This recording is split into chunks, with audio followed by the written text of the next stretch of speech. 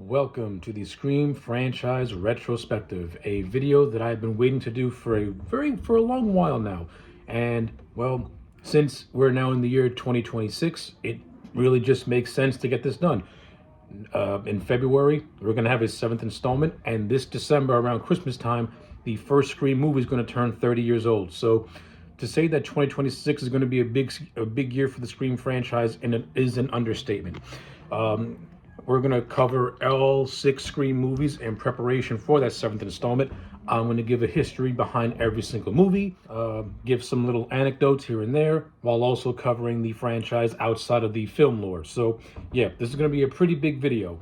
And, well, with all that preamble out of the way, let's get started with the one that started it all. On a gathering storm comes a tall, handsome man in a dusty black coat with a red right hand.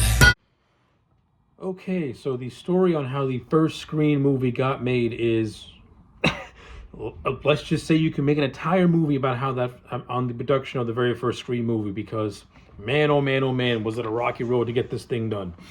So just to go over like the big ones, in 1994 or 5, I believe, Kevin Williamson, who is now a very well-known writer and show creator, having done things like Dawson's Creek, let's just say back in the mid-90s, he was a very struggling writer, having recently sold his very first script called Teaching Mrs. Tingle, which did not get made till 1999. But during this time, Kevin Williamson was just trying to get his foot into Hollywood. So one night, he was house sitting for one of his friends, and while house sitting, he was watching this documentary on a serial killer named Daniel Rowling, which left him very unsettled. As Williamson was watching this documentary, he had noticed that a window was open while in the same room that he was in. This led to Williamson to grab a knife to keep himself guarded up. But during his moment of, let's just say, apprehensiveness, he gave his friend a call, and during this conversation, he and his friend, in order for Williamson to relax himself, they were talking about horror movies, specifically, characters like Freddy Krueger and Jason Voorhees and Michael Myers, and they were discussing pretty much the horror genre and what these movies meant to them. And as Williamson put it, the next morning he had awoken from a nightmare, and it was this nightmare that gave him the inspiration to write the iconic opening scene of the very first Scream movie. So it's funny, it's not funny, but it's interesting about how little things in the real world can inspire someone to put them in the context of a film and create something out of it. Like, it's something that we all do as writers and creators. Like, we take real world influences and we try to shape them into our own. And that's what Kevin Williamson did when writing the first Scream movie. He wrote the initial script in about 3 days, I believe, while using the working title of Scary Movie. It would have been absolutely fantastic if that first Scream movie was indeed called Scary Movie, but Scary Movie ended up becoming its own horror parody franchise, but that's a different story for a different day. But what I really like about Williamson's process of writing the very first Scream movie was that he did it to the backdrop of John Carpenter's Halloween soundtrack, which, if you're somebody who writes, especially when you're writing something, especially when you need the influence, when I write, I write certain scenes to certain pieces of music, and this part of Williamson's process pretty much resonated with me because I myself like to use music to write my stories. So the fact that Williamson used the Halloween soundtrack to write the first script of Scream, you can see a lot of the parallels between Scream and Halloween. Like, it is there, and hell, I wouldn't be shocked that if you watch the Scream movie with the Halloween score, it can give you a different experience.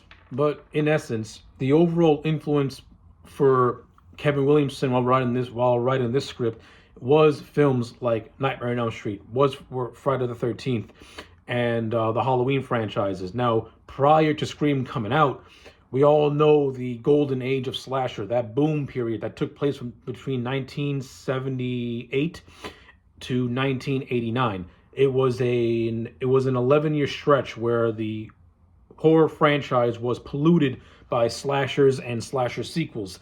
Now, of course, while that was a very big boom in the genre, it also led to a very, very sharp and very steep decline for the horror genre once the 90s came around.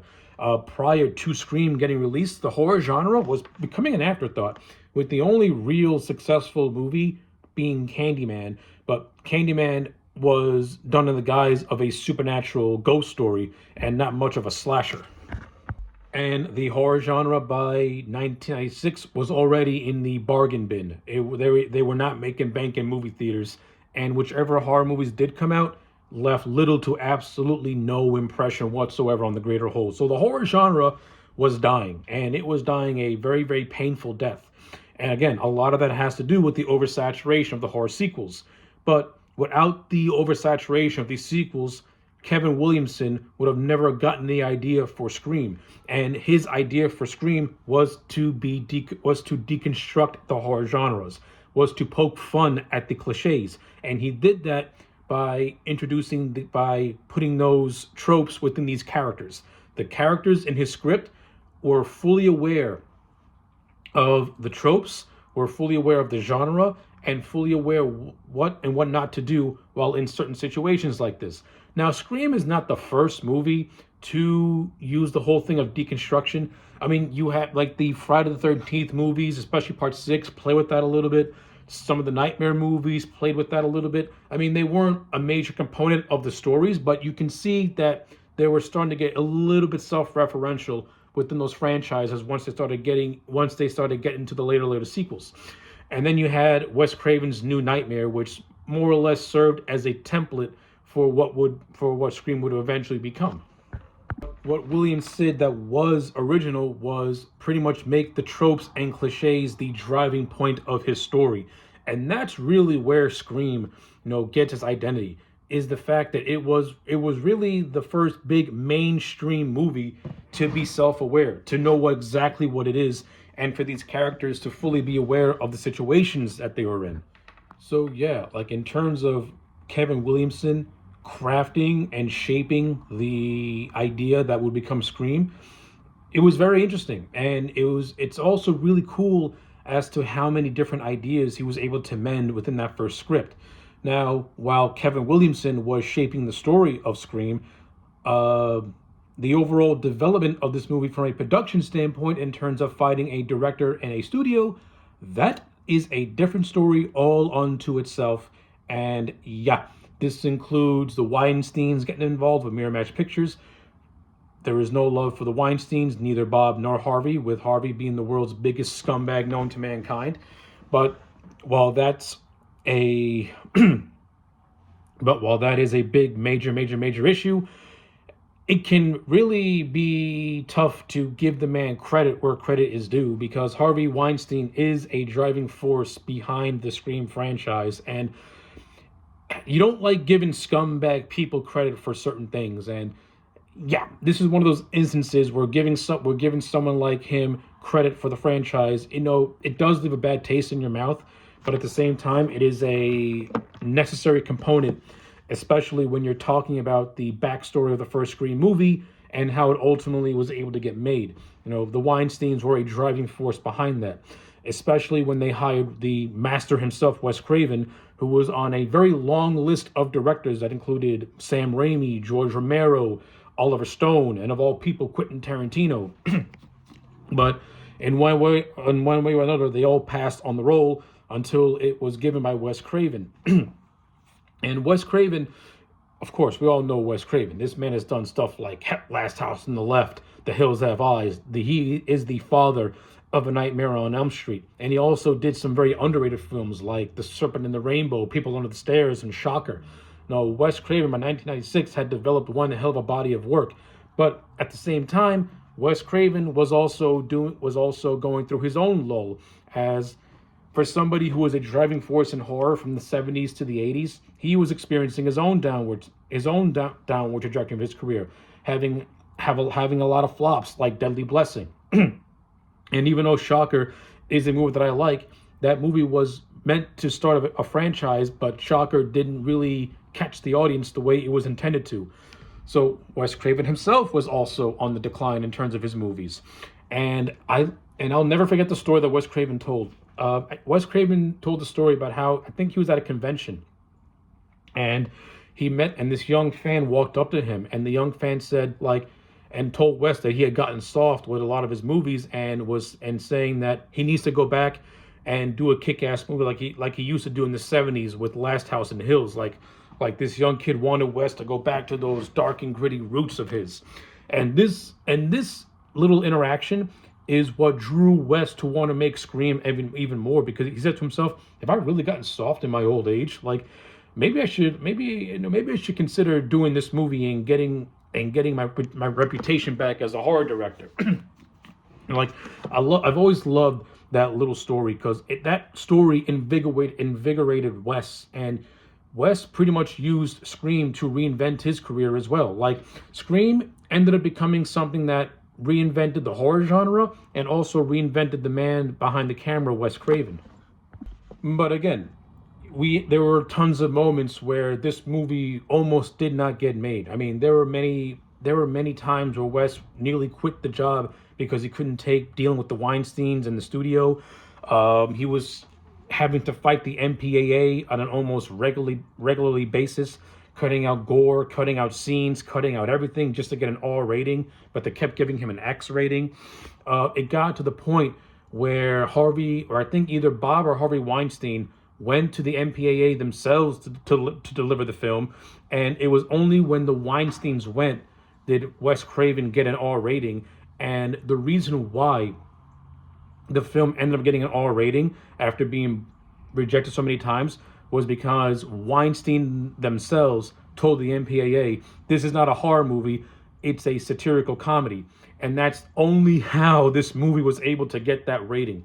Like, yeah, the whole process behind Scream is just a fascinating one to itself. And I'm not gonna cover a lot of the stuff, but I'm only gonna cover the major beats like I've done already, because you can literally watch so many documentaries that break down every single component that led to the creation of this movie. But yeah, the road to get this first Scream movie made was a rocky one. Again, you had Kevin Williamson, who was untested as a writer, trying to get his foot in the door. You had Wes Craven, who by this point many would consider to be over the hill or past his prime due to having a lot of flops, with Vampire in Brooklyn being the most recent one to really not catch fire, and which is something which was unheard of, because you have Wes Craven, who is a very talented horror director, and you had Eddie Murphy at the time, who was red hot as a comedian. You put those two together and you get Vampire in Brooklyn. Yeah, it's no wonder why Wes Craven needed to reinvent himself as quickly as possible. And then you had just the many battles that Wes Craven had against the Weinsteins and with the MPAA, the ratings board. Like, this movie, hell, I wouldn't have been shocked if this movie was being close to being shelved, because it was just so much chaos surrounding it. But eventually, Scream was made, it was released, and it became one of the highest grossing movies in 1996, became one of the highest grossing horror movies up to this point of all time. Like, Scream, the first Scream movie was a major success. It was a hit. And the fact that it came out during Christmas time is a testament to the popularity. And not only that, this movie only made the money because of word of mouth. Like, when Scream opened, it didn't really make a whole lot of money in its first initial weekend. The way Scream was able to get the success is no different than how the original Halloween got its success. When Halloween was released in 1978, they thought that it was going to be a bust because the opening weekend wasn't really all that great. But then the second week came, and the third week came, and the fourth week came, and Halloween ended up being one of the highest grossing independent movies ever made. Well, you can apply that same thing to Scream. When Scream first came out, the first week didn't do so good. But then the second week came, and the third week came, and the fourth week came. And then by the end of its theatrical run, Scream ended up making well over $100 million worldwide, making it a phenomenal success. So, it did not take long for that first Scream movie to become a cultural phenomenon and leave a long-lasting impact. But 30 years later, how does this movie hold up now? Well, let's waste no time and finally go over the very first Scream movie from 1996.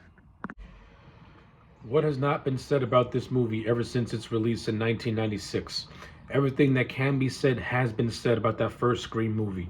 But I think for me, in order to give my perspective, it's just to talk about how this movie, what this movie meant to me as a young kid growing up loving horror movies. Scream is not the first horror movie that I saw, but it is one of the early horror movies that I have a distinct memory of watching on VHS. And upon watching this movie for the first time, I instantly fell in love with it. Now, being the age that I was when I first saw this movie, like Scream came out in December of 1996.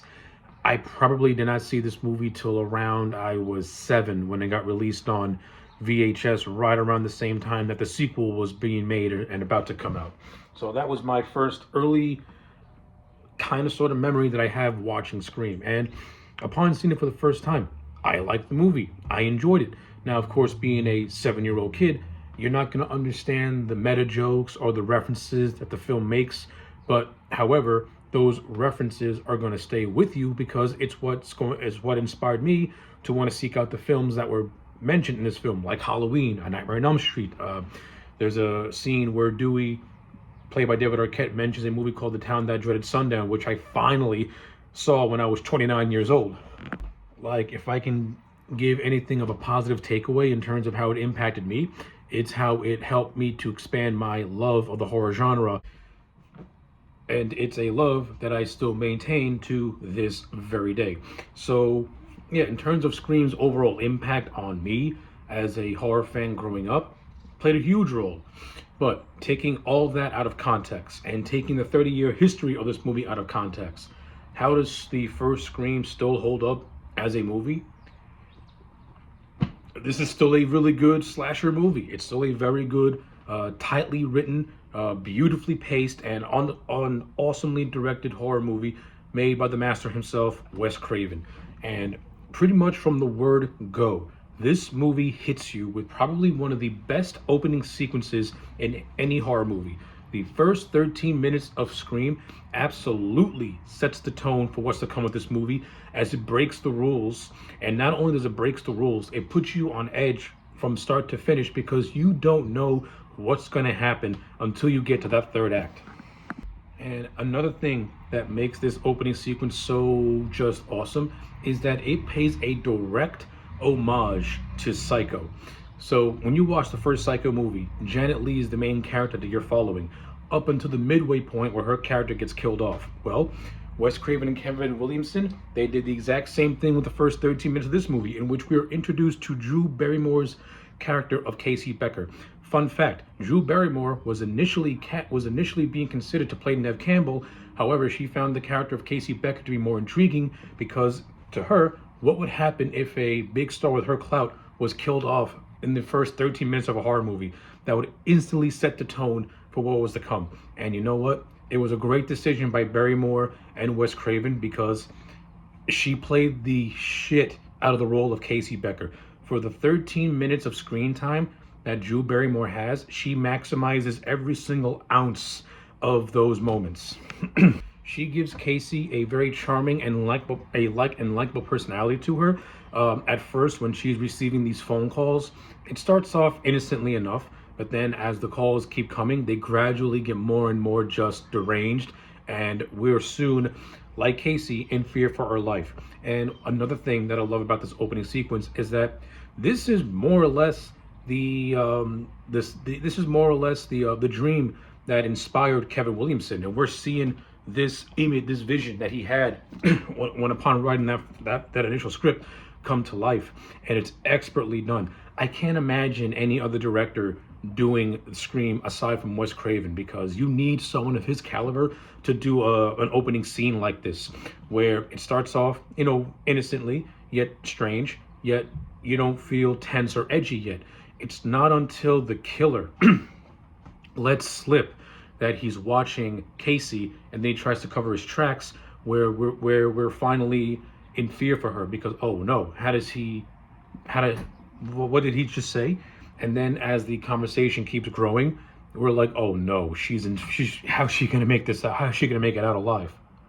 Yeah, it's very, very hard not to praise this opening sequence. Hell, even the dialogue in this opening sequence is fantastic too. You have Casey and the Ghostface killer going back and forth on the phone. As I said, it starts off innocently enough with Ghostface having a feigned interest in Casey.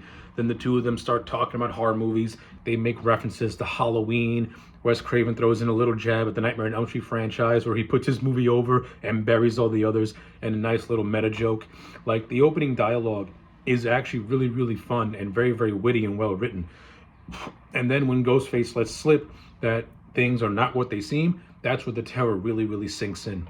And a lot of that also has to go to Roger L. Jackson, who is the voice of the Ghostface killer.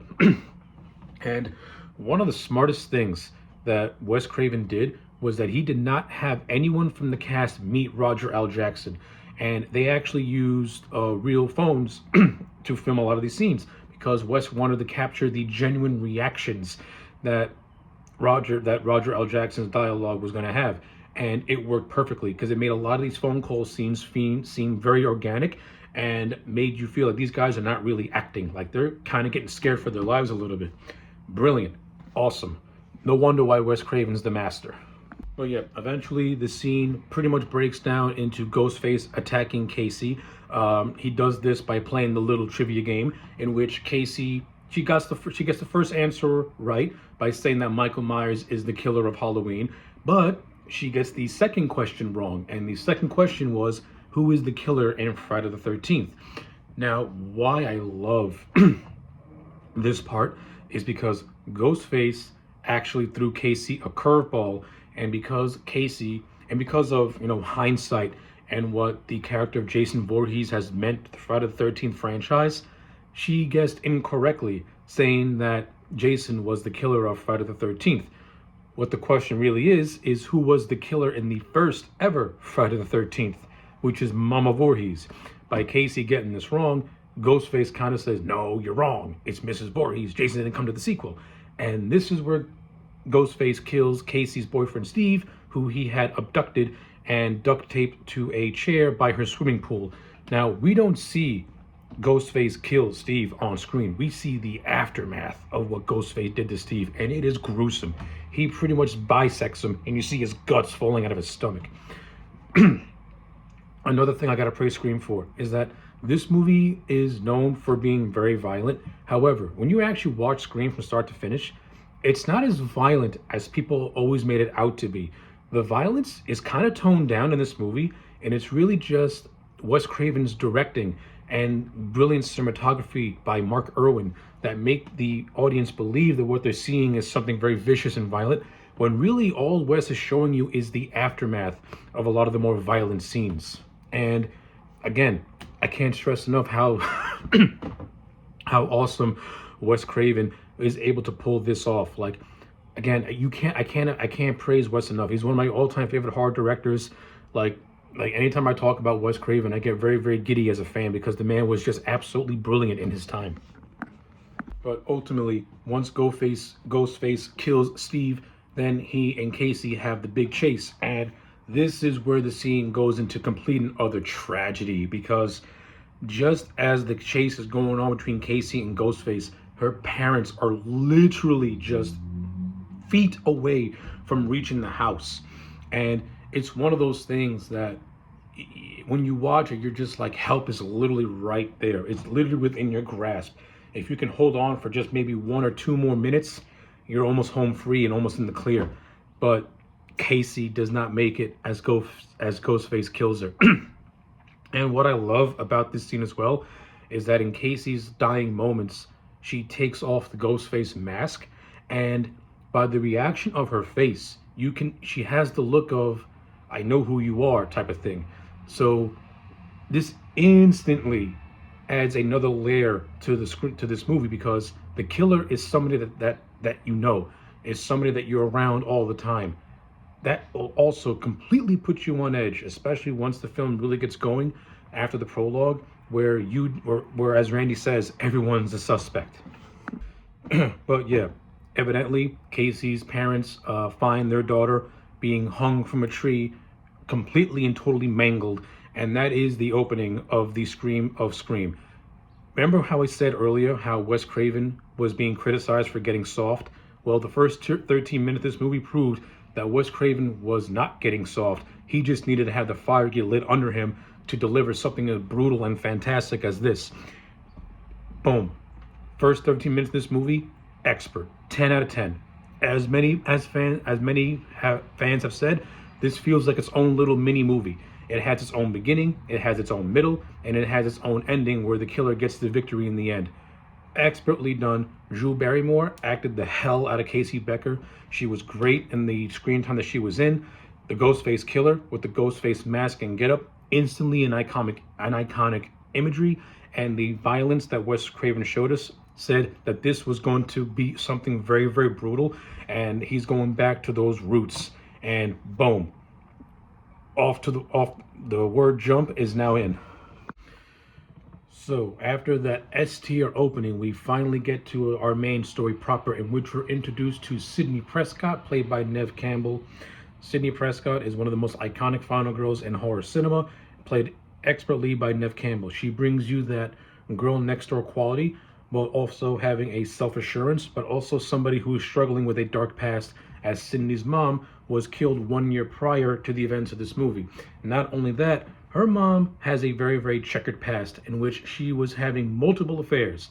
Now, of course, Sidney's mom's story gets more expanded upon in Scream 3, but we'll talk about that when we cross that bridge. But to make a long story short, Sidney saw her mom get brutalized, or saw the aftermath of the brutalization, and she accused a man by the name of Cotton Weary. For Cotton Weary was the person that Sidney's mom was having an affair with. Cotton Weary does appear very, very briefly in this movie, played by Liev Schreiber, and like Sidney's mom, his character gets more expansion in Screams 2 and 3. But more or less, it's this event that causes Sidney to be somewhat withdrawn, especially with her relationship with Billy, in which she's afraid to fully commit to him in a sexual manner, though they still have a loving relationship, as we see when Billy is first introduced to us, played by Skeet Ulrich. And not gonna lie, I think Neve Campbell and Skeet Ulrich have very good on-screen chemistry with one another. I like how Billy has got that boy next door look to him, yet still has a mysteriousness about him where something can seem a little bit off, but you're just not sure about that yet. And when you get to the end of the movie, we see that there's a lot off when it comes to Billy Loomis. But aside from that, we have our other characters. We have Randy, played by Jamie Kennedy, who is the horror film geek, and I love the character of Randy. The character of Randy is what inspired me to want to be a film geek and someone who just wants to know everything about movies. I attribute all that to the character of Randy, and Jamie Kennedy brings a high energy funness to that character while not being grating or overbearing. Like, he comes across as that lovable film nerd who you just want to talk about pop culture with, because he's not going to talk down to you. He's going to he's going to get so giddy while talking about this stuff. So yeah, I don't really have a whole lot of bad to say about Randy. I love Randy. And of course, Jamie Kennedy's highlight in this movie is when he goes over the 3 rules to follow when in a slasher movie. So yeah, Randy for the win, man. You also have Rose McGowan, who plays the character of Tatum. She's Sidney's best friend. Tatum as a character doesn't leave much of an impression on me. She's just Sidney's friend and the sister of Dewey, and that's really the biggest takeaway. She's also in a relationship with Stu, Matthew Lillard's character. So yeah, Tatum doesn't really have much going for her as a character, but she does play a vital role because she is Sidney's best friend, and and in essence, that kind of makes her an unofficial protector, since her and Sid are constantly at the hip with one another in this movie. Like, Tatum and Sidney are barely apart from one another. So that's basically all I can say when it comes to Tatum. I don't really think she's all that interesting as a character, but Rose McGowan and Neve Campbell do have a decent on-screen chemistry, or I can buy them as friends. I mentioned earlier, you have David Arquette playing the character of Dewey, who is the bumbling deputy with a good heart. Who does not love Dewey? Dewey is probably either my second or favorite, right behind Randy. I love the character of Dewey, and David Arquette gives Dewey a grounded and likable performance. Like, there's nothing about Dewey that screams out macho man or I'm a killer. He's just a bumbling deputy, yet he does have a heart of gold, and he is a brave one because Dewey, even though, because Dewey will stand up for the people that he loves, and he will stand up for his friends, and he's not afraid. And to me, some of this movie's best comedic moments comes from David Arquette, who is underratedly funny in this movie. Like, he has a lot of really fun moments. One of the moments that I really like is when he's talking to the sheriff of Woodsboro, who is coincidentally played by an actor who was in Nightmare on Elm Street, which is a nice little piece of stunt casting for Wes Craven fans. They're having a discussion about possible suspects, with Sidney's dad Neil being a prime suspect, since the killings are happening on the anniversary of his wife's death. And what I like about this scene is that while the sheriff is smoking a cigarette, Dewey is timing those reactions by licking his ice cream. It's some really subtle comedy, and it's absolutely hilarious when you actually watch it. David Arquette's timing in the scene is hilarious.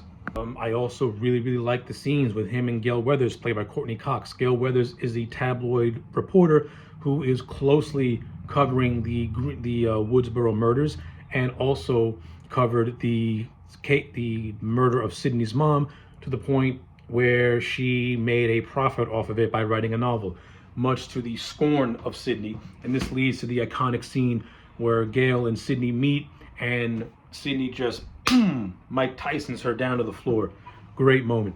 And then and then shortly after that, we get the stuff with Dewey and Gail, in which the movie lays the foundation for one of the best romances in a slasher/horror movie. That is the Dewey and Gail romance. And you really see that Courtney Cox and David Arquette, they have really good chemistry with one another. And it's no wonder why they got married in real life. Like, these two feel so natural when sharing scenes together. The dialogue to me isn't earth-shattering or groundbreaking, but it feels like something that it feels like two real people talking. And that's what I like most about their scenes together, and the way Wes Craven directed it. It's almost as if he just turned the camera on and just told Arquette and Cox to just riff. And that's what they do, and to me, it comes across as very natural.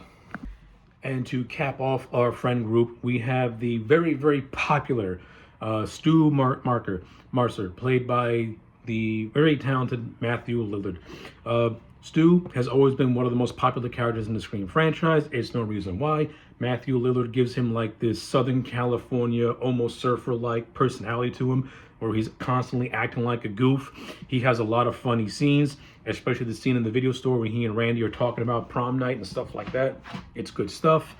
And of course, when you get to the third act, when it's revealed that he and Billy are the two killers, he's both creepy and funny all at the same time. And some of the movie's most quotable lines comes from Matthew Lillard, especially in the last 13 minutes of this movie.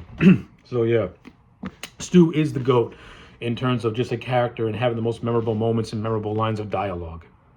And to round out this movie, you also have a decent supporting cast that is actually filled with some good horror cameos. You have Linda Blair from The Exorcist, who has a nice little cameo, and she tries to interview Sidney not too long after she was attacked by Ghostface in her house. So, for context. So, not too long after Ghostface kills Steve and Casey, he targets Sidney next. And this scene of Sidney in her house talking to Ghostface, this is a really well-written scene where the character of Sidney pretty much thinks that she's talking to Randy, and is pretty much just not buying the act that is being given to her, since her character is not a fan of horror movies, and pretty much just puts down the whole thing of the big chase, where she says, oh, they're just big-breasted girls who don't use their heads. Instead of going out the front door, they run right up the stairs. It's ridiculous. And what I like about this scene is that it plays out the exact same way that Sidney describes it. Not only that, this scene has got a really good fake out. So during this whole conversation, Ghostface says that he is right on Sidney's front porch. Sidney actually goes out to the front porch, and we don't see Ghostface at all. There's a moment where she walks towards the edge of the porch, and there's like a fence over there, and you're waiting for Ghostface just to pop up and grab her. That never happens. what happens is that once Sidney goes back into the house and locks the door, Ghostface then busts from the closet, and he and Sidney have their chase. Now, what I like about this scene is that Sidney actually does go for the front door, but because she chained it, she had no choice but to go upstairs. This chase scene is where the movie gets really, really clever in terms of how it deconstructs the horror genre, because it has the character following her own rules, which is go out the front door first. But because she chained it up out of fear, she had no choice but to do what all the other ones do, and that's go up the stairs. But where the twist comes is that whereas she contacts the police through the use of her computer, since she can't get through to them on the line. This is where Billy pops up out of nowhere in a callback to his opening introduction, and we see a cell phone fall out of his pocket, and now Billy has become a prime suspect in these murders. And not too long after that, we get a short little jump scare with Dewey holding the Ghostface mask and he and Sid scaring one another. This leads to them going to the police station where Dewey is trying to contact Sidney's dad, who is mysteriously not where he's supposed to be. Billy's being interrogated by the sheriff. And this leads to one of my other little moments where Tatum and Dewey have a sibling back and forth with one another while Dewey is on duty. And I thought this scene was actually really understatedly funny. This also leads to the scene of Sidney clocking Gale and Sidney going to Tatum's house for the day to sleep over. She gets a Ghostface phone call. And after all that, we're to the next day where we get the Linda Blair cameo that I mentioned, and Sidney gets attacked while she's in school after overhearing a couple of girls talking trash about her and her family. So yeah, another good stretch of this movie where just one good moment after another happens when involving the character of Sidney Prescott. Of course, you're wondering why I haven't talked about any kills yet. Well, that's because this movie did a clever job by not having it be a gore fest, and by not having 7,000 kills stretched out through the entire movie. Wes Craven and Kevin Williamson, they more or less picked and choose when to have Ghostface strike. You have him strike big by doing the double kill, and then you wait a good chunk before you get to that next kill. And the next kill takes place in the school involving Harry Winkler, who plays the character of Principal Hembry. This is another cameo in the movie that I absolutely adore. I think Henry Winkler in the Scream movie, for the minimal screen time that he has, is very, very memorable, and also has some understated funny moments. When we see Harry Winkler, he's reprimanding these two kids who are pulling a school prank by wearing the Ghostface mask, and he more or less he threatens them with expulsion, and then pretty much just uses a pair of scissors to demonstrate how his fellow classmates were gutted and killed. And what I like about this is because this gets payoff with Winkler putting on the Ghostface mask and looking in the mirror acting like a buffoon. So basically, he just contradicted himself, and it's great. But this leads to a very entertaining scene. This leads to me a very well built up scene where he hears mysterious knocking on the door. He thinks that these kids are like starting to harass him, and then we get a nice little Wes Craven cameo where he's playing Fred the janitor. And what I love about this cameo is that he's actually wearing the wardrobe of Freddy Krueger from that first Nightmare movie. It's only fitting that Wes Craven cameo in his own movie as a character dressed like Freddy Krueger. It's great. It's a great meta joke. But ultimately, this leads to Principal Hembry getting killed by Ghostface once he returns to his office. And once all this goes down, we get to pretty much the last act of this movie, which takes place at Stu's farmhouse, in which he's throwing a little soiree, a little party. And this is pretty much where a lot of the movie's best moments come from. Sidney loses her virginity to Billy Loomis. If you remember Randy's rules, only virgins can survive a slasher movie. Well, Sidney is now no longer a virgin, so now the rules of surviving a slasher movie no longer apply to her. And while all that is going down, you have Gail and her cameraman Kenny, played by W. Earl Brown. Well, they've also decided to make a stop at this farmhouse so that way Gail can get more for her story. And she does this by pretty much acting as a partner to Dewey, who is pretty much there to keep an eye out on things. And I love how giddy Dewey gets when he tells his sister that Gale's with me. Like, he really does come across as like that lovable goof who just the simplest things, get him really just jazzed and excited. Like, you can't. This is why you can't help but like Dewey as a character, and why you can't help but like David Arquette as an actor, because he brings such a natural charm to it. But ultimately, this leads to Dewey and Gale having their scene that I had described earlier, where they're sharing dialogue with one another, and it ends with them rolling down a ditch and finding Neil Prescott's car not too far away from the farmhouse. Now, as I had mentioned, Neil is one of the prime suspects of the Ghostface murders, since the murders are happening on the anniversary of his wife's death. So now Dewey is in full-blown cop mode, and now he and Gale don't know where Neil is. They don't know why Neil is here. All they know is that they have to stop this man before something really, really bad happens. And something bad does happen, because while Randy and the group of friends are watching Halloween, they get a phone call about Principal Hembry's body being found on the football team. And this is where a good chunk of the party leaves the premises to go see Hembry before his body gets taken down from a goalpost. And this is where everything just goes into full-blown just chaos mode. Sidney and Billy, after having their night of fornication, are still having a conversation, and Sidney still feels a little bit uneasy about Billy's innocence, to the point where Billy, in a very almost intimidating way, tells Sidney, "What do I gotta do to you to prove that I'm not a killer?" And this is where Ghostface comes out of nowhere, and we think kills Billy, but when we find out at the end, it was just a stage for Sidney to let her guard down. This leads to yet another very entertaining chase between Sid and Ghostface, in which Sid unfortunately finds the body of her friend Tatum, who was killed earlier on in the party as she was trying to escape through a doggy door, and then Ghostface kills her by raising up the garage door, in which she gets crushed. Oh, and FYI, the scene with Tatum and Ghostface is actually a very entertaining one, in which she's throwing beer bottles at him.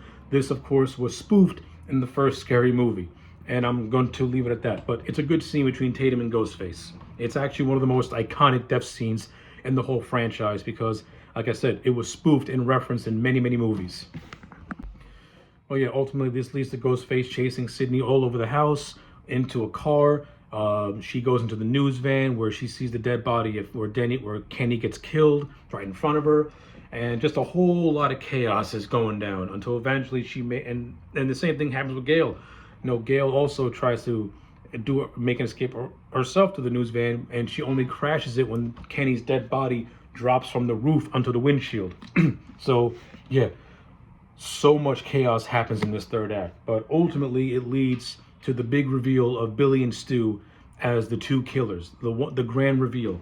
And Billy's motivation behind the killings is really more that of a personal one. At first, Billy and Stu make references to horror movies and how horror movies don't really breed people to be psychos and stuff like that. But then Billy drops a truth bomb where he tells Sidney that the reason why he's doing these things that he's doing was because Sidney's mom was having an affair with Billy's dad. This is what caused Billy's mom to abandon him and disappear. And this is what caused Billy to have his psychological breakdown and pretty much go absolutely postal. And Stu is just tagging along as an accomplice, or his fall guy. And this leads, of course, to one of the most iconic scenes in this whole movie. And this is actually the scene that got Scream an X rating, where Billy and Stu are having a stabbing competition between one another. And this is really the movie at its most goriest in terms of what we've seen up to this point, where these two guys just stabbing each other back and forth. And it's really brutal, but also really good. But Billy also had the iconic line of, "Movies don't create psychos, movies make psychos more creative." Now, of course, it's also during this scene where it gets revealed that Neil Prescott was being held captive by Billy and Stu this entire time, as he's been bound and gagged. Dewey has a knife in his back after being attacked. Gale, who has come to, has the gun and tries to save Sidney, but doesn't realize that the safety's off. But during this distraction, Sidney makes her own little escape, and she now starts to play cat and mouse with Billy and Stu. This leads to the iconic This leads to the iconic scene of Stu talking to Sid on the phone, where he has his two most famous lines. You hit me with the phone, Dick, and my mom and dad are going to be so mad at me. Two lines that will forever stay in your head until the day you no longer walk this earth, because Matthew Lillard's delivery of both these lines are absolutely hysterical. And the fact that he tries to use the whole I was doing what I was doing because of peer pressure is even more hilarious. Like for a scene that is very, very brutal, Wes Craven still managed to pepper in those moments of comedy that just can't help you but chuckle at it. It's good stuff. You have the whole thing of Billy going ballistic all over the house trying to look for Sid until he gets attacked by Sid in the Ghostface getup in an umbrella. Randy, who was attacked early, who got shot early by Billy once he revealed to Sid that he is one of the killers, has now come to. We get the fake out of we think Billy is dead, but he's really not, and then Sid takes the gun and shoots him in the head at point blank range, and that's basically how the movie ends. Randy and Sid, they get saved by the police. Dewey is still alive, being boarded into an ambulance, and Gail pretty much is about to do her news coverage of the Woodsboro massacre, which has now ended with the reveal of Billy and Stu as the two perpetrators, two high school students being perpetrators. And that kind of recontextualizes the whole movie itself when you realize that it was high school kids doing all this stuff, especially with the stories that you hear today. So to me, as an overall experience, Scream still does very much hold up as a movie. Is it a product of its time? Yes. But does this movie feel dated? Surprisingly, no. Like, Scream does not feel like a dated movie. It feels like it could take place in almost any era. Now, of course, you do have things that do dated. You got the primitive-looking cell phones. You got the big-ass TV, which crushes Stu's face and kills him by electrocution. And yes, I'm one of those people who believes that Stu is dead and that the Scream fans are just reading too much into things. I mean, but at the same time, you do have wardrobes that, they are a product of the 90s, but they don't really look out of place. Like, the movie is a time capsule of the time period that it was made in, but it's a time capsule that feels almost timeless, because this movie story is contemporary and can feel like it can take place in any era. That's, to me, is what makes this movie timeless and what makes this movie still stand the test of time to itself. So, as an overall package, to me, Scream is still a very, very good movie. Is it perfect? No, it's not. Like, I would have done things differently, like most people would. I would have beefed up Tatum maybe a little bit more, given her more of a character instead of her just being there. I do like the Sidney Prescott with Gale is personal, and her serves as some of the most best moments. And I do like how they have a very understated reconciliation at the climax. I do very much like how this movie does not go down the route of a typical slasher movie, but instead goes down the route of a murder mystery whodunit. Like, Scream is basically a rated R Scooby-Doo mystery, and it works. Billy's motive for wanting to do these killings, I mean, it doesn't break any new ground, but at the same time, it is kind of relatable, especially especially since child abandonment can cause you to have some serious psychological problems as you get older. Stu not really having much of a motivation, that's neither here nor there. I can't say that it really matters, because if Billy were to have gotten away with his crimes, Stu would have been the fall guy anyway, so he was just there to be a patsy. But in terms of everything else, Wes Craven's direction, spot on. Cinematography, fantastic. The acting, the acting in this movie is top tier. For a horror movie, you got some pretty good actors in this thing. And not only do you have good actors, you got recognizable names. Like, a lot of the actors, like Neve Campbell, Courtney Cox, they were big in the 90s because they were part of like really, really big TV shows. Courtney Cox came from Friends. Neve Campbell was doing Party of Five. So these were young stars who had name recognition, and that only played to this movie's benefit.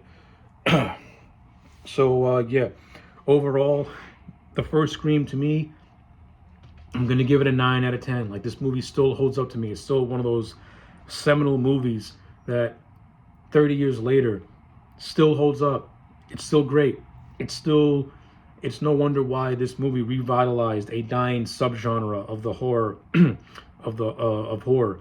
Like, it revitalized slashers, it revitalized Wes Craven, it revitalized the way you make movies in a more modern context by providing more witty dialogue and more and treating these movies like real movies and not just like cannon fodder. Like, Scream told a real story with real characters going through real things, and not only that, they were relatable. So you can't give it any more praise than that. So, as I mentioned earlier, once Scream got released during Christmas of 1996, it went on to gross almost $180 million worldwide, making it a box office sensation. And the Weinsteins, upon seeing these numbers, well, the dollar signs started ringing in their eyeballs, and they immediately wanted Kevin Williamson and Wes Craven to fast track a sequel. And this sequel will come out no more than 1 year later. And well, while the first Scream movie was a deconstruction of the horror genre as a whole, the second movie would be a commentary on horror sequels. This could be your lucky day in hell. Okay, so while the production of Scream 2 was not as chaotic as the production of Scream 1, this film still had its own issues that it had to overcome. With that being a very, very rushed production.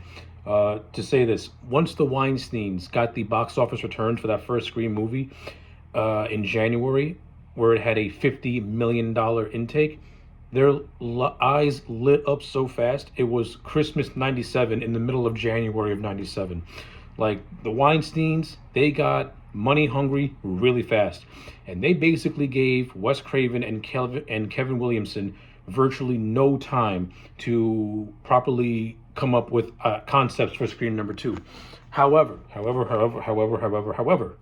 that would be proven not to be a big problem, because while Kevin Williamson was writing his initial drafts for the first Scream movie, he had also penned more or less outlines of where he wanted the story to go in Screams 2 and 3. Williamson had always envisioned the idea of Scream becoming a franchise. Hence, in addition to writing a complete first script for the movie, he also had rough outlines of where the story was going to go next. And for Scream 2, his concept was to have Sidney in college dealing with a copycat killer, which eventually became the entire premise of the sequel once it was filmed and released. So Williamson already had the foresight of where he wanted to go with the Scream franchise. Now, on the other hand, Wes Craven wasn't too keen on returning to Scream 2, as he did not want to feel trapped in the franchise itself. And knowing where Wes Craven came from and knowing his body of work, Wes Craven has rarely, if ever, made sequels to his own works. Like, he's always been a one-and-done type of filmmaker. So, after he pretty much said that he was not too keen on returning, the Weinsteins were courting Robert Rodriguez to take the helm. To which, however, Wes Craven would change his mind and end up not leaving the production of Scream 2, and Robert Rodriguez would then go on to make The Faculty. However, Rodriguez would contribute to the finished product, and I will get to that momentarily. So, with a mostly intact script by Kevin Williamson and Wes Craven firmly back in place to helm the sequel, filming would commence in mid-June 1997 with a release date of December of that very year, only giving Wes Craven 9 weeks to shoot and edit this thing and get it together. To say this movie was a rush job is an understatement, and the fact that you ended up getting a quality movie out of it just shows how talented Wes Craven really is when he's placed under extreme time constraints. Like, the man can put out quality work. But I think for the most part, filming wasn't really all that bad when compared to that first movie. Because the chaos that Scream 2 had to go through would be this little thing called the internet, as initial scripts were leaked online as to the identity of the killers that would to have been revealed in this sequel. This would cause Williamson to write 4 different endings as a way to hide the true ending. And let's just say that cast members were given incompleted scripts and were not given anything until the day of shooting in order to prevent these leaks. Williamson had devised endings for 4 different characters to be revealed as the killer, with one of them actually being with one of them actually being Dewey, which I don't know how that would have worked. It would not have made sense to me.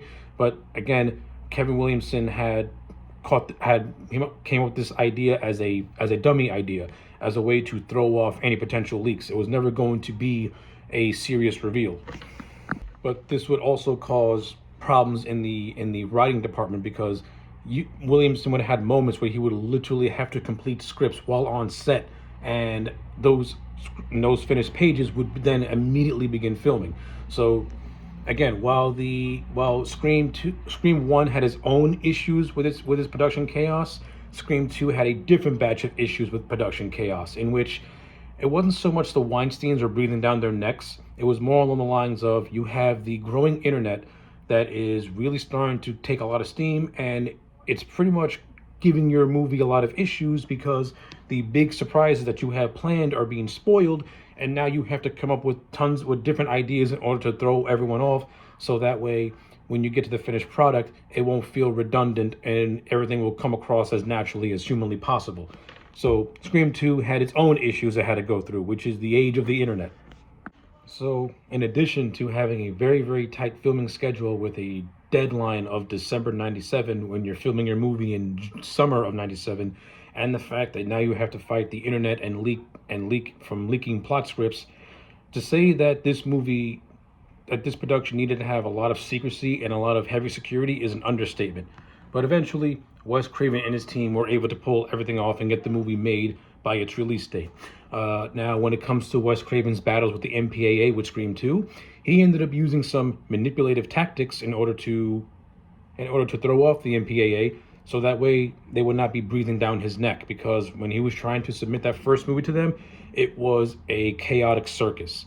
But when it comes to this movie, that circus was more lightened down, because Wes, having learned from his experiences with that first movie, knew how to manipulate the MPAA in order for him to get what he wanted out of it. So in that case, that's Wes Craven using his savvy in order to get what he wanted against the bigwigs who just don't get the joke.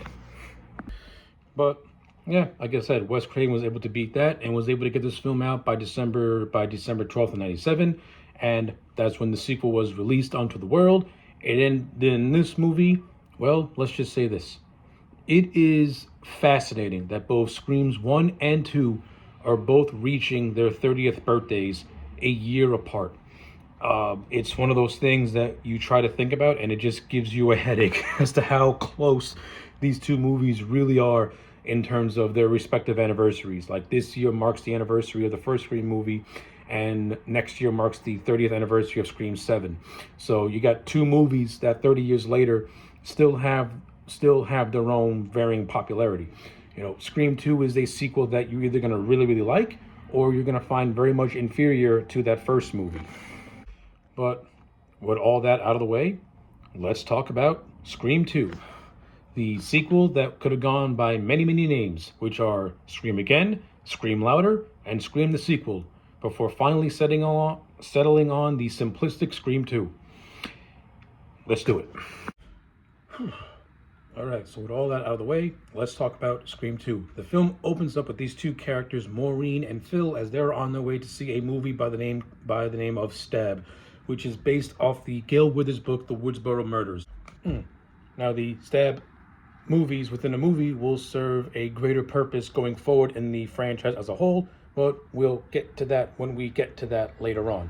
Let's not digress from the task at hand. So Maureen and Phil, they make their way into the theater. Maureen is apprehensive about seeing horror movies because she's not much of a fan, more willing to want to see a Sandra Bullock movie.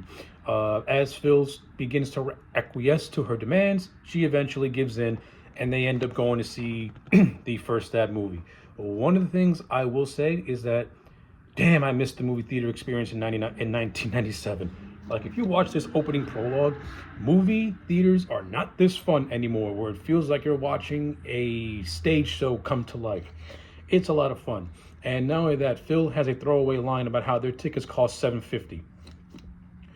Oh, if he only knew how the ticket prices would get jammed up later in life. He's crying over $7.50. I wish movie tickets were $7.50 nowadays. Anyway, after some more bantering between these two, Phil decides that he has to go use the restroom, and while waiting in line, he hears these weird voices coming from a stall.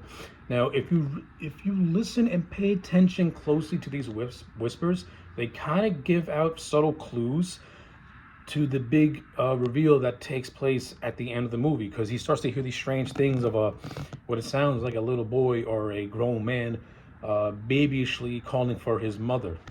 Now, while Phil, in his infinite wisdom, wants to go hear more, he ends up getting a knife to the ear, in which he is killed instantly. This leads to our new Ghostface to don Phil's jacket and take his seat next to Maureen, while both of them are watching the Stab movie, which coincidentally is actually directed by Robert Rodriguez. Remember how I said that Robert Rodriguez was going to contribute in some small way to Scream 2?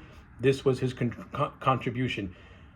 He actually directed the Stab scenes of the fictionalized Stab movie.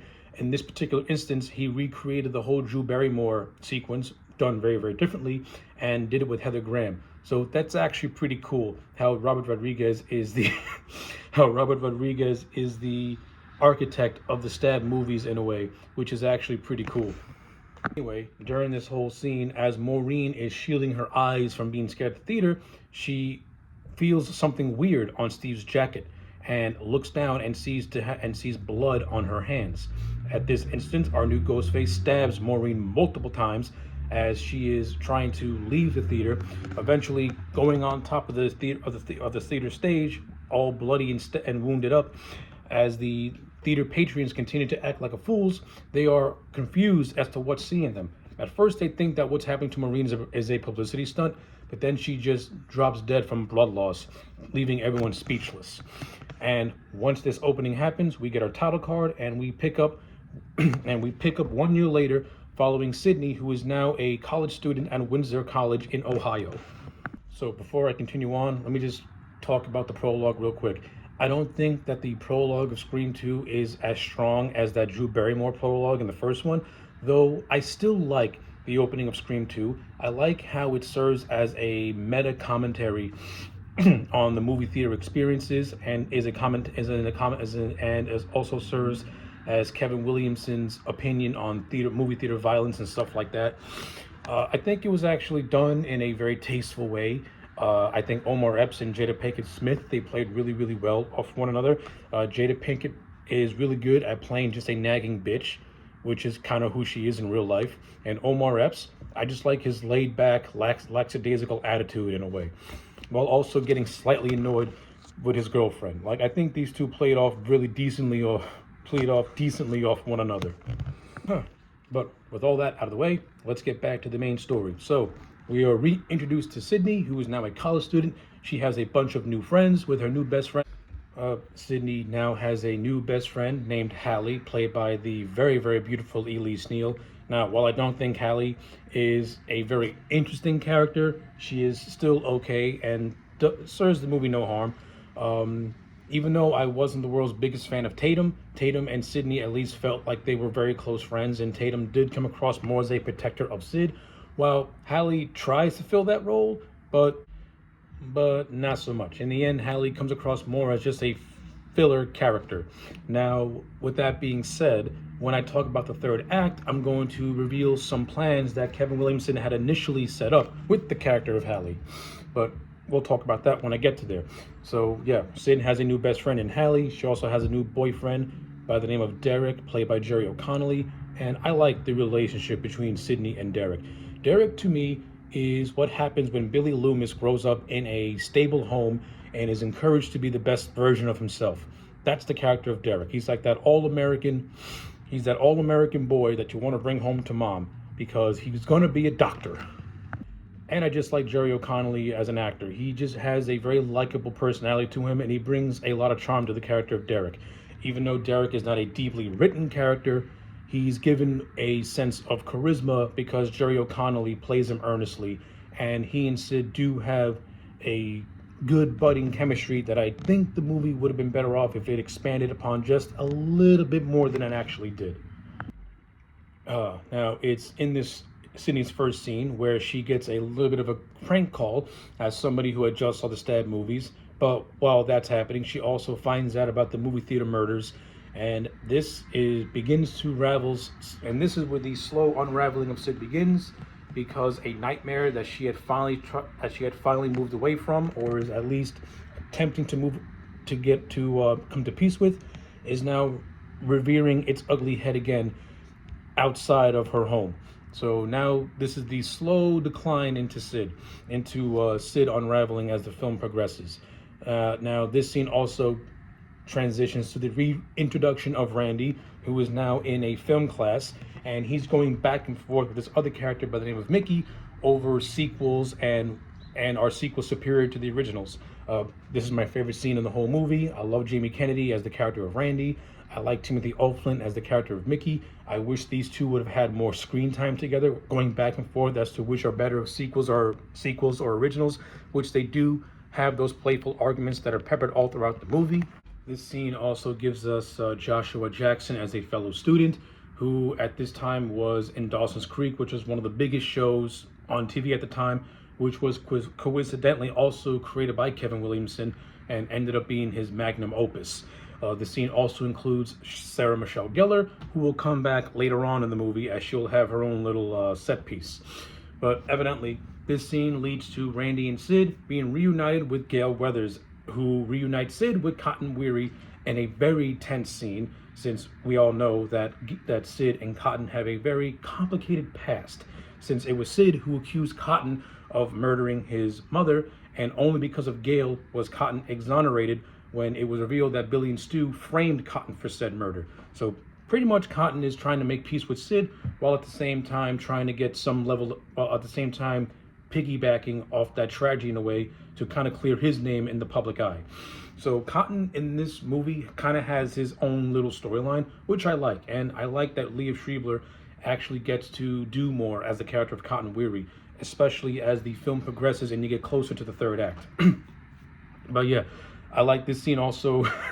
This scene also does a nice little recreation of Sid once again, Sid and Gale once again coming to blows, with Sid hitting her which has become almost a running joke between these two. So I like that as well. But the biggest takeaway from this, is Sid and Randy being reunited with Dewey, who immediately after hearing about the movie theater murders makes his way to check on Sid and to make sure that she's okay and has the protector. And this is where the movie pretty much staples Dewey as the surrogate brother of Sydney and Randy. And you know what? It's perfect, because Dewey does treat Randy and Sydney like his younger siblings, and the three of them always had good scenes together, especially in this movie where Dewey and Randy actually have a conversation about the rules of a sequel. It's a very entertaining scene. It's a nice, it's a recreation of the scene that he has with Billy, but done in a different way with a different character, with the underlying level of comedic tension between the two, which I love. Not only do I love it, Scream 2 is the first movie to actually play up more of Dewey and Randy's more comical relationship with one another when talking about the rules of sequels and trilogies and stuff like that. So yeah, I love the scene with Dewey and Randy. It's a lot of fun. I like the reuniting of Dewey and Sid. It's very wholesome. But ultimately, this whole thing leads to the character of Cece, played by Sarah Michelle Gellar, being stalked by Ghostface as she is alone in her frat house. Now, the character of Cece, like to some, she would be considered a throwaway character. To others, it's a waste of Sarah Michelle Gellar. And I can see the arguments for both, but in the context of this movie and what this movie's overall premise is trying to set up, it works.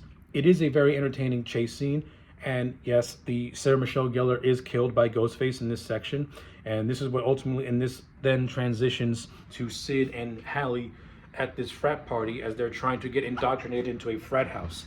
And it's in this scene where you get a blink and you miss it cameo by Matthew Lillard. And I'm just going to say this, and I'm not going to dwell on it anymore.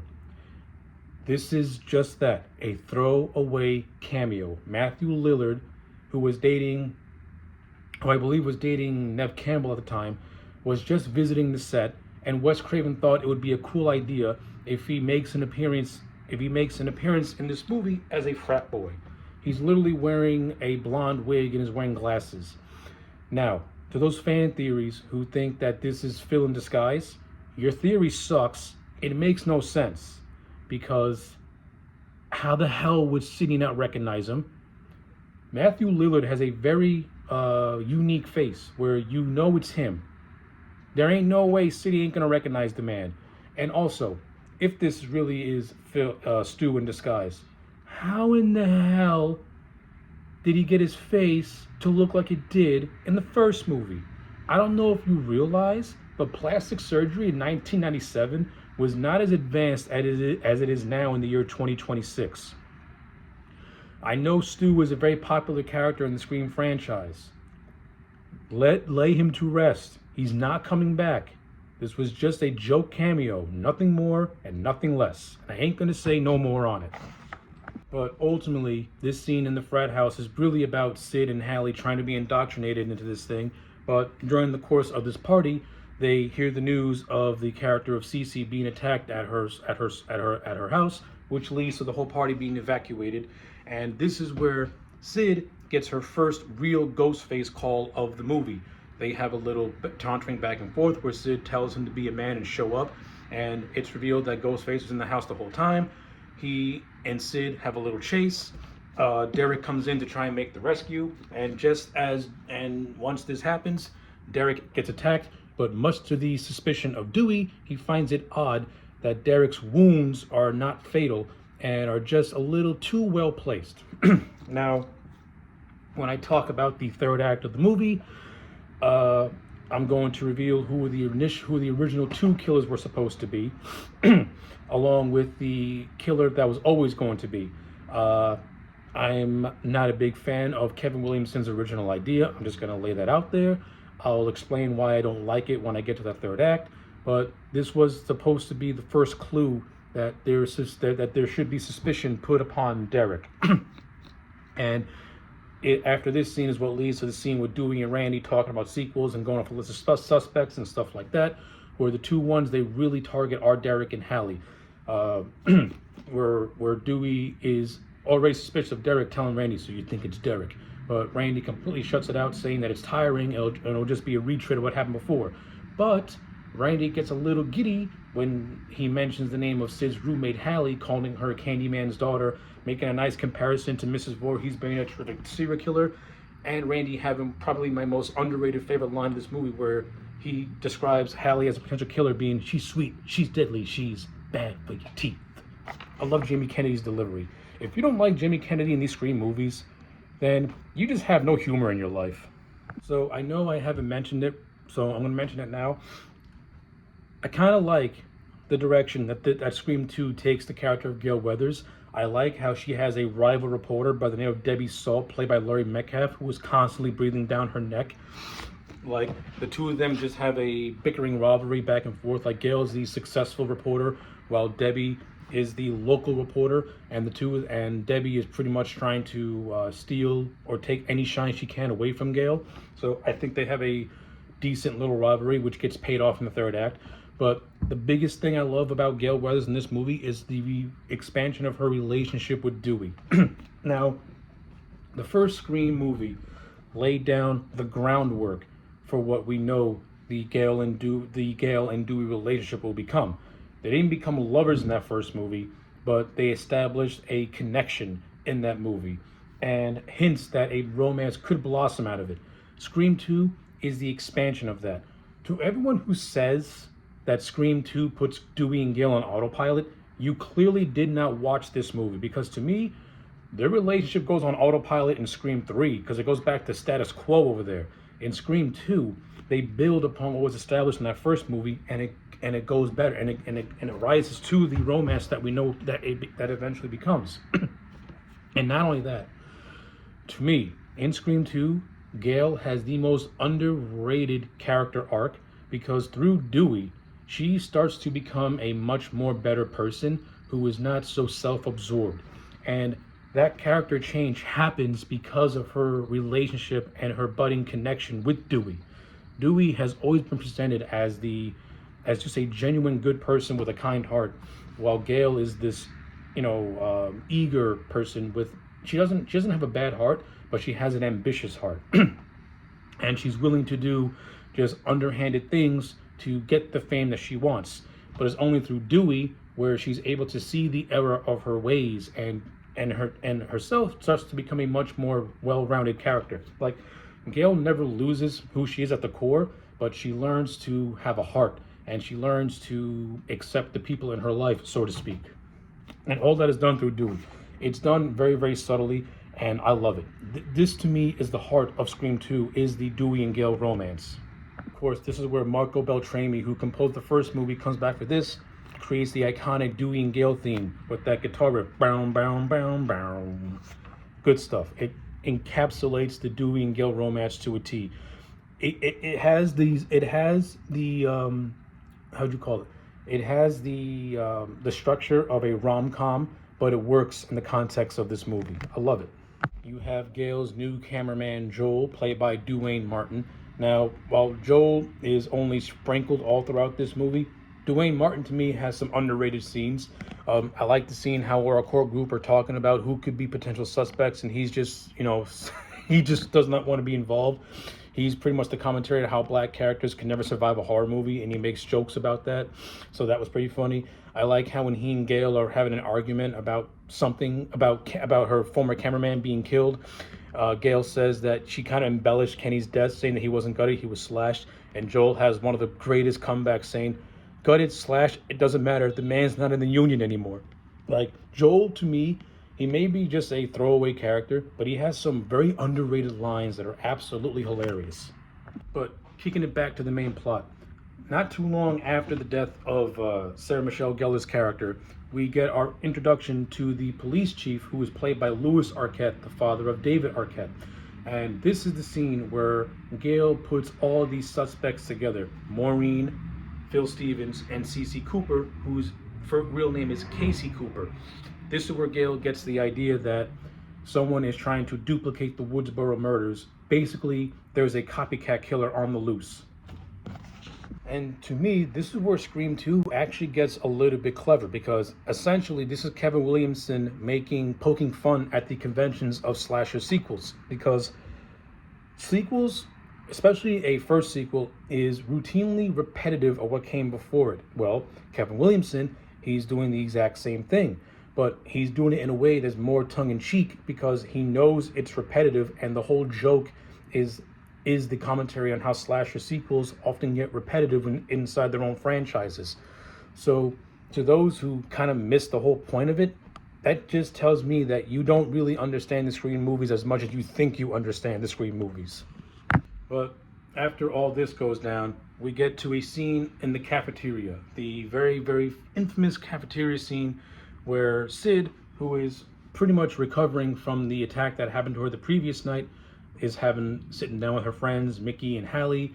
She's a little bit distant from Derek, not fully trusting him after Dewey planted the seed of doubt. This is where Derek then ends up singing I Think I Love You to Sid in front of the cafeteria, in probably one of the most wholesome scenes in the entire Scream franchise. Like, yeah, is it cheesy? Absolutely. But you know what? You can't help but smile, because you can tell Jerry O'Connelly's having a lot of fun doing this. And this is one of those very few moments where Sid actually looks like she's enjoying herself. And she can feel that there is a genuine earnesty coming from the character of Derek, especially when he gives her his Greek letters, which is very, very sacred. But this is done as a way of Derek cementing his love for Sid. Now, unfortunately, not too long after this, we get to the part of the movie that I do not like. And this will forever be a strike against this film, and that is the killing of Randy. I do not like the fact that Kevin Williamson and Wes Craven killed off the character of Randy.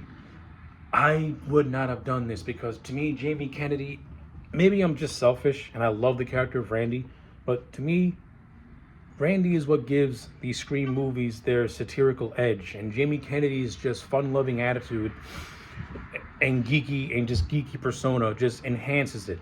And yeah, they kill him off. However, Randy does get some good bites when he's talking to the killer on the phone. I do like the whole scene of Dewey and Gail, running around this park, running around the campus, trying to target anyone with a cell phone as potential suspects. And As Randy is belittling Billy and Stu, particularly that of Billy, he gets pulled into Joel's van and is brutally slaughtered, and is found by Gail. And after Joel sees what happens, he ends up leaving. Yeah, I don't like the killing of Randy. I hate it. I'm not gonna lie, I hate it because I love Randy. But at the same time, I understand it because once you get to a second movie and you have a core of characters that survived the first, you need to kill off one or two major characters to raise the stakes. And since Randy was a major character in that first Scream movie, part of the core group, killing him off does raise the stakes in Scream 2, where if Randy can die, then who else is next? Like, I understand it from a fundamental standpoint, but just from a personal standpoint, I would not have done it. I would have killed one of the throwaway characters that nobody cares about, to be honest with you. But yeah, after this scene, Sid has a little talk with her drama teacher, played by the legendary David Warner, who more or less is acting both as a drama teacher, Sid's therapist, and someone who gives her words of encouragement, telling her to embrace her role as a fighter. and pretty much compares Sid's role as Cassandra, the sorceress who predicted the fall of Troy, to her real life personality. Like, Cassandra is somebody who didn't ask for the visions that she wanted or ask for the situation that she was in, but she fought and tried to keep her place. And that kind of sort of parallels Sid in a way. But this also leads to one of my favorite scenes where while they're going over the rehearsals, Sid starts to see Ghostface within the crowd of her fellow castmates. It's actually a really cool scene, and I like how you get like these special effects playing back and forth while Sid is seeing Ghostface and flashes hiding within the crowd, and that really further just fractures her psyche even more, to the point where her and Derek have their inevitable split, as Sid is pretty much just cannot do it anymore. And not too long after this, she finds out about the death of Randy, which again I don't like. But ultimately, this leads to Sid and Hallie both leaving the campus because the heat's getting too hot. Now, I think either after this scene or before this scene, Sid has a confrontation with Cotton within the library, as he's trying to convince Sid to forget about Gail Weathers and come with him on the Diane Sawyer show, so that way they can pretty much lay their tension to rest. I'm sorry, this scene comes before Sid finds out about Randy. Okay, so Sid's in the library, she's on the computer, she gets a message from the killer saying that, with her taunts and whatever, these two detectives that are pretty much Sid's bodyguards start going through everyone, trying to find out if the killer's in the library. Sid and Cotton have their little back and forth, in which the argument does get heated, and Cotton gets escorted out of the library by the police to the police station, where Cotton, reveals that he and Sid have a complicated past, but ultimately he's not going to harm Sid. They got a heated past, and we're going to leave it at that. And after the library scene and the police scene, the movie then shifts focus to Dewey and Gail, who work together to try and discover the identity of the killer. And at this point, Gail no longer cares about a story, no longer cares about wanting to do anything. She just wants to end the madness. And she has this epiphany by going through Joel's tapes that he had dropped off to Gail, because it's the whole idea that if the killer is a copycat and he wants to be involved somehow, then he could potentially be on the tapes that are in this bag, which they are, because they find a tape of the killer recording Maureen and Phil entering the movie theater. And this, now of course, during all this, Gail and Dewey share their first kiss, and then Dewey is promptly attacked and killed by Ghostface after being stabbed in the back, much to the shock and horror of Gail. And I love Courtney Cox's acting when she sees Dewey get brutalized. Like, it's really, really good. You can feel the emotion of her just being powerless to try and help Dewey. It's really well done. I like it a lot. And not too long after that, we then transition to the two detectives who are driving Sid and Hallie out of the town, in which they're also attacked by Ghostface in the middle of the street. Ghostface kills the two detectives. He kills Hallie. He has a little chase with Sid, ultimately leading her to the theater where she was that she was in earlier with David Warner. And this is where we get our big reveal that one of our two killers is actually Mickey. That's right. Timothy Oakland, the other Randy, is revealed as the first killer with the motivation of wanting to get caught and to have this bombastic trial. Basically, this is Kevin Williamson's commentary on the O.J. Simpson case and how that whole thing became a media circus. Well, that's what Mickey wants. He wants his fame in the guise of a media circus, and he wants to blame the movies because of it. I'm not gonna lie. I think Mickey's motivation sucks. It sucks. I think it sucks. I would have bought it more if Mickey's motivation was to do what Billy and Stu did, but wanted to do it better and make it more grand. I think that would have been a much better motivation. I think the whole I want to have a big trial so that way the media can boast about me. That just sounds so fucking weak. That's just so dumb. I think his motivation should have been that of a personal goal, which is he was inspired by what happens in Woodboro, but wanted to do something that was much more grander. I think that would have been a better motivation for the character of Mickey. But to say that the character of Mickey's motivation is bad is an understatement. It's also not that important because that's not the big reveal of this movie. The big reveal of this movie was that Debbie Salt, who had been a character that was peppered all throughout this movie and conspicuously never shared any scenes with Sid until now, is actually Billy's mother. That's right. This is a revenge story, as Mrs. Loomis wants to get revenge on Sid for what Sid did to her little Billy. Now, I like this reveal to being a good little callback to Friday the 13th with Pamela Voorhees, because this actually, throughout this movie, they made a lot of references to mothers. If you watch the opening prologue, you can hear little faint dialogue of a character saying, "Mommy, mommy, mommy," and then Randy has this whole speech about Mrs. Voorhees. Kevin Williamson planted clues about the reveal in the third act. So his intention was to always have Billy Loomis be revealed as the main villain of this piece, which I'm cool with. It's the accomplices that I think are the weakest ones. So initially, Kevin Williamson was always going to have Billy's mother, and the other two reveals were going to be that of Hallie and Derek as obsessed fans who are also in a relationship that infiltrated Sydney's life. I don't like that. I think that would have been absolutely stupid and redundant of the first movie, because we're going back to the boyfriend being a killer. No, I kind of like Derek as he is, which is as a tragic hero. Speaking of which, Derek throughout this whole thing is strapped to a symbol, because his frat house, after revealing he had given his letters to Sydney, kidnap him and do a little frat joke, and then leave him hanging on an apparatus for him to be shown on opening night when the play opens. Once Mickey is revealed as the killer, he unfortunately shoots Derek right in the chest. Like I said, I would not have killed Derek, because I think Sid and Derek could have gone a long way in terms of characters. And when you really look about it, you can say that Derek was Sid's real true love, because he wanted to be the best person for her and really wanted to be her protector. And of course, this goes back to him giving Sid the necklace, and then his final words telling Sid in his dying breath that he would have never hurt her.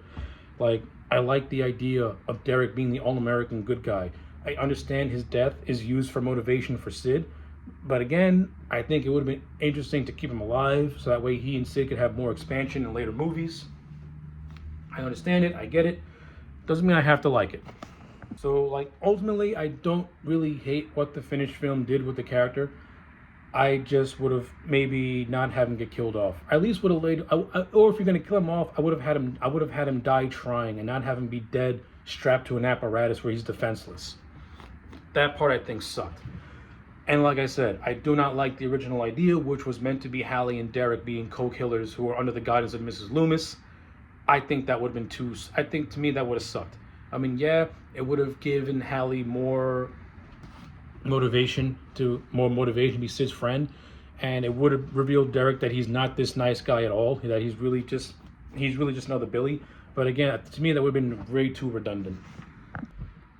And not only that, I do appreciate how Wes Craven and Kevin Williamson were smart not to have Sid and Debbie Salt share any screen time.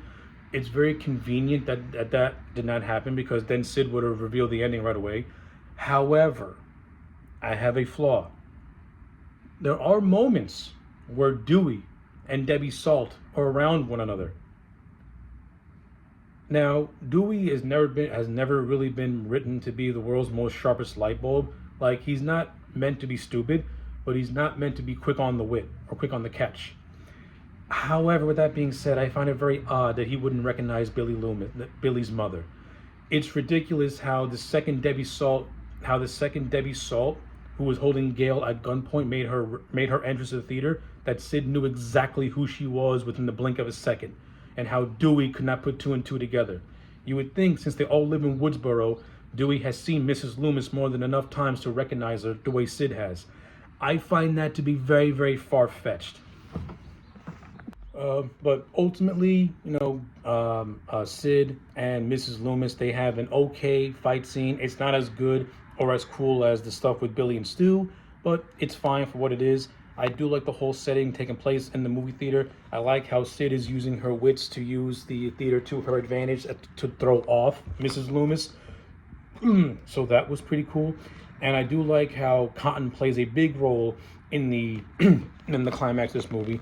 So Mrs. Loomis has got Sidney dead to rights, and Gail, who was shot in the stomach, is thought to be dead, as she is not around. So you pretty much got Cotton with a gun, and he and Sid don't have the world's greatest history, so you don't know where his loyalties lie. Now, also, Cotton was also at one point planned to be the killer of this movie as well, and I think I would have bought Cotton being the killer more than I would have bought Derek being the killer, because at least Cotton's motivations coming from is like Mrs. Loomis, coming from a state of revenge. So Cotton and Debbie Salt working together as two people who want to kill Sid for personal reasons, I think that would have made much more sense. That's just me personally. However, I also don't mind the fact of Cotton getting some redemption, even though it's for selfish reasons. So after Sid agrees to want to do the Diane Sawyer show with Cotton Weary, Cotton shoots Debbie right in the chest. And then Cotton has this line of, Sid, no matter the stuff that's happened between us, I would never do anything to hurt you. Pretty much the line that redeems Cotton as a character, because all throughout this movie, he is seen to be very, very suspicious. And yes, there is a very, very deep underlying tension between him and Sid that stems back to that first movie. But then that's immediately capped off when Cotton chooses to go down the more heroic route and not go down the villainous route, which I can appreciate. You redeem Cotton in a way, and you make him a more likable character. And we also get the revelation that Gail was not dead; she is still alive and well. Sidney ends it all by shooting Mrs. Loomis in the head, and then we get to our prologue, where it's revealed that Dewey did not die after being attacked by Ghostface. The scar tissue that he had developed from that first movie, which also gave him a limp in this movie, is actually what saved his life. And this is where Gail chooses to not be a reporter, be a human being, and goes with Dewey to the hospital. And that's pretty much how Scream 2 ends. It ends on a satisfying note. Sid lives to fight another day. Dewey and Gail begin their budding romance, and everything is tied up nicely. That's basically it. That's Scream 2 in a nutshell. So, as I stated, Scream 2 is a near perfect sequel, though it does have some flaws to it. It's not all the way perfect, but it is a worthy continuation of that first movie. And for every decision that I didn't really care for, it did a lot of things that I really do like. I like Ghostface in this movie. I like the kills of Ghostface in this movie. The cinematography done by Peter Deming, who replaces Mark Irwin, is right on par with the first movie as well. Wes Craven's direction is on point. Kevin Williamson's sharp script, even though this movie was rushed from a production standpoint, it's still a miracle that you're able to get a quality film within that time frame, within a very short window of production. Yes, does the script have a lot of choppiness and could have used maybe one or two more rewrites to tighten it up? Absolutely. But that's not a strike against Craven and Williamson. They are under the gun by the Weinstein Company. And not only that, they also had to battle the growing internet, which kept, ruining the ending of the movie, which caused Williamson to think on his feet and to come up with different scenarios as a way to throw the audience off when he eventually got to the grand reveal. So with all that against them, again, they still put out a very, very good sequel and just a good movie in general. And that's why, to me, Scream 2 is a solid 8 out of 10. I still love Scream 2. It's a step below the first movie. The more I watch it, and the more I take the goggles off, and I see the issues that surround it. But they're not issues that are catastrophic or life changing. They're just issues that, with some tightening here and there and some more fleshing out there, then this movie could have easily been a 9. but I give it an 8, and still a great grade. So. So with all that being said, Scream ended up being released in December 12th of 1997 and pretty much had a very similar box office take to that of the first movie, making Scream 2 yet another box office smash for the Weinstein Company. Basically, they had two movies that made big money, and not only did they make big money, their box office intake is virtually an echo of one another. Like the first Scream made 172 million. Scream 2 only made 1 million less than that, which is astounding. You got two movies that took in the same amount of money, so they were both big successes. Now, it would be about roughly 2 years before we would get Scream 3. But in those 2 years, a lot of just tragic real-world events would go on to shape what would become Scream's venture into the land of Hollywood.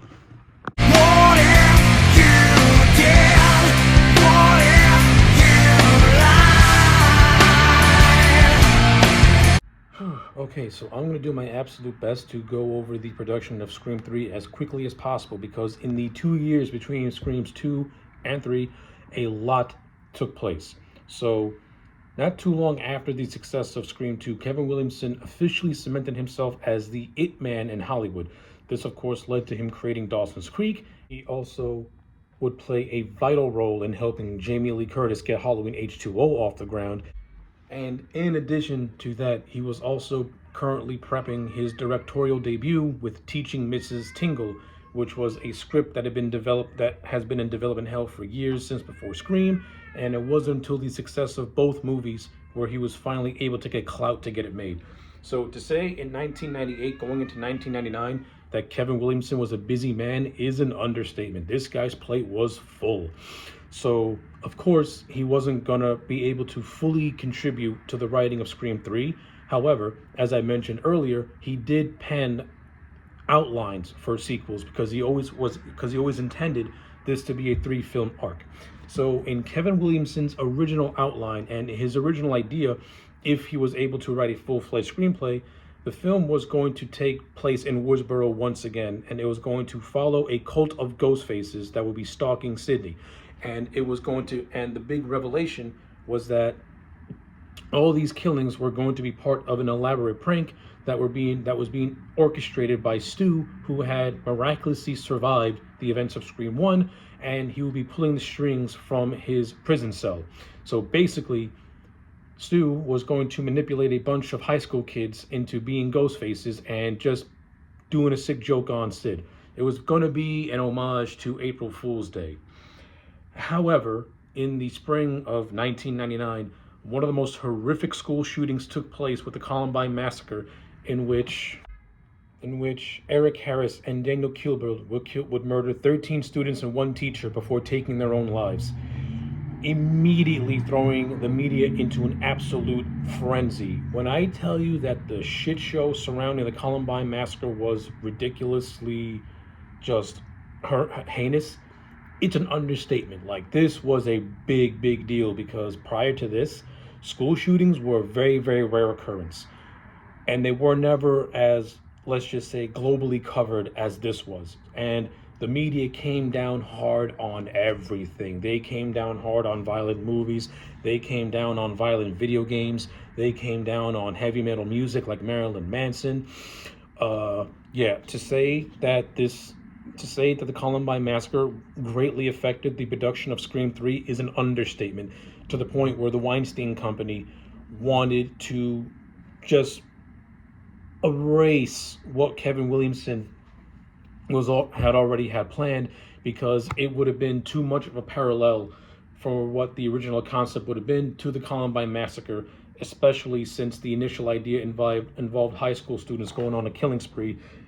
It would have caused a dramatic shit show. So this, and evidently this is what caused the Weinsteins to hire Aaron Kruger, who would pretty much just scrap Kevin Williamson's initial outline and do his own story, in which it would lighten the horror and violent aspects and play up more of the comedic aspects of the Scream franchise. For better or worse, you gotta take that for what it is. But at the same time, you also gotta feel bad for Aaron Kruger, because he was being brought into a production that already had an established family, an established environment, and now that Kevin Williamson was not going to be involved in the project, he basically needed to watch the first two movies, which was something that he wasn't much of a fan of, in order to get a feel for the storyline, in order to get a tone for the characters and the environment. And but he ultimately just wanted to work with Wes Craven, which, who wouldn't want to work with Wes Craven? The man is a fucking master. But this was also one of those rare occurrences where Wes Craven would actually play a hand in helping retone the script of Scream 3. So pretty much from Screams 1 and 2, Wes Craven had little involvement in terms of really having anything to do with the scripts of these movies. They were all singly done by Kevin Williamson, who was the architect. But in Scream 3, Wes Craven played a hand in let's just say refining some of the script. In Aaron Kruger's initial drafts, he had Sidney Prescott acting like Linda Hamilton from Terminator 2. How you can watch Sidney Prescott from Screams 1 and 2 and then think that she's going to be this badass killer or this badass mercenary is beyond me. Luckily, since Wes Craven is the director of the first two movies, he knew exactly these characters, their personalities, and his contributions to the script was to have them remain who they are within the confines of the franchise, and not completely have them be against what they are, which would have just been jarring, especially when you watch the first two movies with Sydney's development and then you see her acting like Linda Hamilton. You're going to be like, okay, isn't there a missing movie between 2 and 3 that got her to this point? Like, this doesn't make any sense. And it would not have made any sense. But while the script was getting its refinements, Wes Craven would have a little bit of trouble with the central cast. They all wanted to return, but the production needed to work around busy schedules. This would also lead to a little bit of a problem, because Neve Campbell would have a very, very reduced role in Scream 3, and as she would only do 20 days worth of shooting. So with Sidney Prescott having a reduced role, this would have David Arquette and Courtney Cox to pretty much be the co-leads of this movie, since Neve Campbell's schedule couldn't allow her to really commit to the movie as much as she would have liked to. So, that turned out to be a problem, but it was a problem that they were able to work around. I mean, we would never know what Sydney's full involvement in the story would have been, but at least she's in it. Unlike with later movies that egregiously wrote her out of it, but we're not going to get to those right now. But ultimately, production on Scream 3 would start on July 6, 1999, and would conclude on September 30th of 1999, giving it a 12-week shooting period, all so that way it can be prepared for its February 6, 2000 release date. And when you watch the marketing for Scream 3, this was supposed to be the concluding movie of a three-film arc, as it was initially intended. So, with all that out of the way, let's see how Wes Craven and Aaron Kruger conclude Sydney's story as she makes her venture into Tinseltown, where some new developments and twists await her. Okay, so while I don't think Scream 3 is the best of the trilogy, I don't consider it to be a bad movie at all. The thing with trilogies is that it's very hard to wrap up a long-running story in a satisfying way. Now, while I do think that Scream 3 does have issues, particularly with the narrative and the fact that it does have to use a lot of plot contrivances in order to make its story make sense, I do feel that when it's over, it does give a satisfying conclusion and a well-deserved ending to the characters of Gale, Sydney, and Dewey. So in terms of that aspect, I think Scream 3 it did what it needed to do, which is end end the trilogy on a satisfying note. It wasn't epic, it wasn't grandiose, but it's what you expect. It's where the movie leaves these characters in a place where you expect them to be. So with that said, Scream 3 picks up with Cotton Weary in Hollywood, who is now the host of his own controversial TV show, very akin to stuff like Jerry Springer and things like that, until he gets a call from a woman while driving home to see his girlfriend. At first, the conversation is very like, girls hitting on Cotton, Cotton's playing into it, but then Cotton hears something very weird, which is the fact that his current girlfriend is being brought up. Not only is she being brought up, the female voice turns into the killer's voice as he is in Cotton's home, stalking and looking at his girlfriend while he's taking a shower. This is what causes Cotton to drive like a madman on the freeway. And I find it comical because as as Cotton is driving like a madman on the freeway, you hear a promo for his show where he's talking about road rage and road rage incidents. I found it to be absolutely hilarious. But to put a cap on it, Cotton eventually makes his way to his apartment and finds out that his girlfriend is okay. However, she is then soon quickly killed by Ghostface, who gets into a little scuffle with Cotton until Cotton gets incapacitated, and Ghostface kills Cotton. Before I move on, I really like this opening prologue.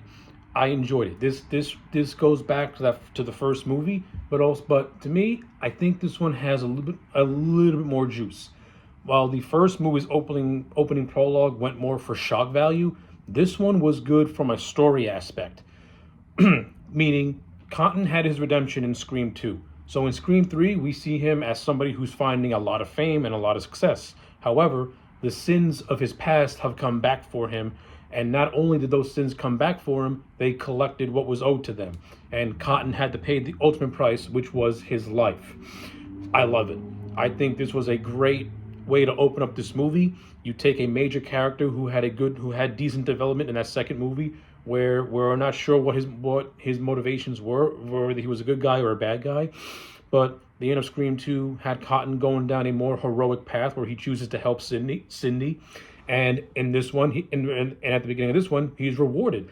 But that reward is quickly taken away. Especially when you get to the big revelation at the end of this movie, it makes this opening prologue make even more sense and add more levels of tragedy to it. So yeah, I really like the opening prologue of Scream 3. If I were to rank it, it's the Drew Barrymore opening and this one in terms of the best openings to a Scream movie. So once that's all done with, we are reintroduced to Sydney, who is living in the California countryside out in the middle of nowhere, who is working as a crisis counselor. And I like this because I can envision someone like Cindy, who after suffering from 2 traumatic events back to back, she would do something with her life, which is to help others who have suffered similar crises or going through crises themselves. I can't envision Sydney living out in a bunker, training herself for war. That just doesn't work with her character. Her character is not Jamie Lee Curtis from the Halloween movies. Sydney's a fighter, but she's also a fighter that's more grounded and realistic, and will console others as a way to help them move past their traumas. So I like the whole idea of Sydney being a guidance counselor. It works. It works for her with her character. Like, she can use her experiences to help others, while at the same time she's going through her own issues, which is she's more or less cut herself from the world because, in her words, no one can hurt her if they can't find her. After that, we are then reintroduced to Gale, who was given a seminar to future reporters, telling them to be bulldogs and to fight for what they want. This, of course, then leads to her meeting up with Detective Kincaid, played by Patrick Dempsey. And this is where the movie really picks up, and we start to get clues as to what this killer is doing. So once the killer killed Cotton, he left a photograph, but he didn't leave any ordinary photograph. He left a photograph of a very, very young Maureen Prescott at the murder scene. And this is basically, now, this is what basically drives the movie to revealing a lot of secrets about Maureen. And as we go along, I'm going to reveal those said secrets. But in essence, this killer has got a connection not only to Maureen, but has got a connection to Sydney. So something is going on here. Like, so someone who knows Maureen and knows Sydney is coming after her or wants something with her. And since this movie takes place in Hollywood, Gale Weathers goes on to the set of the in production Stab 3, which also plays a crucial part of this movie because the killer is doing his killings in the order that the cast members die in the Stab 3 production. So Cotton Weary dies in the opening of Stab 3, and another character dies second in Stab 3. But before we get to that kill, we're introduced to our cannon fodder, so to speak, the actors who are playing our respective heroes, who are Tom, Angelina, and the Parker Posey character whose name, oh my god, what the hell's her name? Whose name is Jennifer Jolie. I'm not gonna lie, I think Parker Posey is absolutely insufferable in this movie. I found her to be absolutely grating and annoying.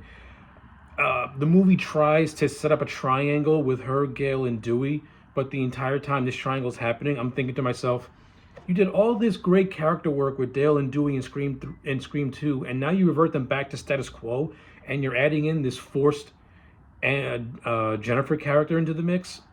I didn't like it. I think that's a big flaw, and it really and this movie just resets Gale and Dewey.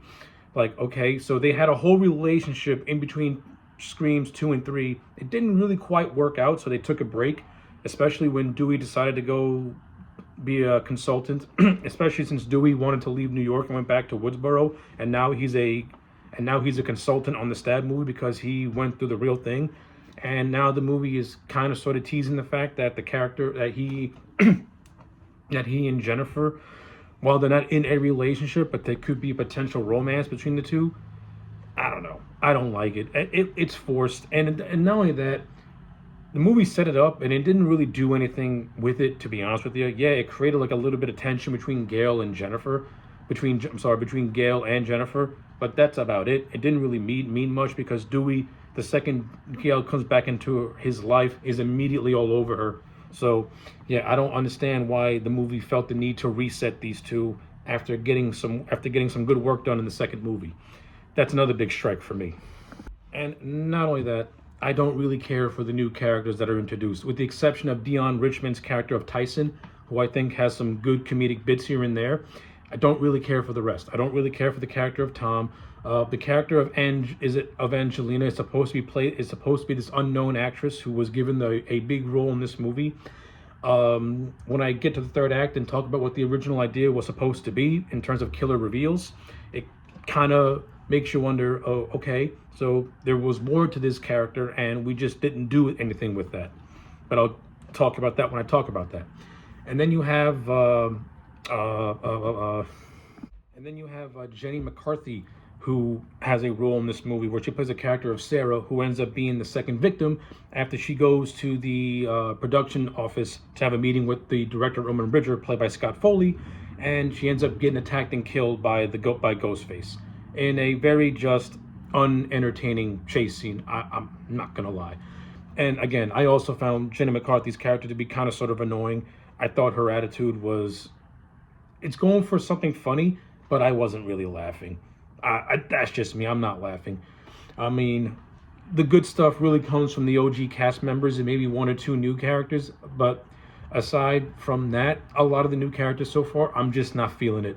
I'm not feeling Parker Posey. I don't understand how she got so much praise for this role because I found her to be annoying. Jenna McCarthy, she didn't aggravate me, but her scene felt like filler to me.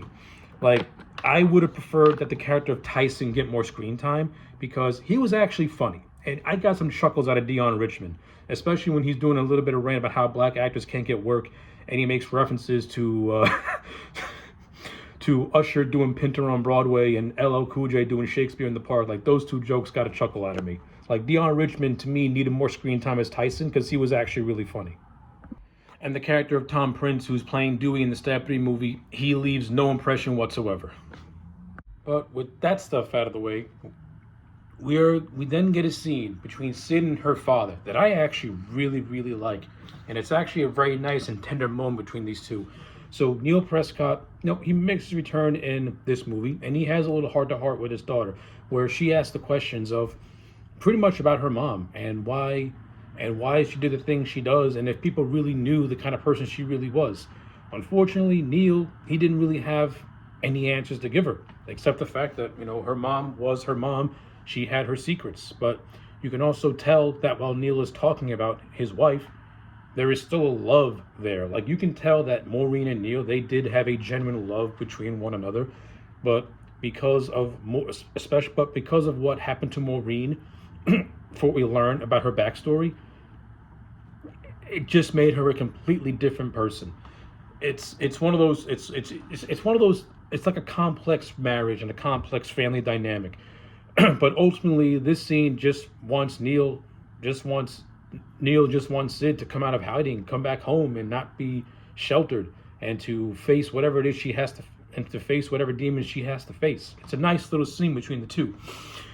But then this scene actually goes to a curveball, and it actually gives us probably one of the most creepiest scenes in any Scream movie.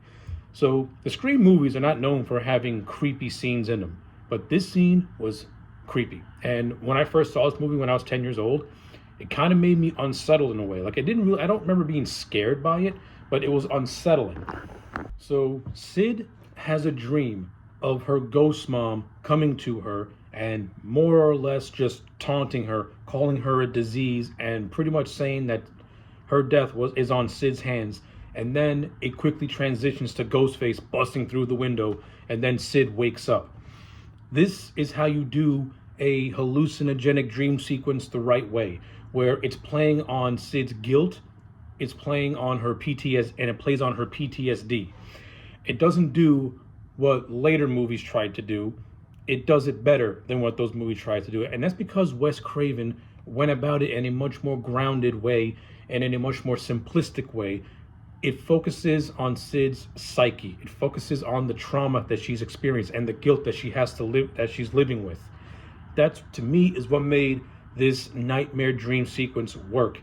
Where scenes that where other movies tried to replicate it, they did a terrible job at it. And then we get followed up with a scene of the Stab 3 production being shut down because of the two recent killings that are very much connected to said production.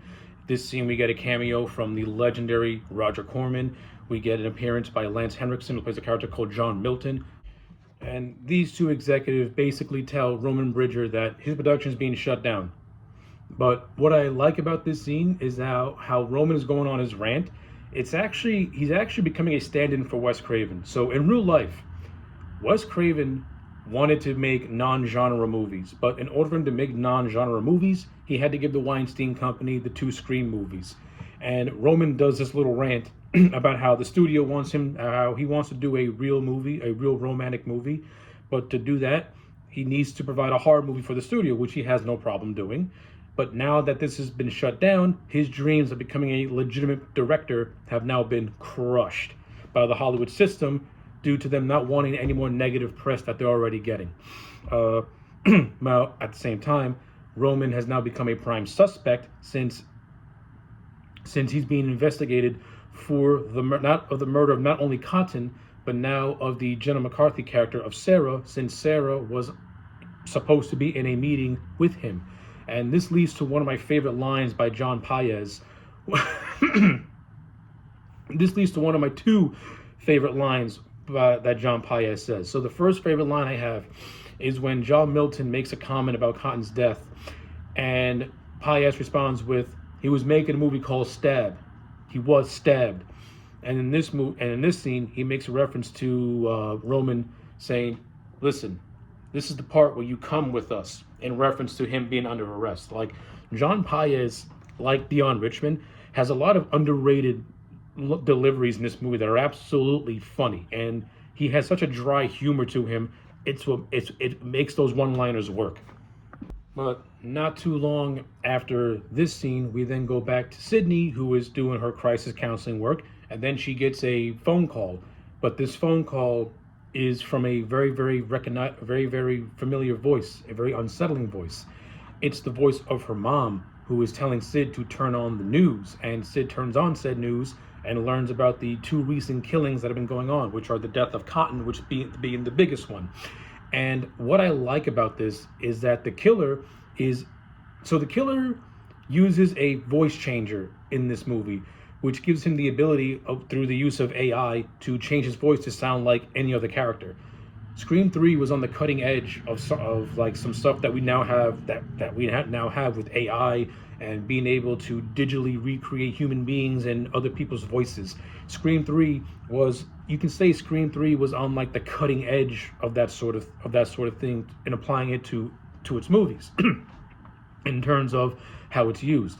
So I like the whole idea of the killer using a voice changer, which in a lot of scenes in this movie he does use it to really, really good effect. And you do get scenes where other characters are put on guard because they don't know if they're talking to the killer or if they're talking to the real person, which actually plays off really well when you get to the third act.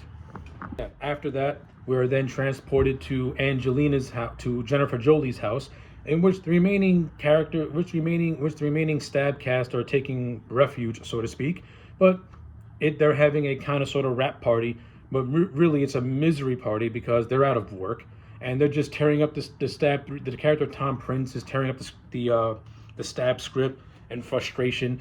We get introduced to the character of Stephen Stone, played by Patrick Warburton, who has a little bit of a competitive rivalry going on with Dewey, though it is more antagonistic on Stone's side, who just belittles Dewey and just doesn't think much of him. I love Patrick Warburton as the character of Stephen Stone. Again, he has a lot of funny deliveries, and I just love how when he lists off his resume to Dewey, he just does everything, he does whatever he can to make himself look great and make Dewey look like a complete and utter schmuck. Like, he really views Dewey as a small town nobody in the big land of Hollywood where, or Patrick Warburton, where Stephen Stone in his mind is the somebody. I like it. It's good. And the character of Stone does get a good comeuppance later on. But before I go any further, a little thing I forgot to mention is that when the police found Sarah's body, they found yet another picture of Sydney's mom. And this is what leads to Gail and Dewey to meet up at Jennifer's house, where Gail finds out that in the Stab 3 script, her character is next to die. So basically the reason why they're at Jennifer's house is because in the Stab 3 script, Jennifer is next on the hit list. And I like Gail's reaction when she finds out that she died, where she's like, I get killed in Stab 3, I get killed. Like, this movie may not be funny.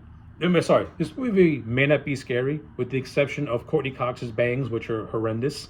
This movie does really play up more of the comedic elements that the other movies didn't really play up that much. Like, the first two movies were funny, but they also had a nice blend of horror. You can tell that Scream 3 is going more for comedy and not so much for horror, and that really shows. Like, the movie doesn't really get really, really intense into the third act, but leading up to that, it really feels like a buddy cop movie in some areas. But ultimately, we get to later that night where Dewey and Gail are having yet another conversation where Dewey's looking at the photographs, but he sees something familiar. This is what causes him to pull out a photograph of Jennifer, and he puts two and two together and realizes that both Sydney's mom and Jennifer are standing in the backlot of Sunrise Studios since they have matching buildings. So this sets up the idea that in the 2 years that Maureen Prescott left Woodsboro, she was in Hollywood.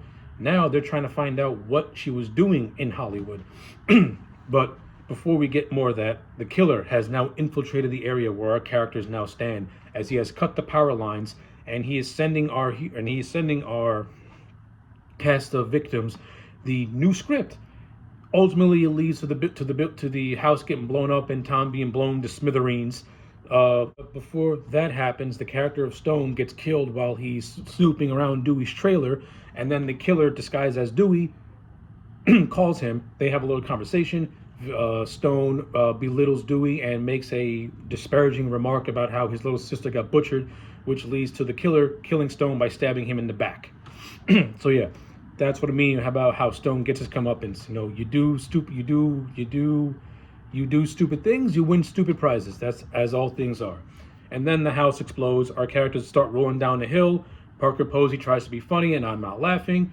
Gale gets briefly attacked by the killer until the killer disappears after Dewey shoots him at point-blank range. Then Angelina mysteriously comes out of nowhere, where everyone's wondering, like, where the hell did you come from? Because you weren't with us when we were rolling down the hill. Now, of course, stuff like this was done before the ending got rewritten. But in essence, they find yet another picture of Maureen with the wording that says, I killed her. So now the plot's starting to the plot now thickens, and we're starting to learn, and we're inching very, very closely as to what happened to Maureen in Hollywood. And after all this, Kincaid and Dewey are having a back and forth as Kincaid wants to get in contact with Sidney because he feels that Sidney is a material witness. They have a back and forth, and this scene ultimately ends with Sidney making her way to Hollywood and joining up with our heroes, which ultimately leads to them running into Martha Meeks, the sister of Randy. Now, there is a deleted scene that explains why Martha is in Hollywood and how she finds our heroes, but in the movie, they cut that out, and she just randomly pops up. I would have kept the deleted scene of her being in Hollywood for a game show, so that way when she pops up, it wouldn't feel so awkward like it is in the movie. Her inclusion is really to provide us with a Jamie Kennedy cameo in which he explains the rules of a trilogy. I've always loved this scene. Once again, Randy and Dewey have a very entertaining back and forth. And I like how, as Randy is recording the rules of a trilogy, he reveals that he lost his virginity to this girl called Karen. Dewey calls her creepy Karen, and then Randy, as if he's in the actual room with our characters, tells Dewey to shut up and explains why he did it. Like, again, the untapped potential of Randy and Dewey having some comedic elements with each other is hilarious. And the fact that Dewey is so into the conversations about movies with Randy, is utterly hilarious. Like, I love how when Randy explains the rules of a trilogy, Dewey breathes the words as if it scares him. Like he said, when Randy says trilogy, Dewey's like, a trilogy. Almost as if he's like, oh no. I love it. It's good stuff. It's understated comedy done right in this movie. And then Randy ladles off the rules about how in a trilogy, it's all about going back to the events of a first incident and expanding on those events, revealing truths that we thought were true but were never really true, and then giving us the real truths, while all the while explaining that no one is safe, that main characters can die, and that the killer most likely can be superhuman, and the only way to kill them is to shoot them in the head or cryogenically freeze them. Up to this point, I find out that this Ghostface has been nigh invincible. He got shot like 17 times by Dewey, and then he just disappears. But in essence, after our little Randy cameo, our heroes get divided up into groups. Gale and Jennifer, they go on their own little side quest, while Sidney actually goes onto the set of Stab. Now, before venturing into this set of Stab, she meets up with the character of Angelina, where Angelina kind of fangirls over Sidney, saying that, no, it's a damn shame. It's a shame the movie never got made because I thought I could make you proud with my performance. And Sidney gives her a little bit of encouragement before Angelina disappears. And what I like about this, and I like this part, I love Sidney walking onto the set of Stab 3 because it starts to give her flashbacks to her life and what happened. Now, I would have actually had this be the climax, because I think a climax where Sid has to go through her past while being chased by Ghostface at the end before the revelation would have meant so much more than the whole thing taking place in a giant mansion in a film room. That's just me personally. But I like this whole set piece. I think this is where the movie actually gets much more creative by having Sid revisit her past, while at the same time being chased by the killer, and the killer using his voice changer to disguise himself as Sidney's mother as a way to further torment her and break her down psychologically. I think this whole set piece is awesome. One of the best set pieces in the entire Scream franchise in general. And then after Sydney has her run in with Ghostface, we get back to Gail and Jennifer, who are on their own little side quest that they're trying to find out answers about Maureen Prescott, which they eventually do by going to Sunrise Studios. We get a Carrie Fisher cameo where she makes a funny reference to the fact that she may look like Carrie Fisher, but she's not Carrie Fisher, and the only reason why she lost out the role of Star Wars is because she didn't sleep with George Lucas. But it's ultimately Carrie Fisher's character who tells us that while Maureen was in Hollywood, she went by the stage name of Rena Reynolds, and she got bit parts in movies. However, these movies were not just ordinary movies, because there was a very familiar name attached to these movies, and that name was John Milton.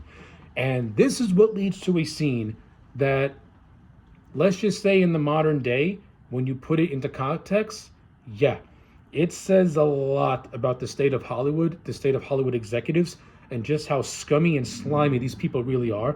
And when you look at it with hindsight, John Milton is virtually a stand-in for Harvey Weinstein, that despicable piece of garbage. So ultimately, this scene reveals that John Milton knew who Rena Reynolds was, and the fact that he actually said nothing when the killings first started in Woodsboro, because he didn't want to be implicated in those deaths. But he also makes a very disturbing revelation that Rena Reynolds was a struggling actress. John Milton was known for having parties where powerful men in the business, well, let's just say they would take advantage of innocent women who are trying to make their way into stardom. And he makes a reference that at one of these parties, Rena Reynolds was gang raped. Yeah, and this recontextualizes Maureen Prescott as a character, and now it makes a lot of her affairs make sense. Her innocence was destroyed when she went to Hollywood.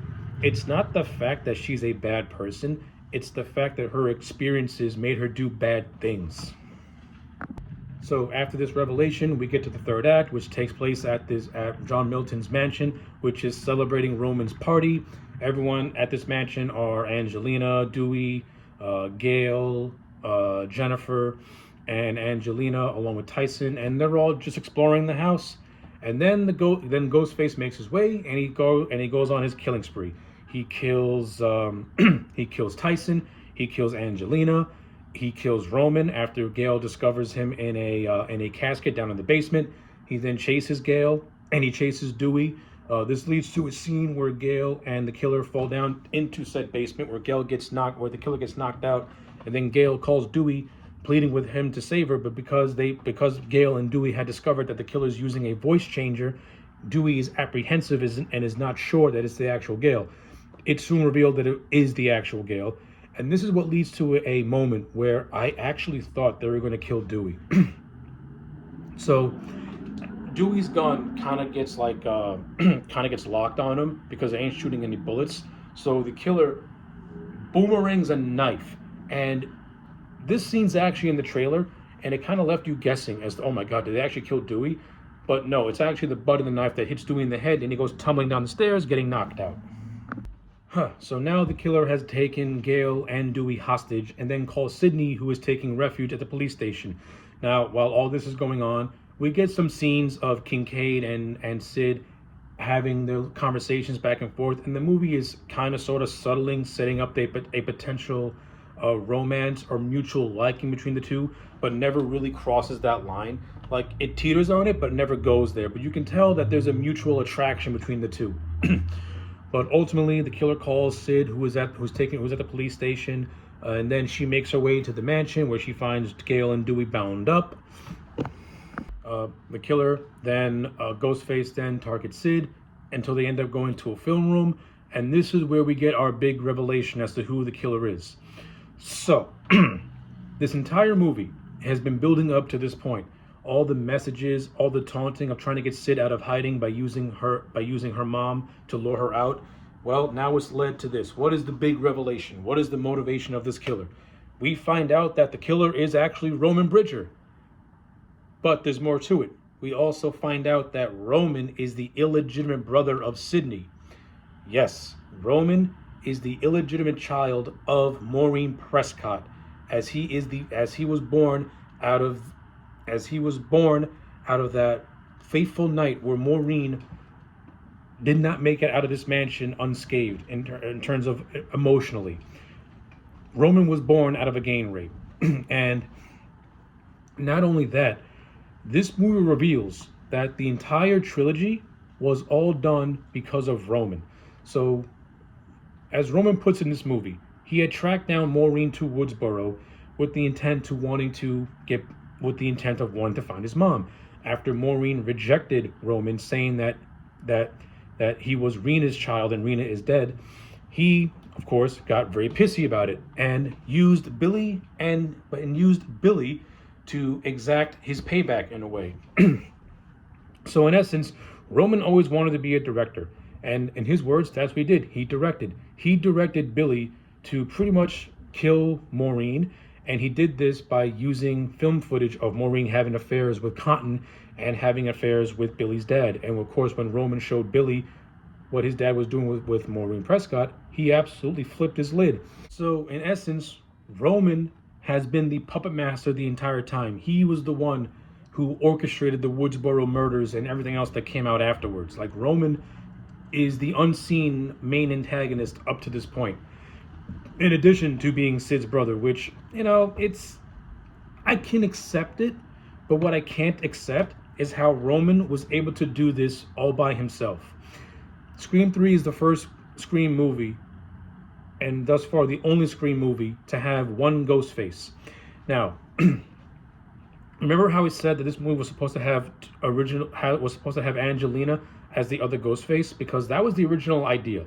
The original idea was that it was always going to be Roman as the main Ghostface, and his partner was going to be Angelina. And they were both going to have a connection to Sid. So while Roman's connection was that of a sibling bond, Angelina's connection was going to be that she was a former classmate of Sid, and she wanted to have the fame and the attention that Sid had. That's why she became Ghostface, because this would have been her way of getting said fame and attention.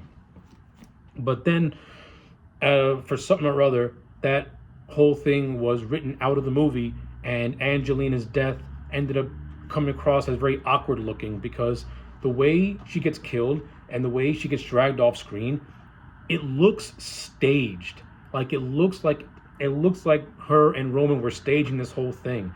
So when it's confirmed that she's actually dead, it kind of makes the rest of the movie look awkward, because how can Roman be in so many places at once? And even if you try and suspend your disbelief, it still doesn't make a whole lot of sense. But in essence, this leads to a fight between the two siblings, which is actually a pretty rough battle between the two. Like, I found this to be a little more of a brutal fight than Sid's altercations with Billy and Stu and with Mickey and Mrs. Loomis, mainly because this is more one-on-one, mano-a-mano, and because there's a lot of bad blood and there are siblings. Roman just has much more of an aggression to him. But I do like how before the fight happens, Sydney just tears down her brother, saying that pretty much using his trauma against him, calling him a child and somebody who never grew up and can't take accountability for himself. So I like how Sydney was able to get into Roman's head by using the lost child within him to break him down mentally. And that gave Sydney somewhat an advantage in the fight as well, because while Roman is going based off pure instinct, Sid is able to do a little bit more calculate a little bit more. But ultimately, it leads to a almost fake out death, where Roman shoots Sydney point blank, but it's revealed that Roman, like Roman, Sydney's also wearing a bulletproof vest. So the reason why Ghostface can take so much shots in this movie is because he's wearing a bulletproof vest. Okay, at least it didn't go down the supernatural route. I'm cool with that. It still does not explain how Roman could be in 7 different places at once, but whatever. Let's just wrap this up. So yeah, it's revealed that Sydney's wearing a bulletproof vest. She stabs Roman in the back. Then the two siblings have a very just interesting bond with one another as Roman is dying his last breath. The two siblings have a sibling moment, which is, this was more or less a recreation of what Halloween H2O did between Michael and James, and between Michael and Laurie. So okay, not a bad homage. But ultimately, we find out that Roman's not dead because, he got stabbed in the back, but he's still alive. And then Dewey shoots him a handful of times until giving him a headshot, and then he's done. Boom, dead. And now, of course, you're wondering what happened to Jennifer this whole time. Well, I forgot to mention, Roman kills her. Yeah, Jennifer dies, and I feel no way about it. But then we get to the epilogue, in which Dewey and Gale get engaged, which was a long time coming and is very satisfying. The ending also implies that Kincaid and Sid are in a potential romance with one another, since Kincaid is at the house. But what I really do like about this ending, and it's a very subtle thing. At the beginning, Sydney is in total seclusion, total isolation. She double checks her locks. She checks her security system. Like, she literally barricades herself in this house. But then the wind blows the door open, and we think Sid's going to go to close it, but no, she leaves it. And the reason why she does that is because she feels, for the first time in her life, she feels safe.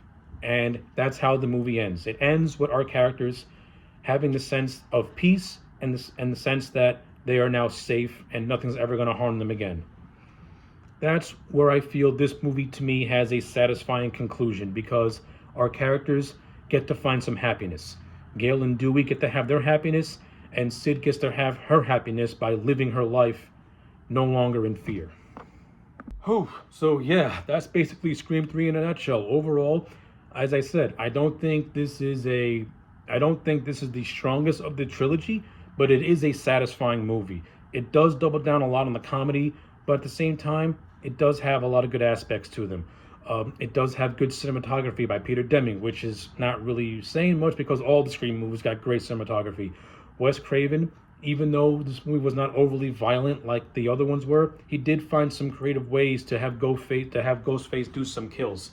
Like, this is the first Scream movie to actually have a big scale explosion and it looked good. And while you don't really see a whole lot of knife penetrating flesh in this movie, Ghostface does find ways to get the job done. So there's that. This movie does have some good cameos in it. Like I already mentioned, that Roger Corman and Lance Henriksen basically have little roles in this movie. But at the same time, you also get Jay and Silent Bob, who make an appearance in this movie. So that was also pretty cool too. It's cool to see Kevin Smith and Jason Mewes. They're in there for like 2 seconds. It doesn't hurt the movie at all. It does have a lot of awkwardness to it. Like I said, this movie does have some story contrivances. It did have the initial idea of having 2 ghost faces, and then at the 11th hour, it got rid of the accomplice and put everything on Roman, which borderline makes him feel supernatural because the guy is running around like he's the fucking Flash. I can't suspend my disbelief that much, movie or not. But I do like the character of Roman overall. I like the fact that he's the illegitimate son of Maureen Prescott. I like how he and Sid are siblings. I like how at the end of the day, he is more or less the puppet master of the original Scream trilogy. Like, everything happened because of him. I like it. It turns Roman into like into the ultimate boss of the Scream of the first 3 Scream movies, and I like it. It got pulled off in a satisfying way, and overall, I think Scott Foley was good in this movie. And when he has his killer reveal, he's gleefully over the top as the villain. So I got no complaints. I like Patrick Dempsey in the movie. He comes across as a standard detective guy, but he also has some touch of humanity to him. And I like the budding relationship between him and Sid.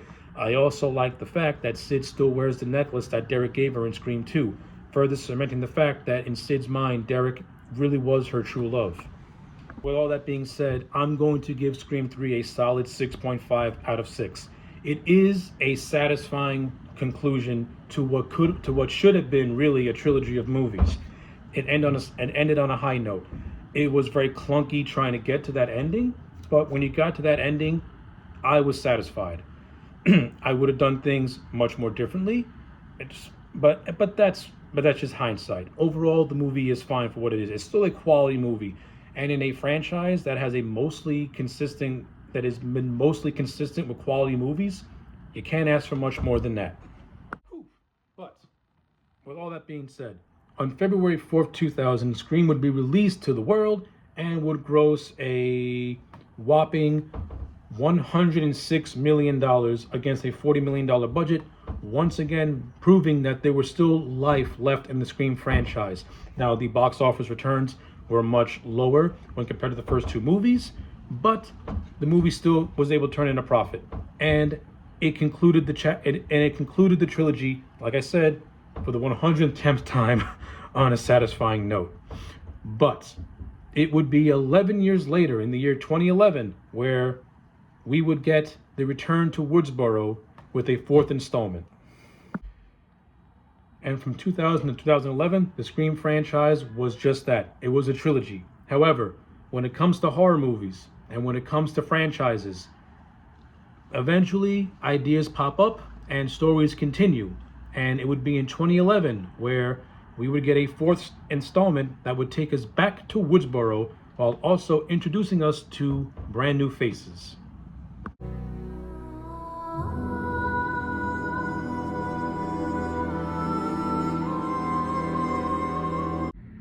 So the overall production on how Scream 4 got made is no different than how it was with the original trilogy. Now, while the original trilogy had bumpy productions here and there, it at least had a very unified vision.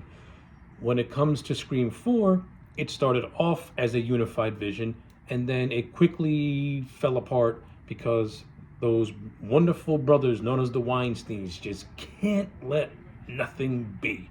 They always got to get their grubby mitts on everything, and for the most part, their changes are sometimes good, but most of the time, it's just questionably dumb. So, initially, everything was going relatively smooth. In January of 2010, Kevin Williamson announced that he was coming back to rewrite since his show The Vampire Diaries had went on a hiatus. 2 months later, Wes Craven was signed on to direct. So, right off the bat, great news. We got Williamson and Craven reuniting for the first time since technically Scream 2. So it was great to see the father and the Godfather reunite to do the fourth movie.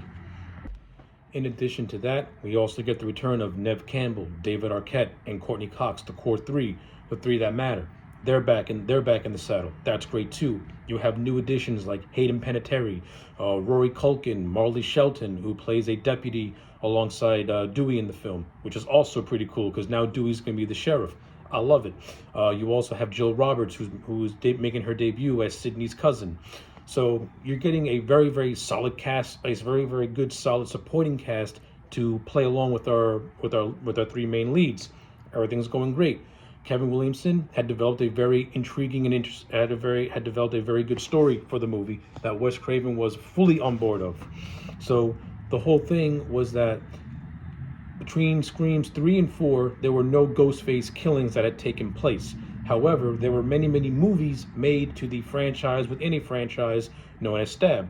As I mentioned more than once, the Stab movies play a crucial role in the Scream franchise ever since its inception in Scream 2. And in Scream 4, we get that because this was supposed to be a meta commentary on the changing landscape of the horror genre from the year 2000 up until this movie came out. You have 2003 being the start of the horror remakes, and then not too long after the horror remake trend began, you had the torture porn subgenre that was created with Saw and with Hostel. So the horror landscape was changing very, very drastically, and sooner than later you went from traditional slashers to just extreme stuff like Saw and Hostel. So the horror landscape was changing, and this was all supposed to be, and more or less this was going to be poked fun at and parodied in this film. Ideas that Williamson had in mind were to have Dewey and Gale have a child. However, that would have proven to be just very, very hard to work with, so that idea was scrapped. There was going to be an idea of Sid being in the cold open, being attacked by Ghostface almost to the point of death, and then having a 2-year jump cut. However, that was cut down due to pacing reasons. And not only that, the Weinsteins themselves just wanted to make so many other changes. But Ultimately, production would begin on June 28th, 2010, would last all the way to September 24th, I believe. No, I'm sorry. So ultimately, filming took place on June 28th, 2010. It was supposed to last until September of that year, having only a 42-day shoot, but it ended up going to September 28th instead. So it went over its initial shooting schedule. But ultimately, the film met its release date. It was released to the masses. And without any further ado, let's talk about Scream 4. Or as, yeah. We all know what Scream 4 really symbolizes. And, well, to say it's a bittersweet movie looking back in hindsight is an understatement. But let's go over it. So overall, I actually really like Scream 4. I think this is a solid addition into the Scream franchise. If I were to rank it among the first three movies, I like this one more than I like number 3. I just think Scream 4 has a nice back to basics approach to it, and I like the fact that it plays with the concept of remakes. Like Scream 4 is a movie that acts as a sequel to the OG trilogy, but at the same time also acts like an in-universe remake without having to actually be a remake itself. And one of the things that I've always admired about the Scream franchise, it's how it's able to adapt to the horror culture without ever changing its ongoing storyline and everything always being in universe. I admire that about the Scream franchise from the I've always admired that about the Scream franchise, and I think Scream 4 is the perfect example on how to do a remake without losing the essence of the ongoing story and without changing the characters, keeping them where they are.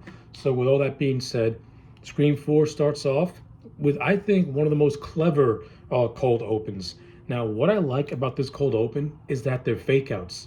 They're actually the in-universe openings for the Stab movies, which I thought was actually a pretty clever way to open this movie, and it was actually a cool way to throw the audience off and for Scream to really play with its meta commentary.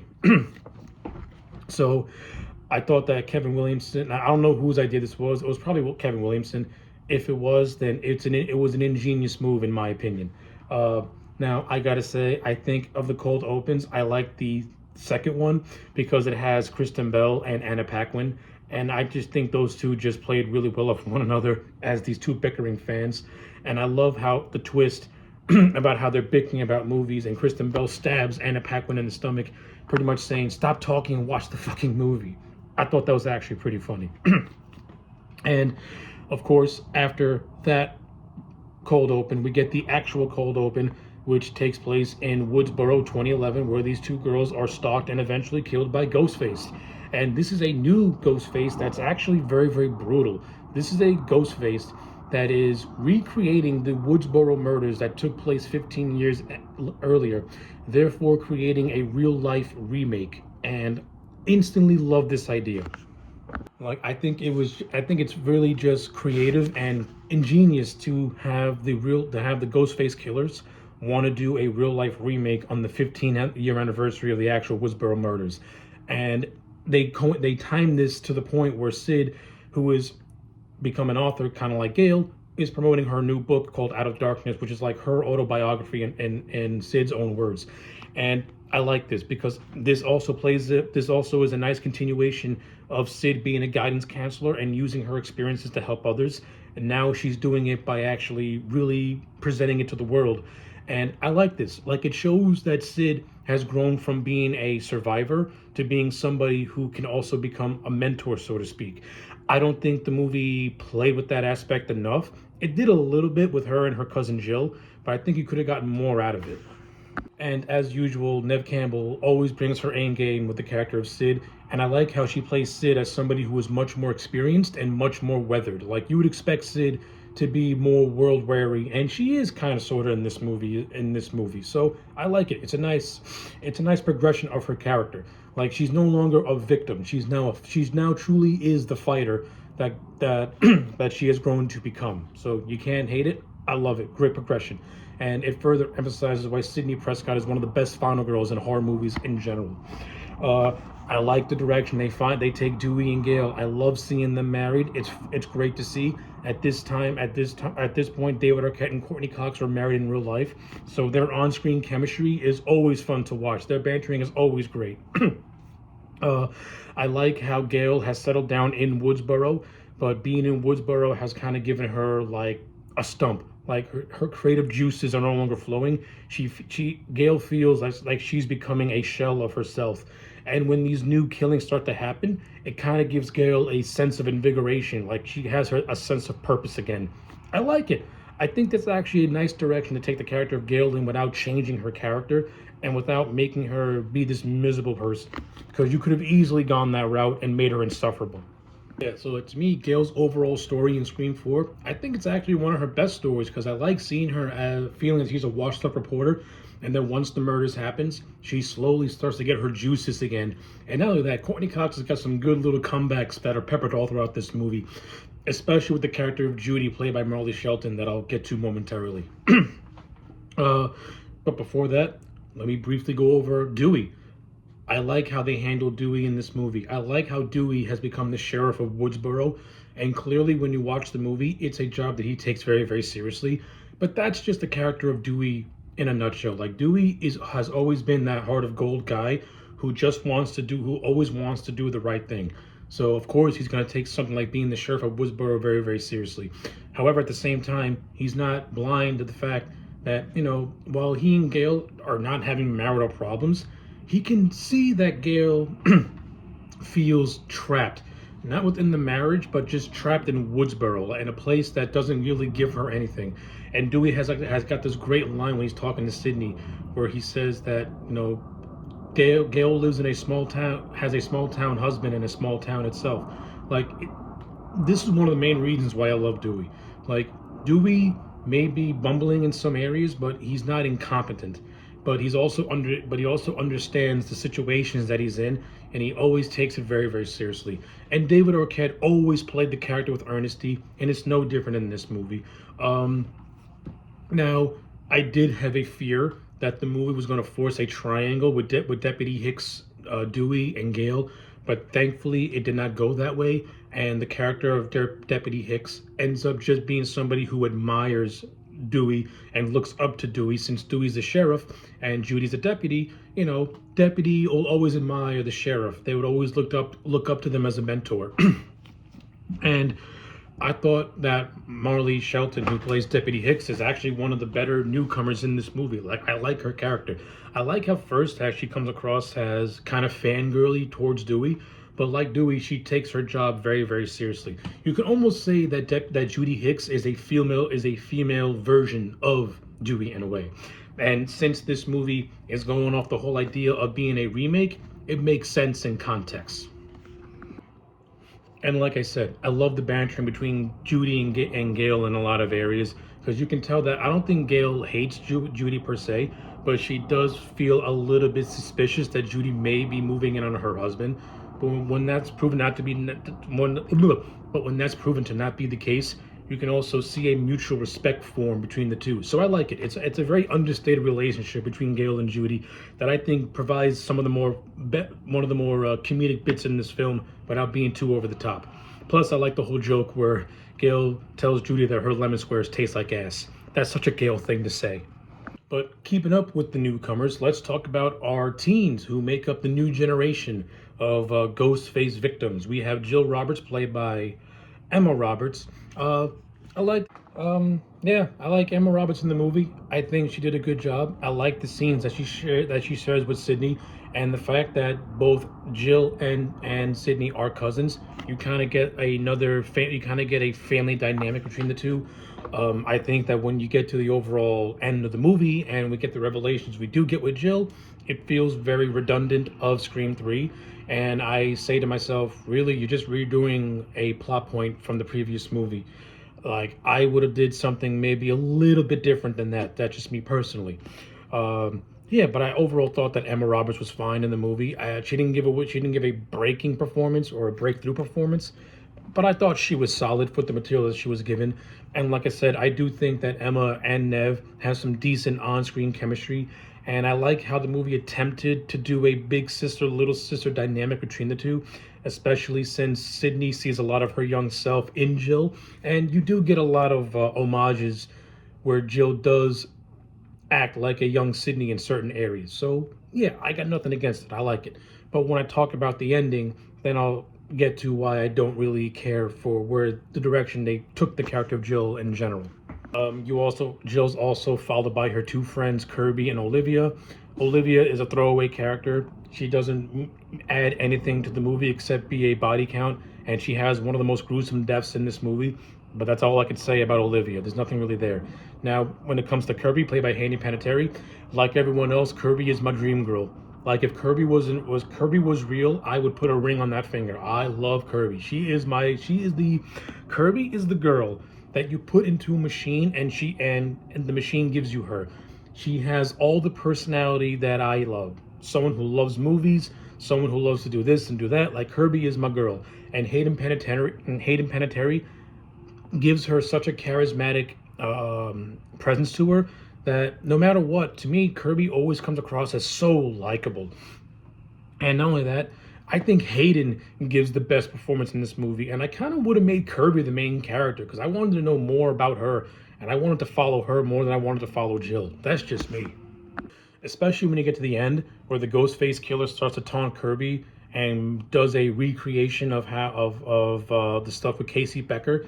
I love that scene. That scene is so well done, so tightly directed, and Kirby just frantically naming off horror remakes to save one of her friends is such a great and gripping scene. Like Hayden Panettiere doesn't get enough flowers for this movie. She is so good in Scream 4. And then we round off the new characters with my two favorite characters in this movie, who are Charlie and Robbie. I love Charlie and Robbie.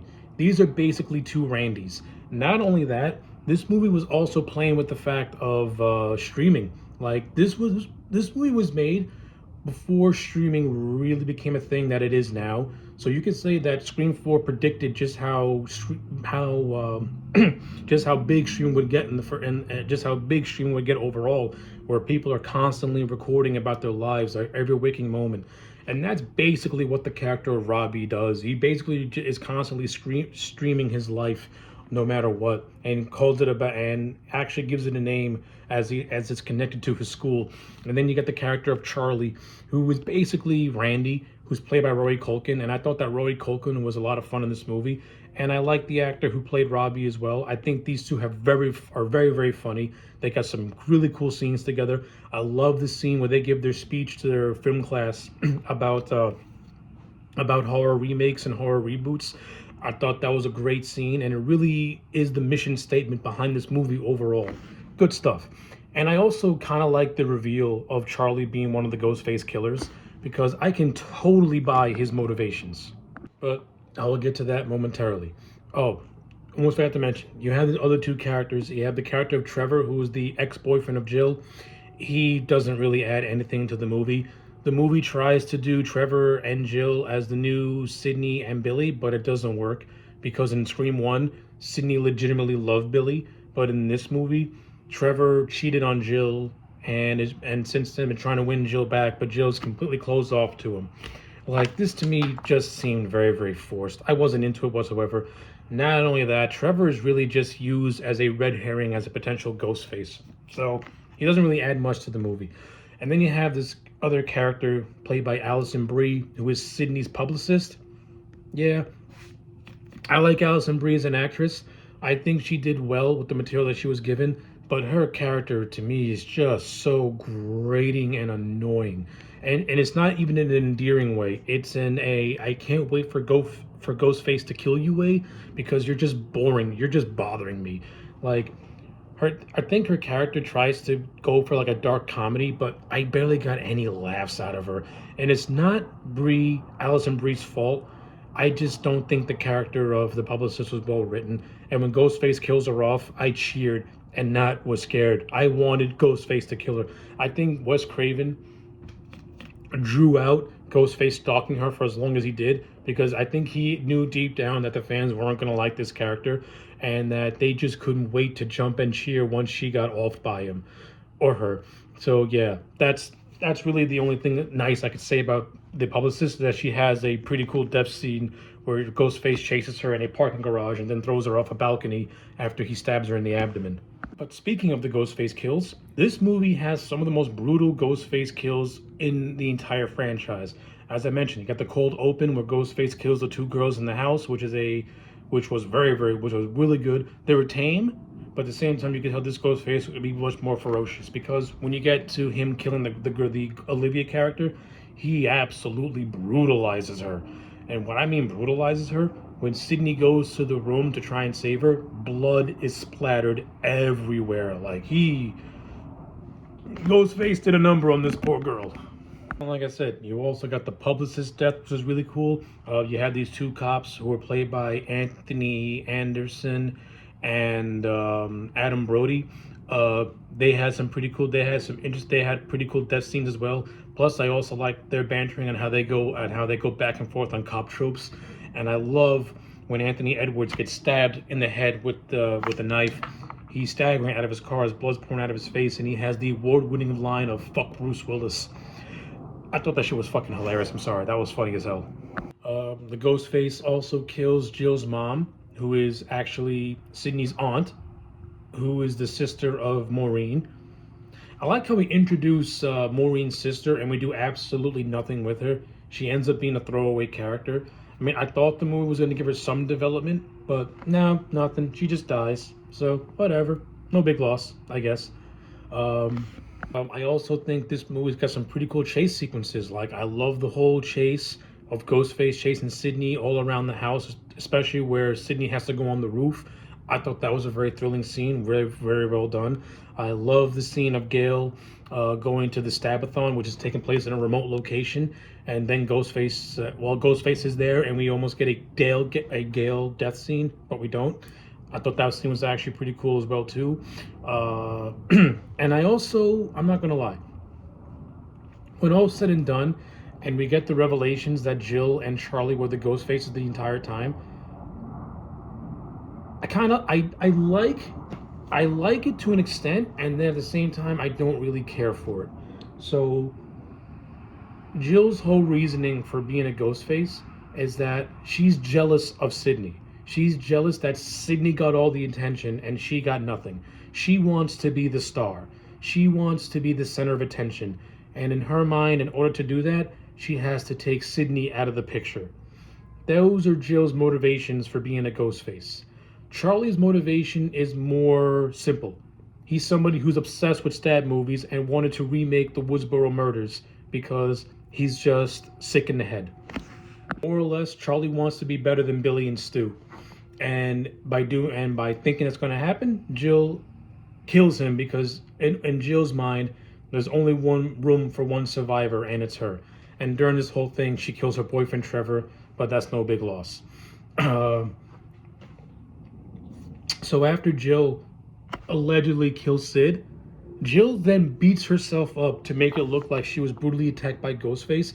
And I'm not gonna lie, I give Emma Roberts so much credit because she was banging herself against every single object in this room.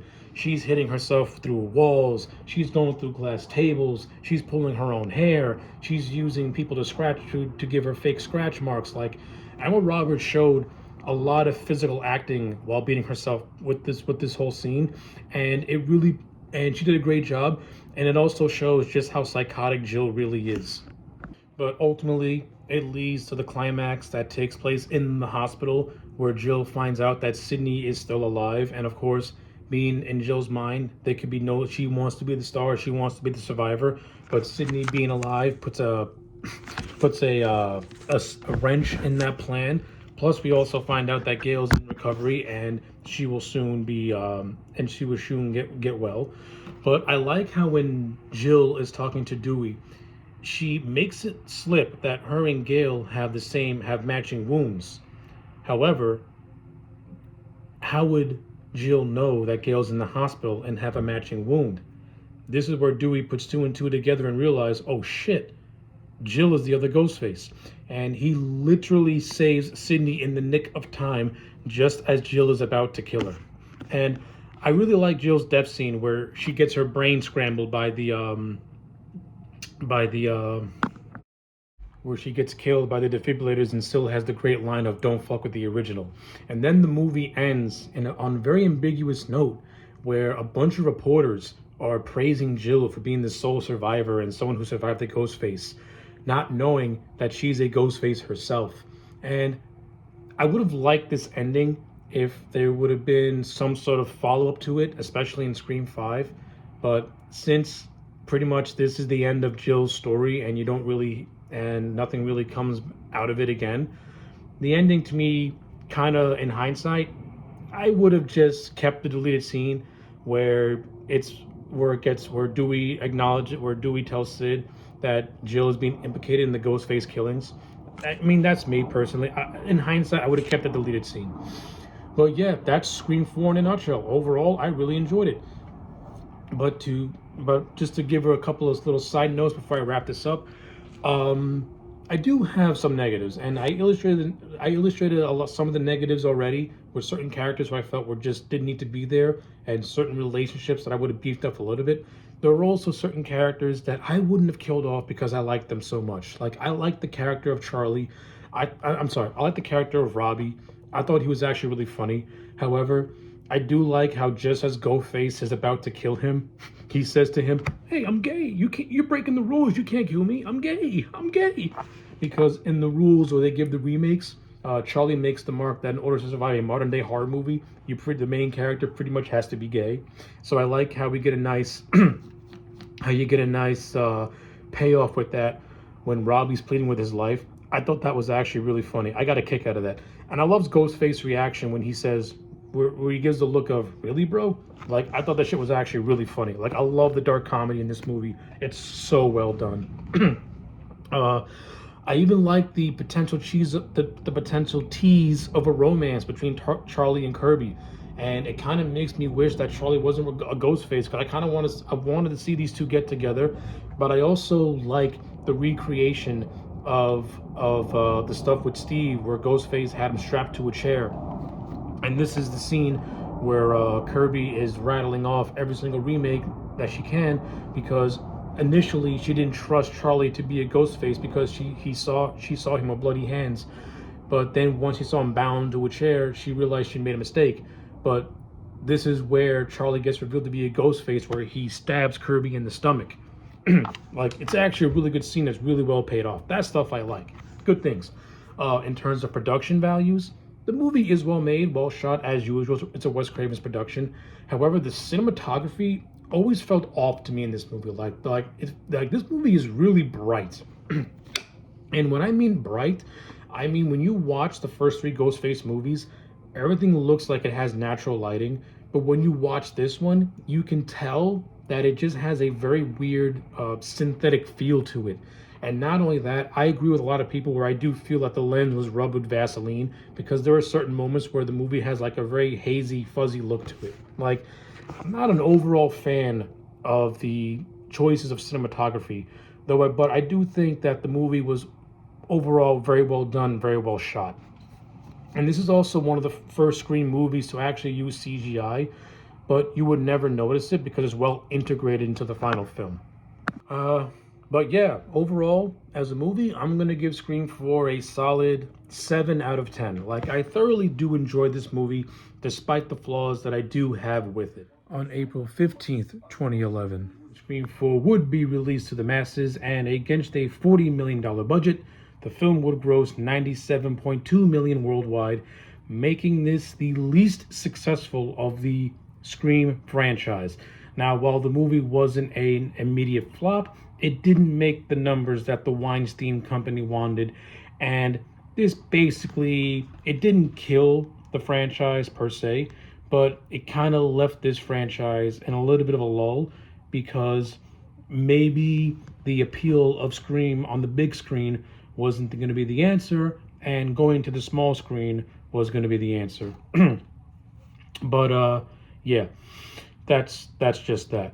But with all that out of the way, I believe it's time to talk about the inevitable. Unfortunately, this is the part of the retrospective that I was not looking forward to, and that is to pretty much talk about Wes Craven About 4 years after he had released Scream 4, about 2015, he would pass away to a brain tumor. And Wes would leave behind one of the most just legendary bodies of work that any filmmaker could ask for. Wes Craven, he is and always will be one of my all-time favorite directors, along with John Carpenter. Not just because he did horror, but because the man was just ultra talented. Like, Wes was a great director. He was a great writer. By all intents and purposes, from many interviews that I've seen, he was just an all-around very good person. So we definitely lost one of the good ones with his passing in 2015. As a fan, all I can say is thank you, Wes Craven, for the many memories. Thank you for giving us characters like Freddy Krueger. Thank you for underrated gems like the Serpent in the Rainbow, Shocker, and People Under the Stairs. Like this man's body of work speaks for himself.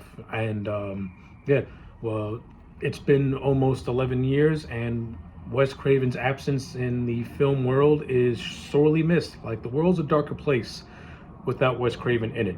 However, his legacy still stands, and the characters and films that he put together and released throughout the decades will always stand the test of time.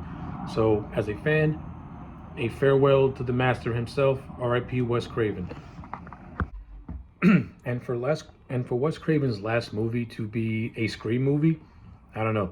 It just makes it all come full circle in a way. So, and not only that, he's one of those rare directors to have it for his last movie to actually be a good movie. So, pay tribute to the master known as Wes Craven. To put a final stamp on this, I think I'm going to let Wes sum up his career in his words.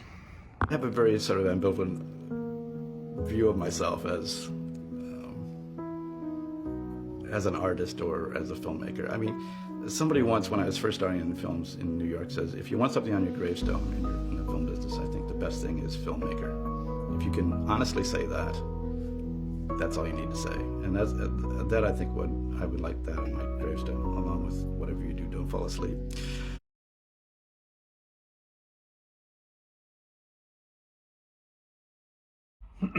Okay, so as always, this is the part of the retrospective where we talk about outside media when it comes to these franchises. And the Scream franchise has, well, the Scream franchise has had its fair share of outside media. Just to get it out of the way, in 2015, the series was adapted into a TV show that was produced by MTV.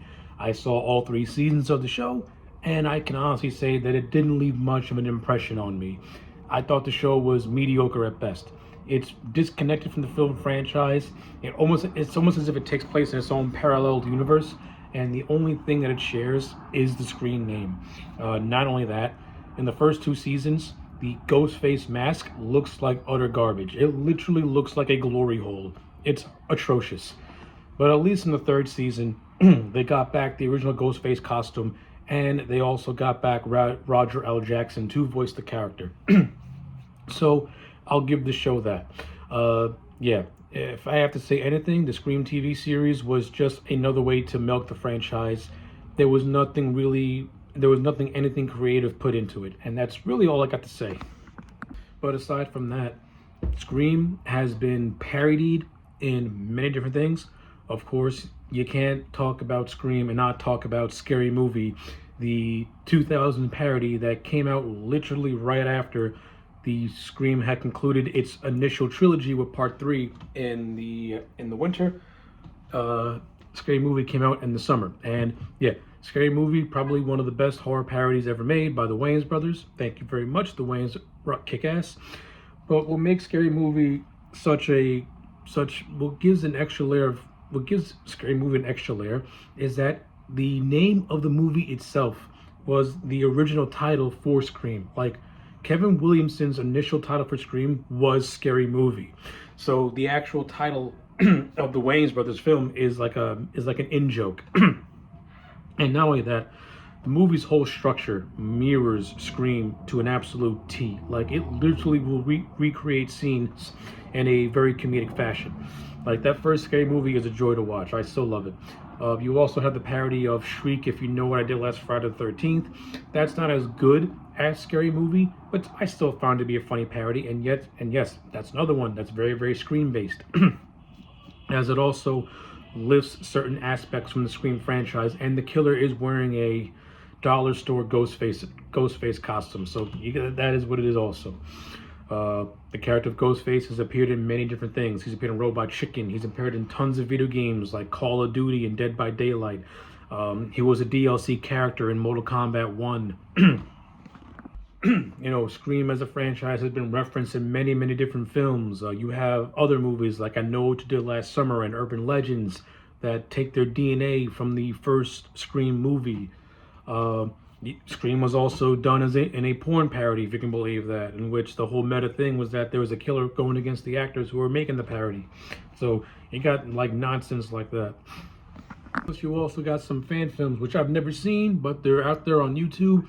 You've also had fan theories of connecting Scream to the Halloween franchises and other franchises. Like Scream is one of those things that's almost everywhere. I think Scream's been adapted to comic books, if I'm not mistaken. I'm not really sure, but I wouldn't be surprised. But yeah, in terms of like wanting to look for the franchise in other mediums aside from the films, I think there is a pretty good selection to go for.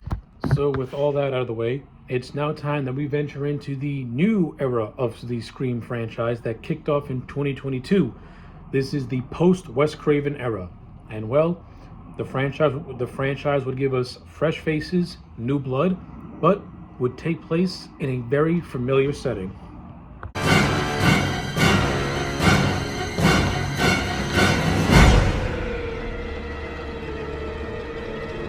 Okay, so in the 11 years in between Screams 4 and 5, let's just say a lot of things took place.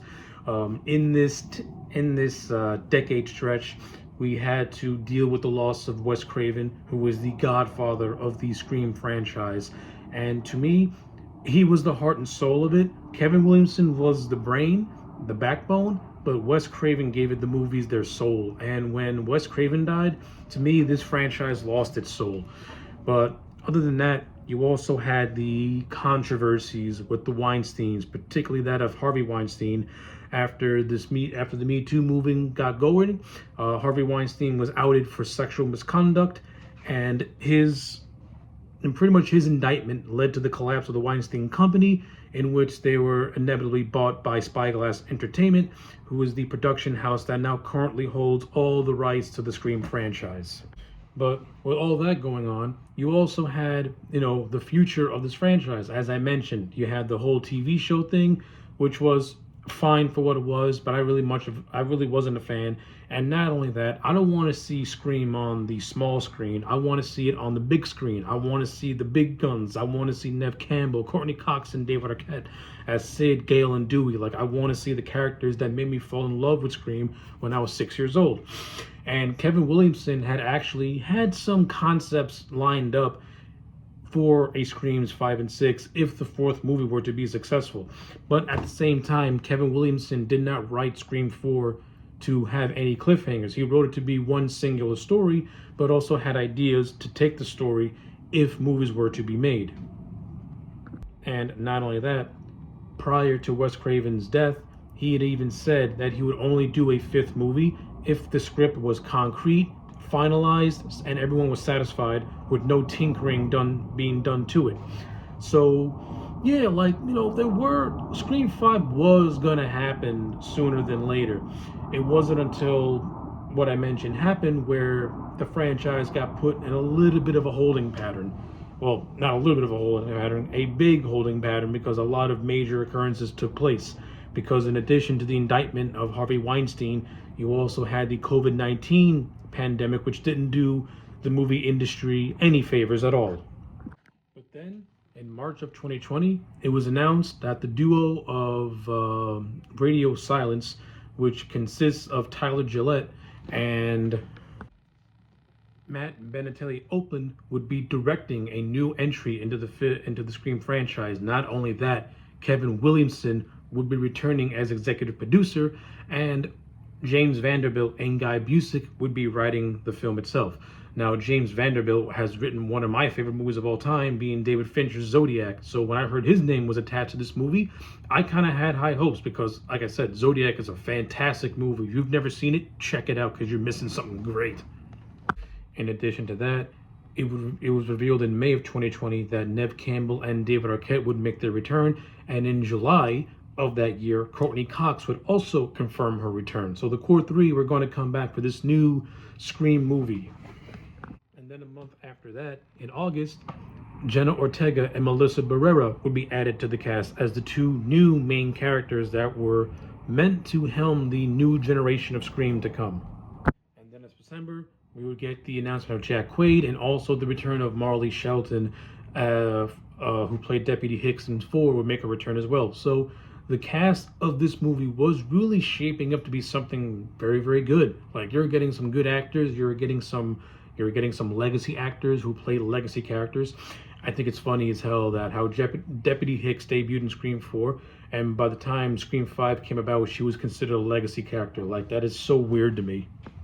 But in essence, Scream was supposed to start filming in May 2020, but due to the COVID-19 delay in production, filming didn't start until September, and the movie had to follow some very, very heavy protocols just to get done.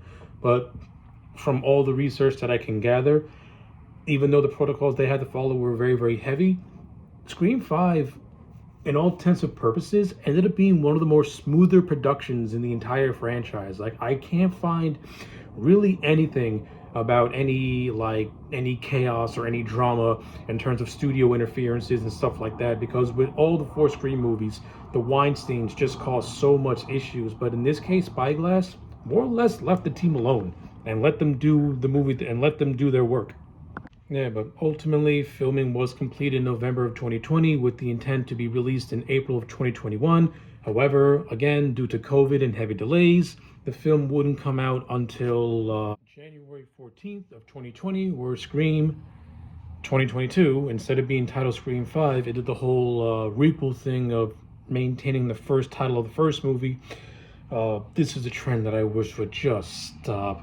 Like, I understand why they called it Scream 2022 and not called it Scream 5. I get it, but I hate this trend. It is so fucking tacky and it's so damn stupid. But I give the movie credit. It did poke fun and make fun of that trend. I still just don't like it. I would just call it Scream 5 and just call it a day. But speaking of requels, that is basically the idea behind Scream 5, was that this was going to talk about the whole requel trend that had taken place in between Screams 4 and 5, which really hit it big with movies like the Star Wars Force Awakens and Halloween 2018. So with all that being said, how do I feel about Scream 5? Well, I've already previously reviewed this movie, so yeah, I do have a lot to say about this film, so I'm going to do my best to not dwell on it too much. Okay, so since this retrospective has now gone over the 3-hour mark, I'm going to do my best to speed run the last 2 movies as quickly as I humanly can. So, as I mentioned, I have already reviewed Scream 5 already, and I don't really have a whole lot left to add with my opinions. The movie is what it is. You either like it or you hate it, or you're in the middle. I find myself in the middle, but I slightly edge towards liking it. But the movie has got so many things that I just don't care for, that it slowly dips more to the don't like it part. So, like, to me, it's a very, very mixed bag. Like, things that I do like. I actually like the production qualities of this movie. I can appreciate the fact that Gillette and Open did their absolute best to mimic the style of Wes Craven, but also add their own take as well. Like, this movie has a lot of moments where it homages Wes Craven, and it does it exceptionally well. And then it has moments where the movie thinks it's building up suspense, but it's really just killing time. And probably the worst example for this is when one of the characters played by Dylan Minnette, who coincidentally is named Wes, He gets stalked by Ghostface in his house, and this scene goes on way too long. It has like 5 different jump scares, and at this point, I wasn't getting scared. I was getting annoyed. Like, can you just do it and off this kid already? Because I'm getting aggravated. It's things like that this movie does that I don't like, where it thinks it's building suspense, but it's really just doing, but it's really building time filler. Like Wes Craven can do a scene like this, but he can do it better because he'll build the dread, he'll build the suspense. He won't do 17,000 jump scares, and he won't do 19,000 fake outs either. But for every scene like that, you get some really good scenes, like like the cold open with Jenna Ortega, where she's being stalked by the Ghostface killer. Jenna Ortega plays the character of Terra, who is a character that I actually like. I think she is one of my favorite new characters that are introduced in this film. I think Jenna Ortega puts in a decent performance. I don't think she breaks new ground with it. I do think that she can be wasted in some areas because she doesn't really do much in the long run because she's constantly bound to a hospital bed. But the cold open is really, really good and really sets the tone for what this new generation of Scream's going for. It's going to commentate on the whole aspect of elevated horror and requels and legacy sequels. And that's what this movie does. Now, when you watch Scream 5 back to back with Scream 4 did a similar story and did it absolutely better. And that's really all I'm going to say about that in terms of this film's story. Scream 4 did something similar and it did it better. I think Scream 5 was trying just a little bit too hard. Not only that, Vanderbilt and Busick, they don't have the nuances of a Kevin Williamson. Like, they're trying to go for witty dialogue, but it comes across as grandstanding and just like these characters acting like they're holier than thou. With the biggest one being the character of Mindy Meeks, who is the niece of Randy. She's supposed to be our resident know-it-all. She comes across as somebody who is too big for her britches in a lot of areas and is really unlikable. Like, I find the character of Mindy to be insufferable. I know a lot of fans do like her, but I think you're giving the character a little bit too much credit than she should really get. Nothing against Jasmine Savoy Brown. She does the best she could with the material that she's given. I actually think she does give Mindy some charisma, and there are certain scenes where she does come across as very funny, but I think most of her scenes to me come across as her being condescending in a way. But to put a point to it, she's just a more cynical version of Randy, and Randy was cynical to an extent, but he also did it in a very tongue-in-cheek way. I don't get that with Mindy. Like, she just comes across as very condescending and almost borderline unlikable, despite a couple of areas where I do kind of like her. But for a character who I don't care for, we get a character I do like, which is her twin brother Chad, played by Mason Gooding. I like the character of Chad. He's not the stereotypical jock. He actually has a likability to him. So Chad doesn't really do a whole lot in this movie. He gets more expansion in part 6, and I'll talk about that when I do. But from a fundamental standpoint, I think Chad is a good character, and he can be the new generation's Dewey because he just has that likable charm to him. Like I said earlier, you got the character of Wes, played by Dylan Minnette. I like the character of Wes. I like how he is the son of Deputy Judy, who makes her return in this movie as well. But you don't do anything with the character of Wes, and his death really just comes as a forced way for the film to pay tribute to the real Wes Craven in a very tongue-in-cheek way when you get to the third act of the movie, where the part where you get to this big party. That's really what this Wes character is for, and I don't know. I didn't really care for it. I didn't like it. That's just me personally. I would have found a way to do a Wes Craven tribute in another way instead of just wasting it on a character that you could have done more things with. That's just how I feel, and I'm not changing that. You have the characters of Amber and Richie. Amber is the friend of Tara. She's okay. Yeah, she's okay. Like, the actress did a good job for what the material she has. And I don't really have much to say about the character of Amber without talking about the third act, which I'm not ready to talk about yet. But yeah, I think Amber as a character, she's fine. Nothing spectacular, nothing great. The character of Richie, played by Jack Quaid, I actually think Jack Quaid is the unsung hero of this movie for me because a lot of this movie's funny lines comes from him. I think Jack Quaid brings a lot of charisma to the character of Richie. I like Richie's personality before the big reveal in the third act. I think he's, like I said, I think he's very, very funny. I like his reactions to what characters say about the horror, about the scenarios that they're in, and about the rules of horror and stuff like that. Like, I think Jack Quaid played his role fairly, fairly well. And again, like with the character of Amber, when I'm ready to talk about the third act, I'll expand on my thoughts a little bit more. But Jack Quaid is also the boyfriend of the character of Tara Carpenter, who is the half sister. Of Sam Carpenter, who is the half sister of Tara Carpenter, and this is where my negatives really start to creep in. From a fundamental standpoint, I do not like the character of Sam Carpenter because her inclusion is utterly and completely forced. She is revealed to be the daughter of Billy Loomis, the illegitimate daughter of Billy Loomis. And yes, Skeet Ulrich does have a small role in this movie as he appears to his daughter in these hallucinations that are very, very reminiscent of An American Werewolf in London.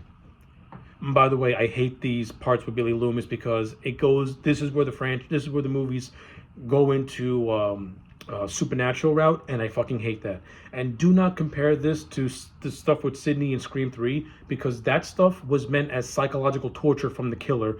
Not only that, it was confirmed that Sid dreamed of her mother stalking her in that scene.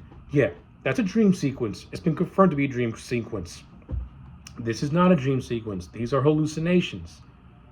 Hallucinations up until now were not really a big part of the Scream franchise, and Wes Craven, when he was still alive and doing these movies, knew when and when not to do stuff like this because he wanted to make these movies feel grounded and realistic. This is not grounded. This is not realistic. Is it cool to see Skeet Ulrich back as Billy Loomis? Absolutely. Do I think the inclusion is forced? Yes, I do, because I don't like the character of Sam. From a fundamental standpoint, she should not exist. How did Billy have an affair with somebody and Sid never knew about it? From what we know from that first movie, before he was revealed as the killer, he was a loyal and dedicated person. He was loyal and dedicated to Sid and wanted to protect Sid. Again, this is all before the twist. So where did Billy have the time to have an affair, and why would he have an affair?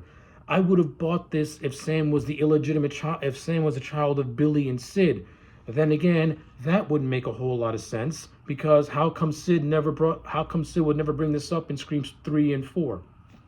Again, like the character of Sam from a fundamental standpoint really shouldn't exist. And not only that, I am not a fan of Melissa Barrera. I think her acting in this movie is so stilted and so wooden, and her delivery literally looks like she's reading off cue cards. She's basically Gal Gadot. And Gal Gadot is a terrible actress too. Yeah, Melissa Barrera, she is the weak part in this movie. And that's a problem because the movie focuses on her. And she has the biggest storyline out of all the characters. Oh. Yeah, and this is my biggest problem with this movie is the fact that I don't like the main character. This movie tries so hard to justify her existence and justify her picking up the torch, and I'm just not buying it. I just do not like it. Not to say that the movie couldn't have attempted to make me like her. It just didn't do anything to make me like her is what I'm trying to get at in general. And before I talk about the returning cast members, you also have Kyle Gallagher in this, who makes an appearance in this movie, and it's revealed that he is supposed to be the nephew of Stu. This is told to us in a throwaway line and it's never brought up again. Whatever. He did have a pretty cool death scene, and his death scene was the first time that the actual Scream movies used Nick Cave's red right hand within the context of the movie itself. That was actually pretty cool. I like that, ain't gonna lie. But now we talk about the returning legacy characters. And this is the part of the movie where, yes, I have a lot of strong feelings with this. So, Scream 5 took the template of Star Wars The Force Awakens. What do I mean by that? Well, in The Force Awakens, we see Han Solo, who is reverted back to his smuggling ways, and he's become disconnected from Luke, disconnected from Leia. He's basically a man who is just, he's back to being a scoundrel in a way. This movie, Han Solo Dewey. Now, David Arquette still puts in a great performance as the character, which he normally does. And I do like seeing a broken Dewey. And I also like the fact that they don't keep Dewey broken for long, because not too long after Richie and Sam meet Dewey and want to get his help, at first he rejects them, but then he instantly joins them, because Dewey, it's not in Dewey's character to let people face things on their own and to leave people in fear and danger. That's not in his nature. His nature is to help and to assist. From that standpoint, the filmmakers, they got it right with David Arquette. They got it right with Dewey. And I'm not gonna lie, I do like the scene of Dewey and Martha Meeks having their own little reunion. And this is the scene where Mindy explains the rules of requels and stuff like that. So that's cool. I always get giddy when Dewey gets into this sort of thing. And I also got giddy that when Richie and Sam first meet Dewey accurately predicts that Richie is the one that shouldn't be trusted. And when you get to the third act, Dewey was right. Not only that, when I talk about how Dewey gets killed and who killed Dewey, that kind of fucking pissed me off.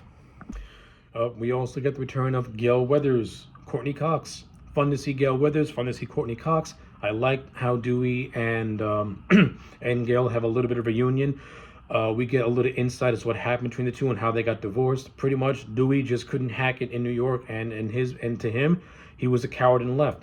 But I like how Gail was the one who told Dewey, you're a lot of things, but you're not a coward. Like, Gail never lost her faith in Dewey. Even though they had their issues, they still had a very good relationship and friendship. And I admire that. I admire that this movie did not instantly make Gail a bitch towards Dewey. They still kept the core of these characters still having a love for one another. Even though they're not married, that love will always be there and always be strong between Dewey and Gail. Hence why it's one of my favorite relationships in the Scream franchise. I know I keep saying it, but it's so true. And then you get the inclusion of Sidney Prescott, the backbone of the Scream franchise from a character standpoint, and Sid's barely in the movie and she barely does anything. You would think that Sid would play more of a role, since one of the main characters is the illegitimate daughter of her ex-boyfriend who tried to kill her. You would think that with Sid having experiences of being a survivor and a fighter, and also having experience of being somebody who can help those in crisis, that she would play more of a role in Sam's story. The movie laid the groundwork for it, but didn't really do a good job at expanding it. Like, Sid to me comes across as an afterthought. How the fuck does the lead of the franchise come across as the afterthought, but you want to prop up Sam, who's garbage and sucks, and I don't like her at all? Yeah, so I'm very mixed on how they handle the legacy characters. And now I'm not going to beat around the bush. Now I'm just going to get into it. This film breaks the one rule you don't do in a Scream movie, which is kill Dewey. And this movie killed Dewey. It killed off that character who I love, and I don't like it. Because, number one, do we get a reunion with Gail and Dewey? Absolutely. Do Dewey and Sid have a reunion? Kinda, sorta, over the phone. This is what I mean when I say they Han Solo Dewey, because we never got the reunion of the core three together. I would have liked Dewey's death more if it was the core three being attacked by the Ghostface, and then Dewey dies trying to protect Gail and Sid. I think that would have been a more fitting end for his character. Instead, Ghostface attacks Dewey along with Sam, Tara, and Richie in the hospital, and then we think that Dewey may have killed Ghostface, but he stupidly goes back to do the kill shot, and then he gets killed, and then Ghostface kills Dewey, and really kills Dewey, like Ghostface nearly disembowels him. Not only do you kill Dewey, you give him a brutal death, and he dies alone. I hate this. Dewey should have died with Sid and Gail being powerless to save him. And not only that, Dewey's death should have been more heroic, because it should have been him sacrificing himself to make sure Gail and Sid would survive. From a fundamental standpoint, I don't like how they handled Dewey's death. Number one, we don't get a proper reunion with the core three, but I do like how there's a decent follow-up with Gail being completely broken to the fact that Dewey's dead. And I do like that Sidney also has some sadness to her as well. I don't think I don't think it was really well directed with Sid's reaction to Dewey's death. That's just me personally. It kind of came across as strange, though I think Courtney Cox pulled it off perfectly. Like Courtney Cox pulled off being in denial very, very well. And I wouldn't be shocked if she pulled from her real life experiences with David Arquette, being that they were once married. But ultimately, we get to the third act, which coincidentally takes place at Stu's house. Again, this is what I mean where I say that this movie is just a remake of Scream 4, but just not as well written as that film. Anyway, we get to the climax at Stu's house. It's revealed that Amber and Richie were the two Ghostface killers all along, and their whole motivation is that of toxic fandom. They're upset that the Stab movies, especially the last Stab movie, Stab 8, was a requel that had nothing to do with the franchise, and in their mind, butchered the franchise.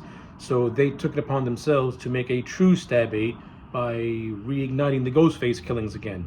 And the movie also states that Richie and Amber were in a relationship the entire time. Okay, whatever. And it's also revealed that Amber was the one that killed Dewey. I cannot buy this skinny little twig throwing around Dewey.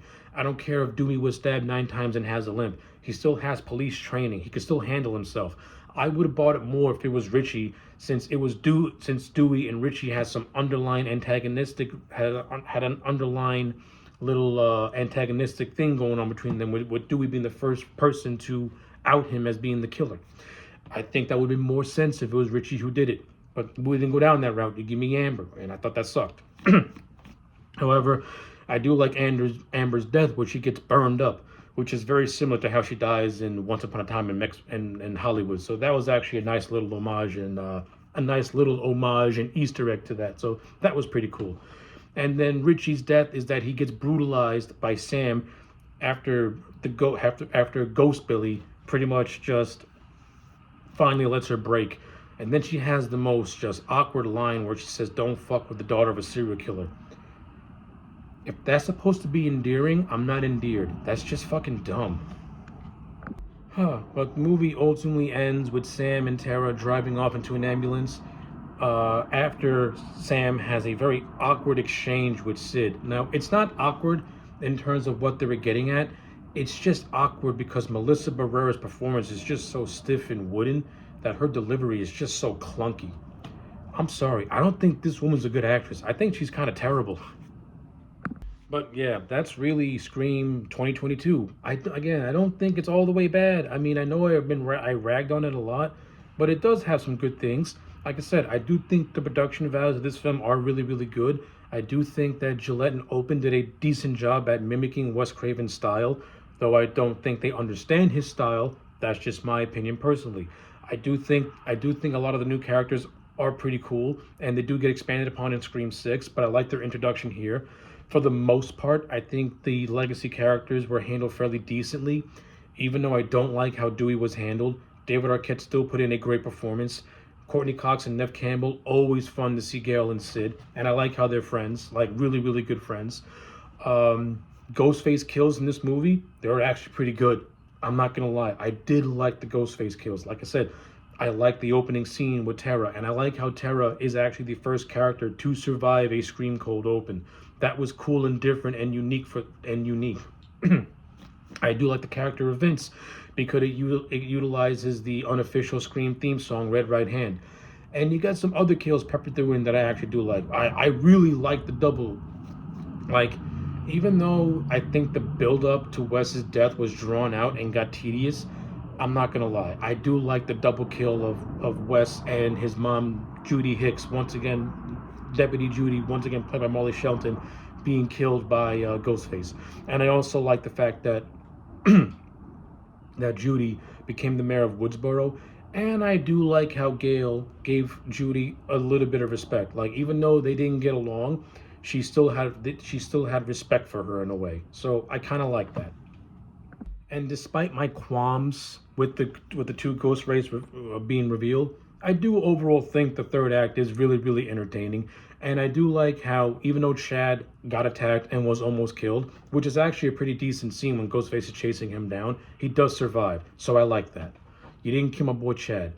Unfortunately, Mindy's still alive. And whatever.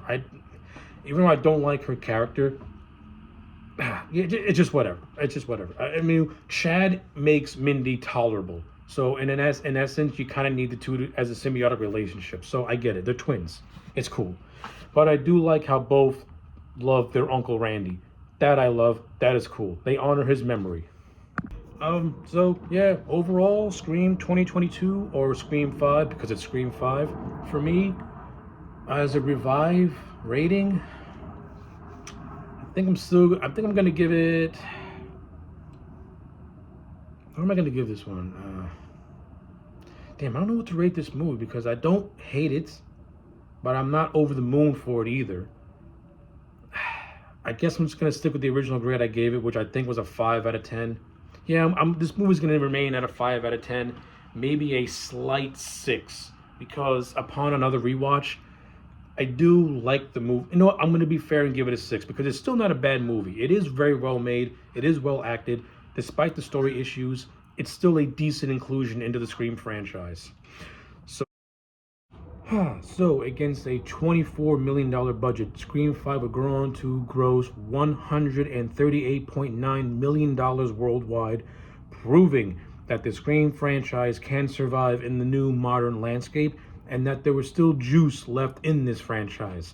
And, well, let's just say this. It wouldn't take long for a sequel to come out because the following year in 2023, we would get Scream 6. However, we would not be in Woodsboro anymore because Ghostface will be making his debut in the Big Apple.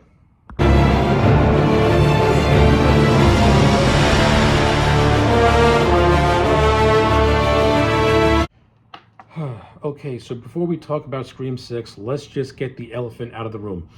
This is the first movie not to feature the return of Neve Campbell. During the pre-production of this film, Neve Campbell was originally scheduled to make her return as Sidney Prescott. However, some big controversy arose as Neve Campbell would ultimately leave production due to the studio refusing to pay her the amount of money she was asking for and gave her a low-ball offer. I agree with a lot of the fans and I agree with a lot of her colleagues. Lowballing Neve Campbell to come back for this movie was ridiculous. Normally, I don't really care about actors and their salaries or what money they make for productions, but in this case, you have to remember, Neve Campbell is the heart and soul of the Scream franchise.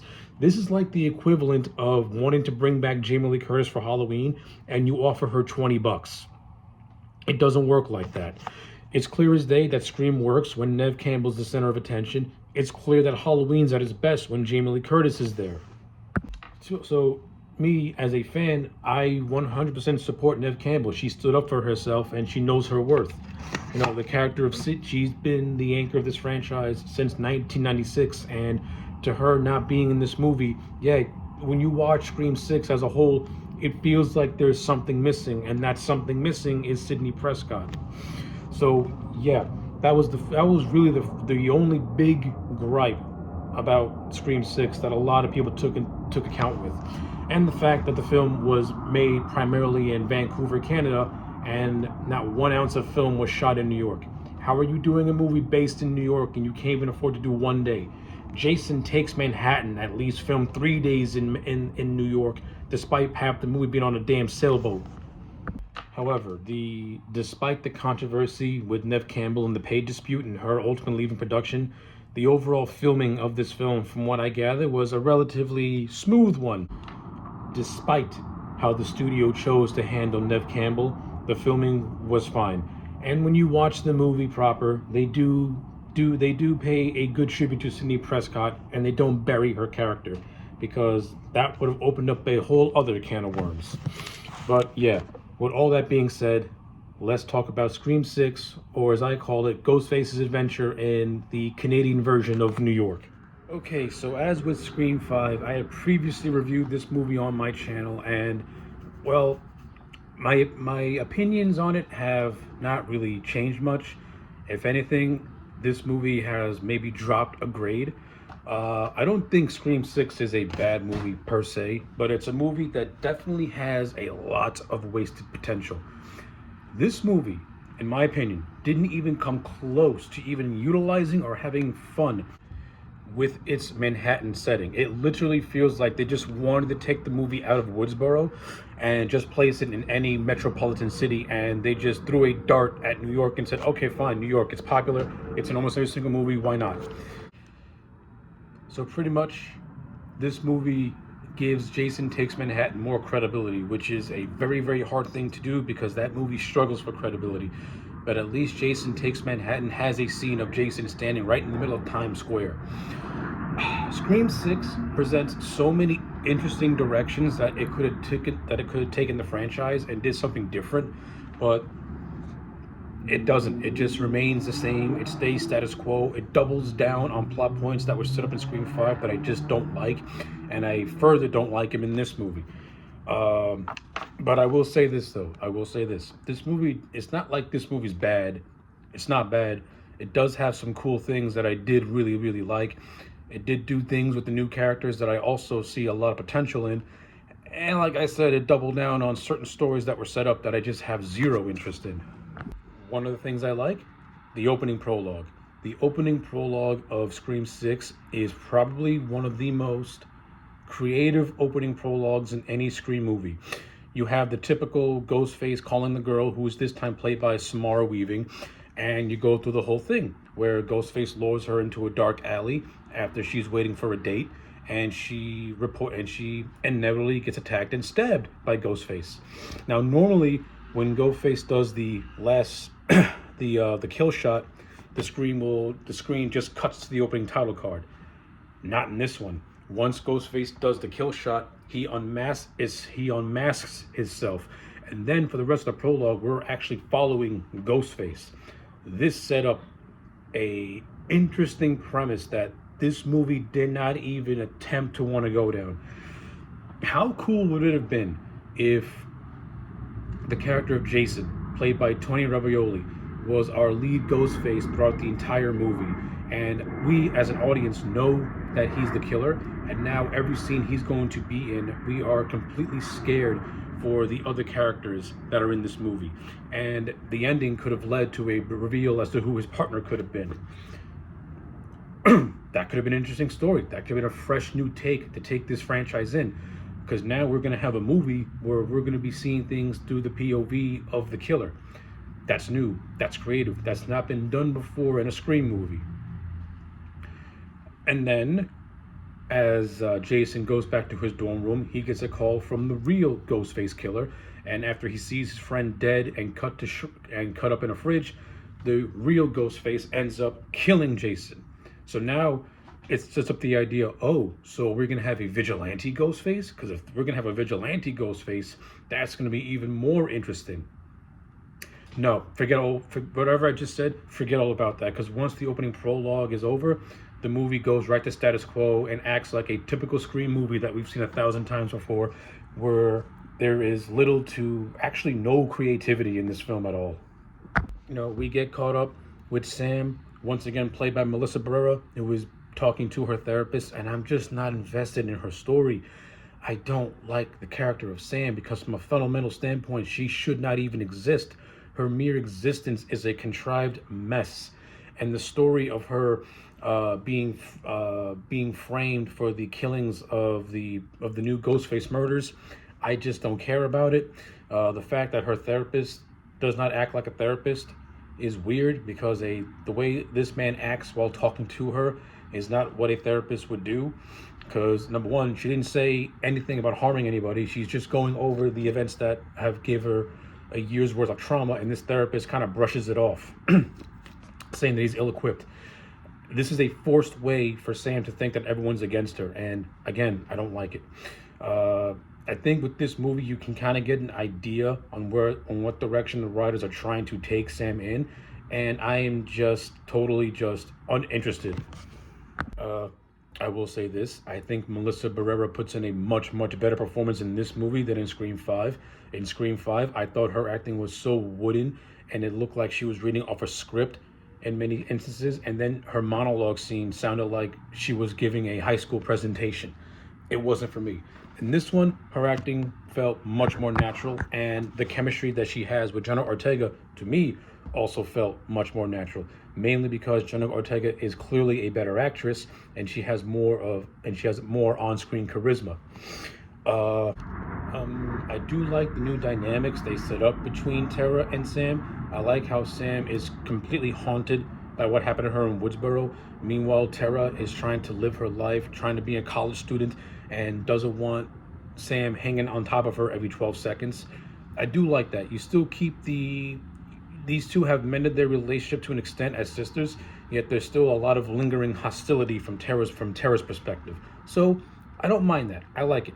And I think this part of the story was actually handled and tied up nicely in the third act. So I'll give the movie that. In terms of these sisters' relationship, it was okay.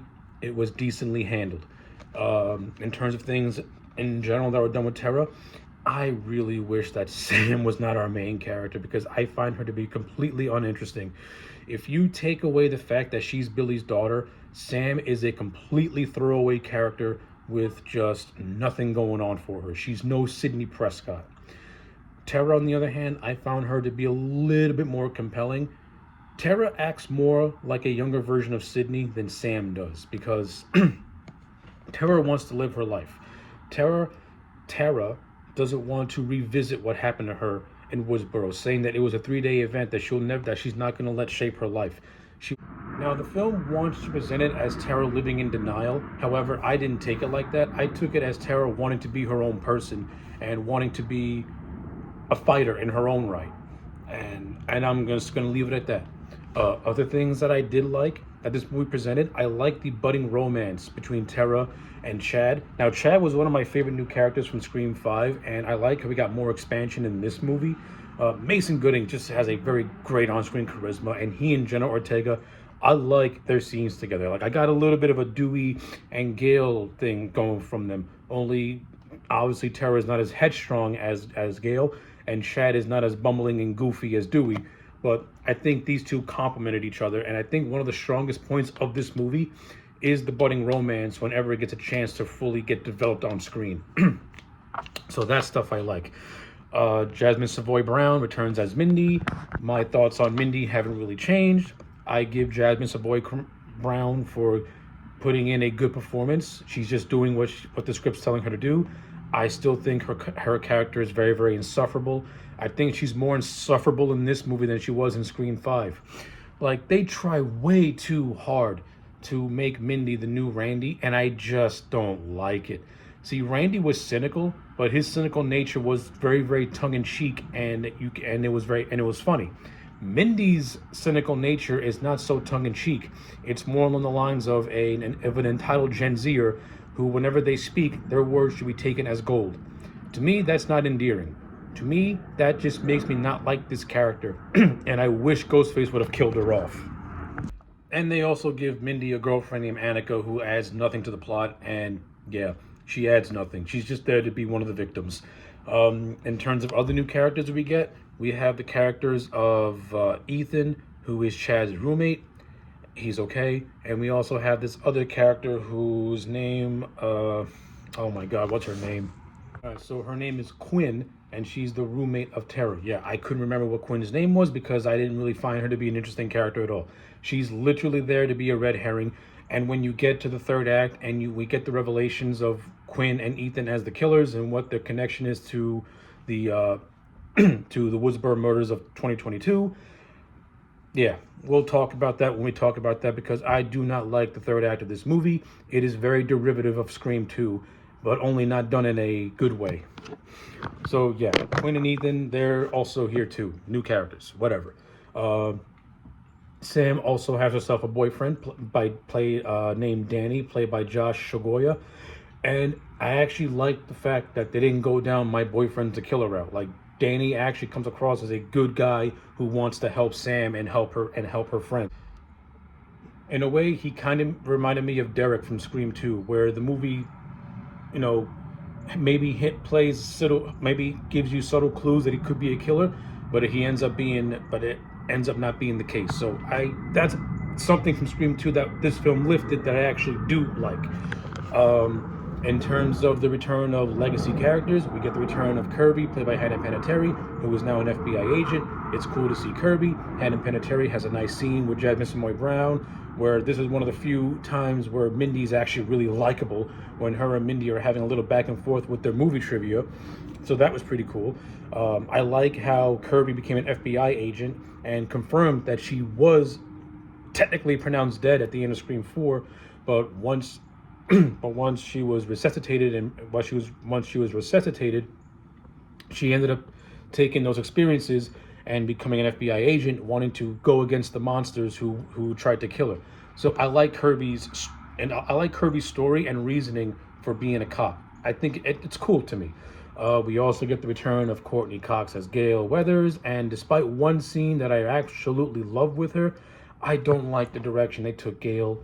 At the end of Scream 2022, Gail makes the decree that she's not going to exploit the new murders, that she wants to write a story about Dewey and his heroic exploits, just for her to write a novel about what happened a year before this movie. So in essence, Gail's right back to being at ground zero. So I guess with Dewey, now that Dewey's dead, Gail's development is dead along with him. She goes right back to square one. She has not changed in 6 movies. I thought this was fucking stupid. Gail went through multiple movies of character development where she goes from being this cynical reporter to having a heart. And it's through her relationship with Dewey that she get a heart. But what, once Dewey dies, she goes back to being who she was in Scream number 1? Come on, man.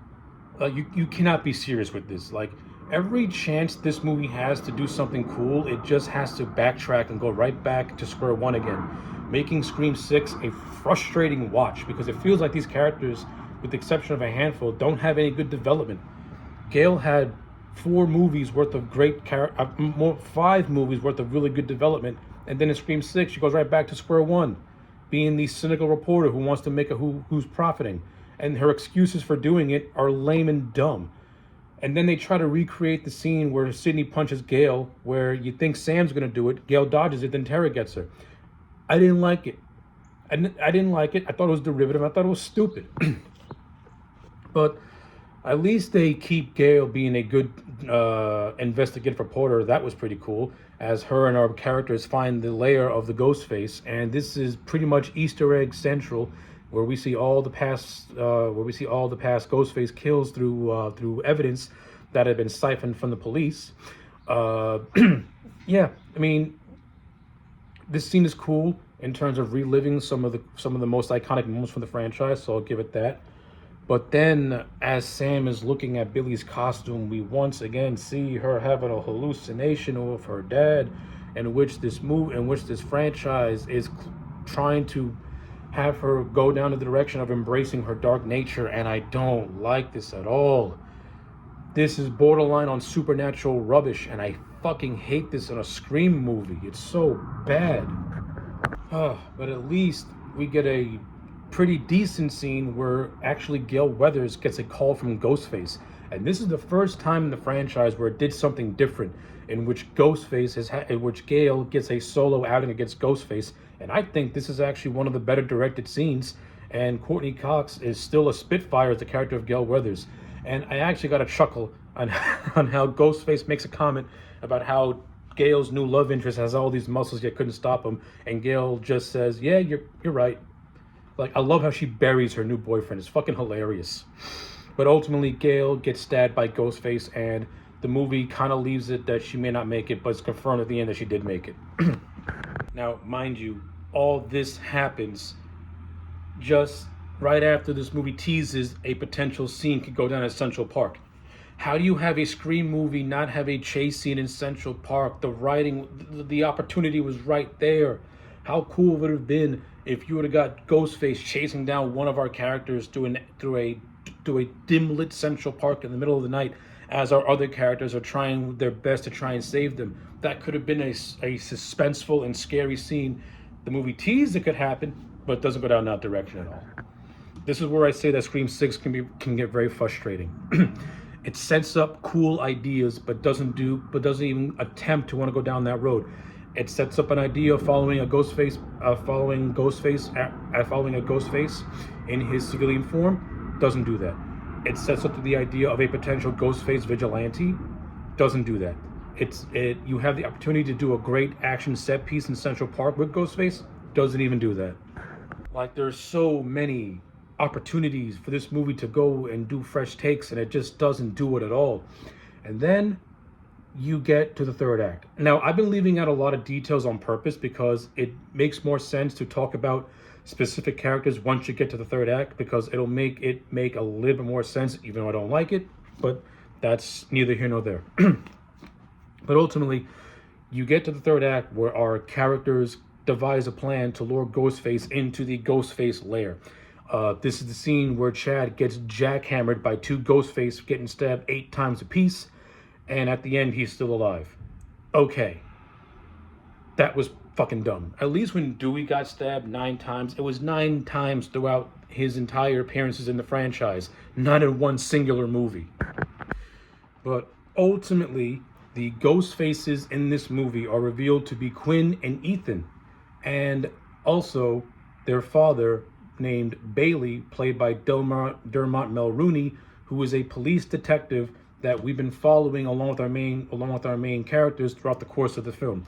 So, for a little bit of pretext, the whole purpose of this investigation is that after Ghostface does a kill, he leaves behind a mask, and that mask is connected to a previous Ghostface, and he's going in reverse order. So he's going from Richie and Amber to Jill and Charlie to Roman to Nancy Loomis and Mickey to Billy and Stu, and it's all leading to a big reveal as to why is Ghostface going in reverse order and why is he leaving these specific masks at these specific locations.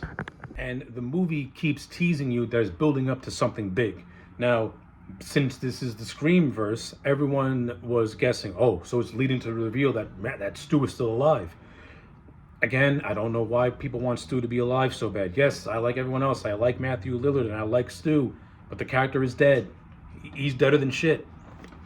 But ultimately, and throughout this whole investigation, you do get some pretty decent action set pieces throughout. Like, I'm not gonna lie, I really do like the set piece where Quinn gets killed, and then our characters have to climb from one apartment to another apartment through the use of using a ladder, as provided to them by Sam's boyfriend.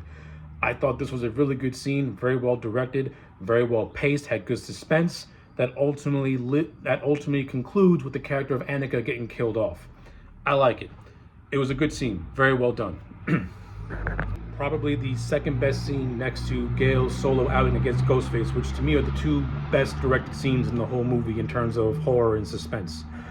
But ultimately, like I said, it leads to the third act in which Bailey is revealed to be, in which Bailey, Quinn, and Ethan are revealed to be the family of Richie. This is another motive of family revenge, which is a direct ripoff of Scream 2, only not done as well, because Mrs. Loomis's revenge plot against Sidney was very cut and dry and not convoluted. It was basic. So Bailey's whole thing was that he wants to get revenge on Sam for killing his son by having her embrace her dark side, and in his mind, for her to embrace that dark side is for Sam to put on her dead father's Ghostface costume. It's fucking stupid. But ultimately, it ends with the Carpenter sisters killing the Bailey family. Like, they kill off Ethan and Quinn. Ethan gets stabbed in the mouth. It should be noted that Ethan is actually wearing the Ghostface costume of Nancy Loomis. So that's that. And I think Quinn is wearing the costume of Stu. So take that for what it. To tell you the truth, this would only make sense if Sidney was involved in this movie, since she has a connection to Nancy Loomis and Stu. But Sid is nowhere to be found in this film, which is a big problem to itself, because essentially this film lost the backbone of the franchise, and the story that it's telling is just not that interesting. This reveal would have meant more if Sid was involved, because she could actually relate to having someone from a family try and kill her. But yeah, at the end of the day, like I said, the Carpenter sisters kill the Bailey family. Sam and Tara, they have a moment where Tara gives Sam props for brutalizing this man by stabbing him 75,000 times, giving her sister a, hey, that was pretty cool. Whatever. The film ends with Sam having her dad's ghost face mask in her backpack. She looks at it, this creepy music plays, and then she just throws it on the street. Our characters live to fight another day. It's revealed that Mindy had survived being attacked on a subway, which was an okay scene. Now, Mindy, throughout this entire movie, instantly had her eyes deadlocked on Ethan, calling him his number one suspect, with his alibis not really being all that concrete to her at least. And then she gets attacked in a subway where she got thrown off Ethan's trail, but she got stabbed pretty deep in that subway. So how the fuck is this bitch doing a marathon from the hospital to where these characters are is a miracle to me. Oh my god, I just want to get this part over with because I really don't care. Yeah, Mindy's still alive. Hooray. Chad still lives.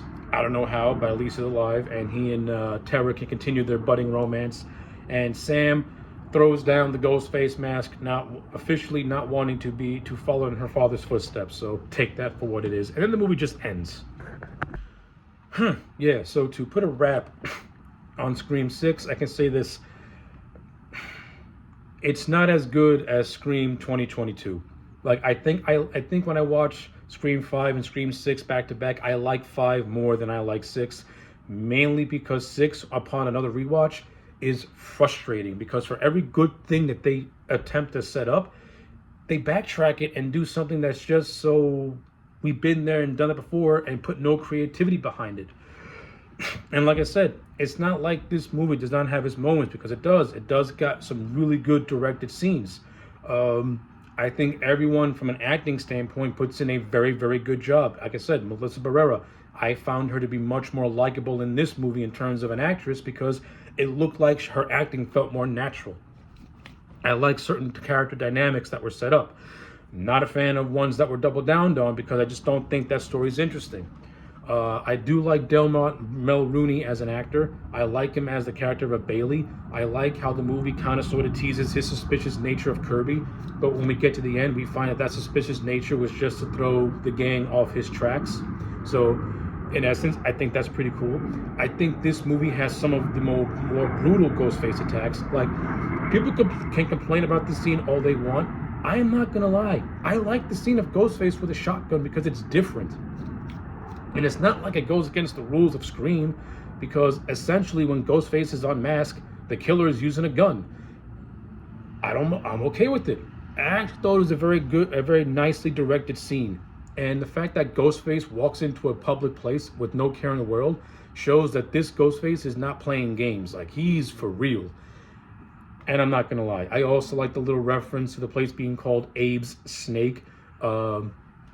If for those who don't know, when Wes Craven was trying to get in between Wes Craven doing The Last House on the Left and The Hills Have Eyes, he directed a porno film and he used the alias of Abe Snake. So that's a cool reference to Wes Craven fan. And again, I like how this is a more brutal Ghostface who's not afraid to go after our characters in public places. Like, that's pretty cool. And of course, this movie presents us with our rules, and in this case, it explains the rules of a franchise, because that's what Scream becomes. Scream become a franchise where virtually everyone's expendable, just so that way the IP can live to see another day. This was explained to us by Mindy in a scene. You can't have a Scream movie without our rules scene, and to me, those are some of the best scenes in the franchise, and those are scenes where I actually kind of like Mindy to an extent, where she acts like Randy, where she actually starts to embody the spirit of her Uncle Randy. And I'll be lying if I said that I didn't get a tad emotional where Mindy and Chad saw their dead uncle's clothes in the Ghostface lair, because you can see the unease in Mindy's eyes as she looks at it. So it's one of those few moments throughout the film where I actually kind of like Mindy, and she actually comes across as a sympathetic character. It's this scene and the scene where her girlfriend dies are the few moments where Jasmine Savoy Brown actually makes me feel sorry for her character, and I'm not begging for someone to kill her off, because her just her Gen Z cynical nature gets on my nerves a lot. But yeah, aside from all of that, I don't really have anything else to say about Scream 6. At the end of the day, I'm going to give this movie a 5 out of 10. I think 5 is a much more stronger movie, even though I do got issues with that one. To me, Scream 6, it's still good for what it is. Like, it's got some decent it got good cinematography. It does got well directed scenes. The acting, as the case of all the Scream movies, is always really good. It's just the fact that this movie, to me, it's very derivative of Scream 2, but where that movie was better constructed, this one just feels like a copy and paste set in New York. And it barely takes advantage of the fact that it does take place in New York, which is another big strike against the film. So, yeah, a 5 out of 10, I think, is the best grade that I can give this movie. Hey, we're not finished yet. Whew. So after marathoning all these movies from 1 through 6 for the pretenses of this retrospective, I can honestly say that the Scream franchise is one that has a very consistent quality. You cannot deny the fact that even the not so good Scream movies, these films have a level of quality to them. They have a strong level of consistency to them. There is not a this movie is so bad it's unwatchable in this franchise, because I would be lying if I said that they were. Obviously, some are better than most, but even the ones that are lesser than, they still have something to offer. And to me, I think that is one of the sole reasons why the Scream franchise has lasted for as long as it has, is because they're all quality movies. They take place within the backdrop of the horror genre, of the slasher genre, really, but they tell stories. They tell stories of overcoming trauma and how to not make that trauma become part of your life, but to embrace that trauma and to do something with it, to be a fighter, to help others, and so on and so forth. And that's what I think the Scream franchise has attempted to do from that first movie to the sixth movie. I think it was handled better than the original trilogy, and 5 and 6, that's not really too much to be desired, at least from my point of view. But as opposed to how I feel about the Scream franchise personally, like I said, the Scream was not the first horror movie I remember watching, but it was one of the earlier horror movies that I remember watching.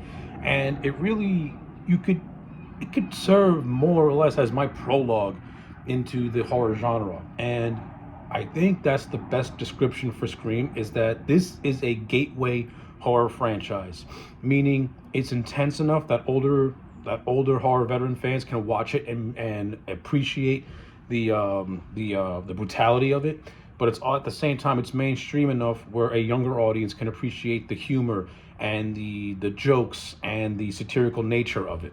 Like, to me, Scream is that perfect blend of brutal slasher and fun mainstream entertainment. And again, that all goes back to Wes Craven, and it goes back to Kevin Williamson, the powerhouses that created this franchise.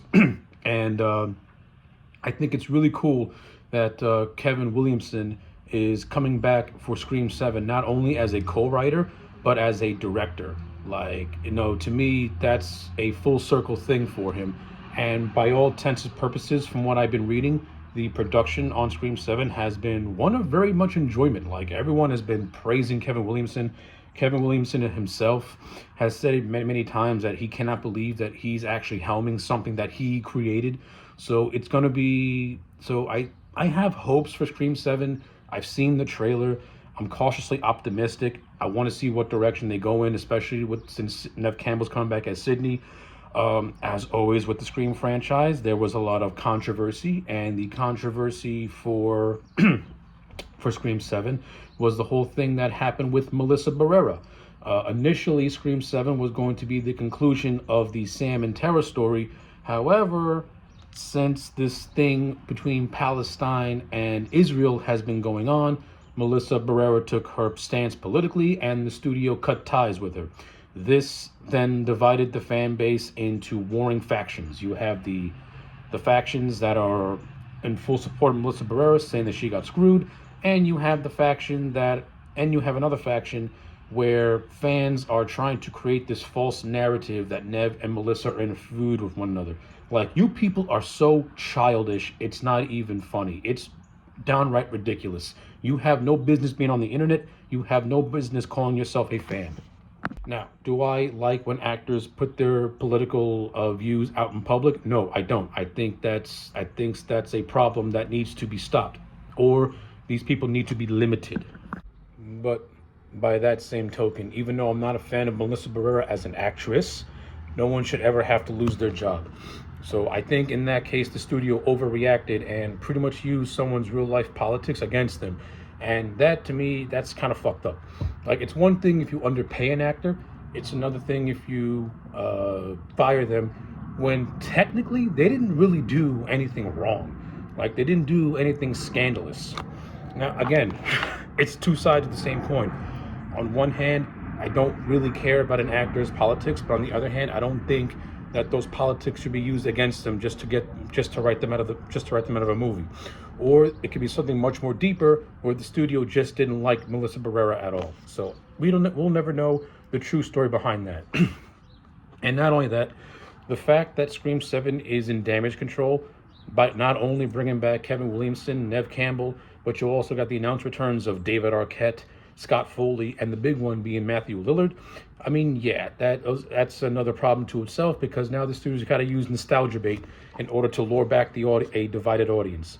Now, how the movie's going to incorporate these returns, there's been a lot of rumors of maybe Scream 7 being a commentary on the use of deep fakes and voice AI and stuff like that.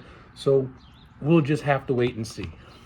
But with all that being said, I do believe that Scream has earned its place in horror history, and it definitely has earned its place among the top horror franchises, along with the Friday the 13th, Halloween, and the Nightmare on Elm Street. And that's really the biggest compliment I can give Scream. So, yes, I want to thank everyone for watching this very, very long video on the Scream retrospective. Let me know what you think about the franchise in the comment sections down below, and also rank your favorite movies in the franchise as well. Like this video and subscribe, and I will be right back.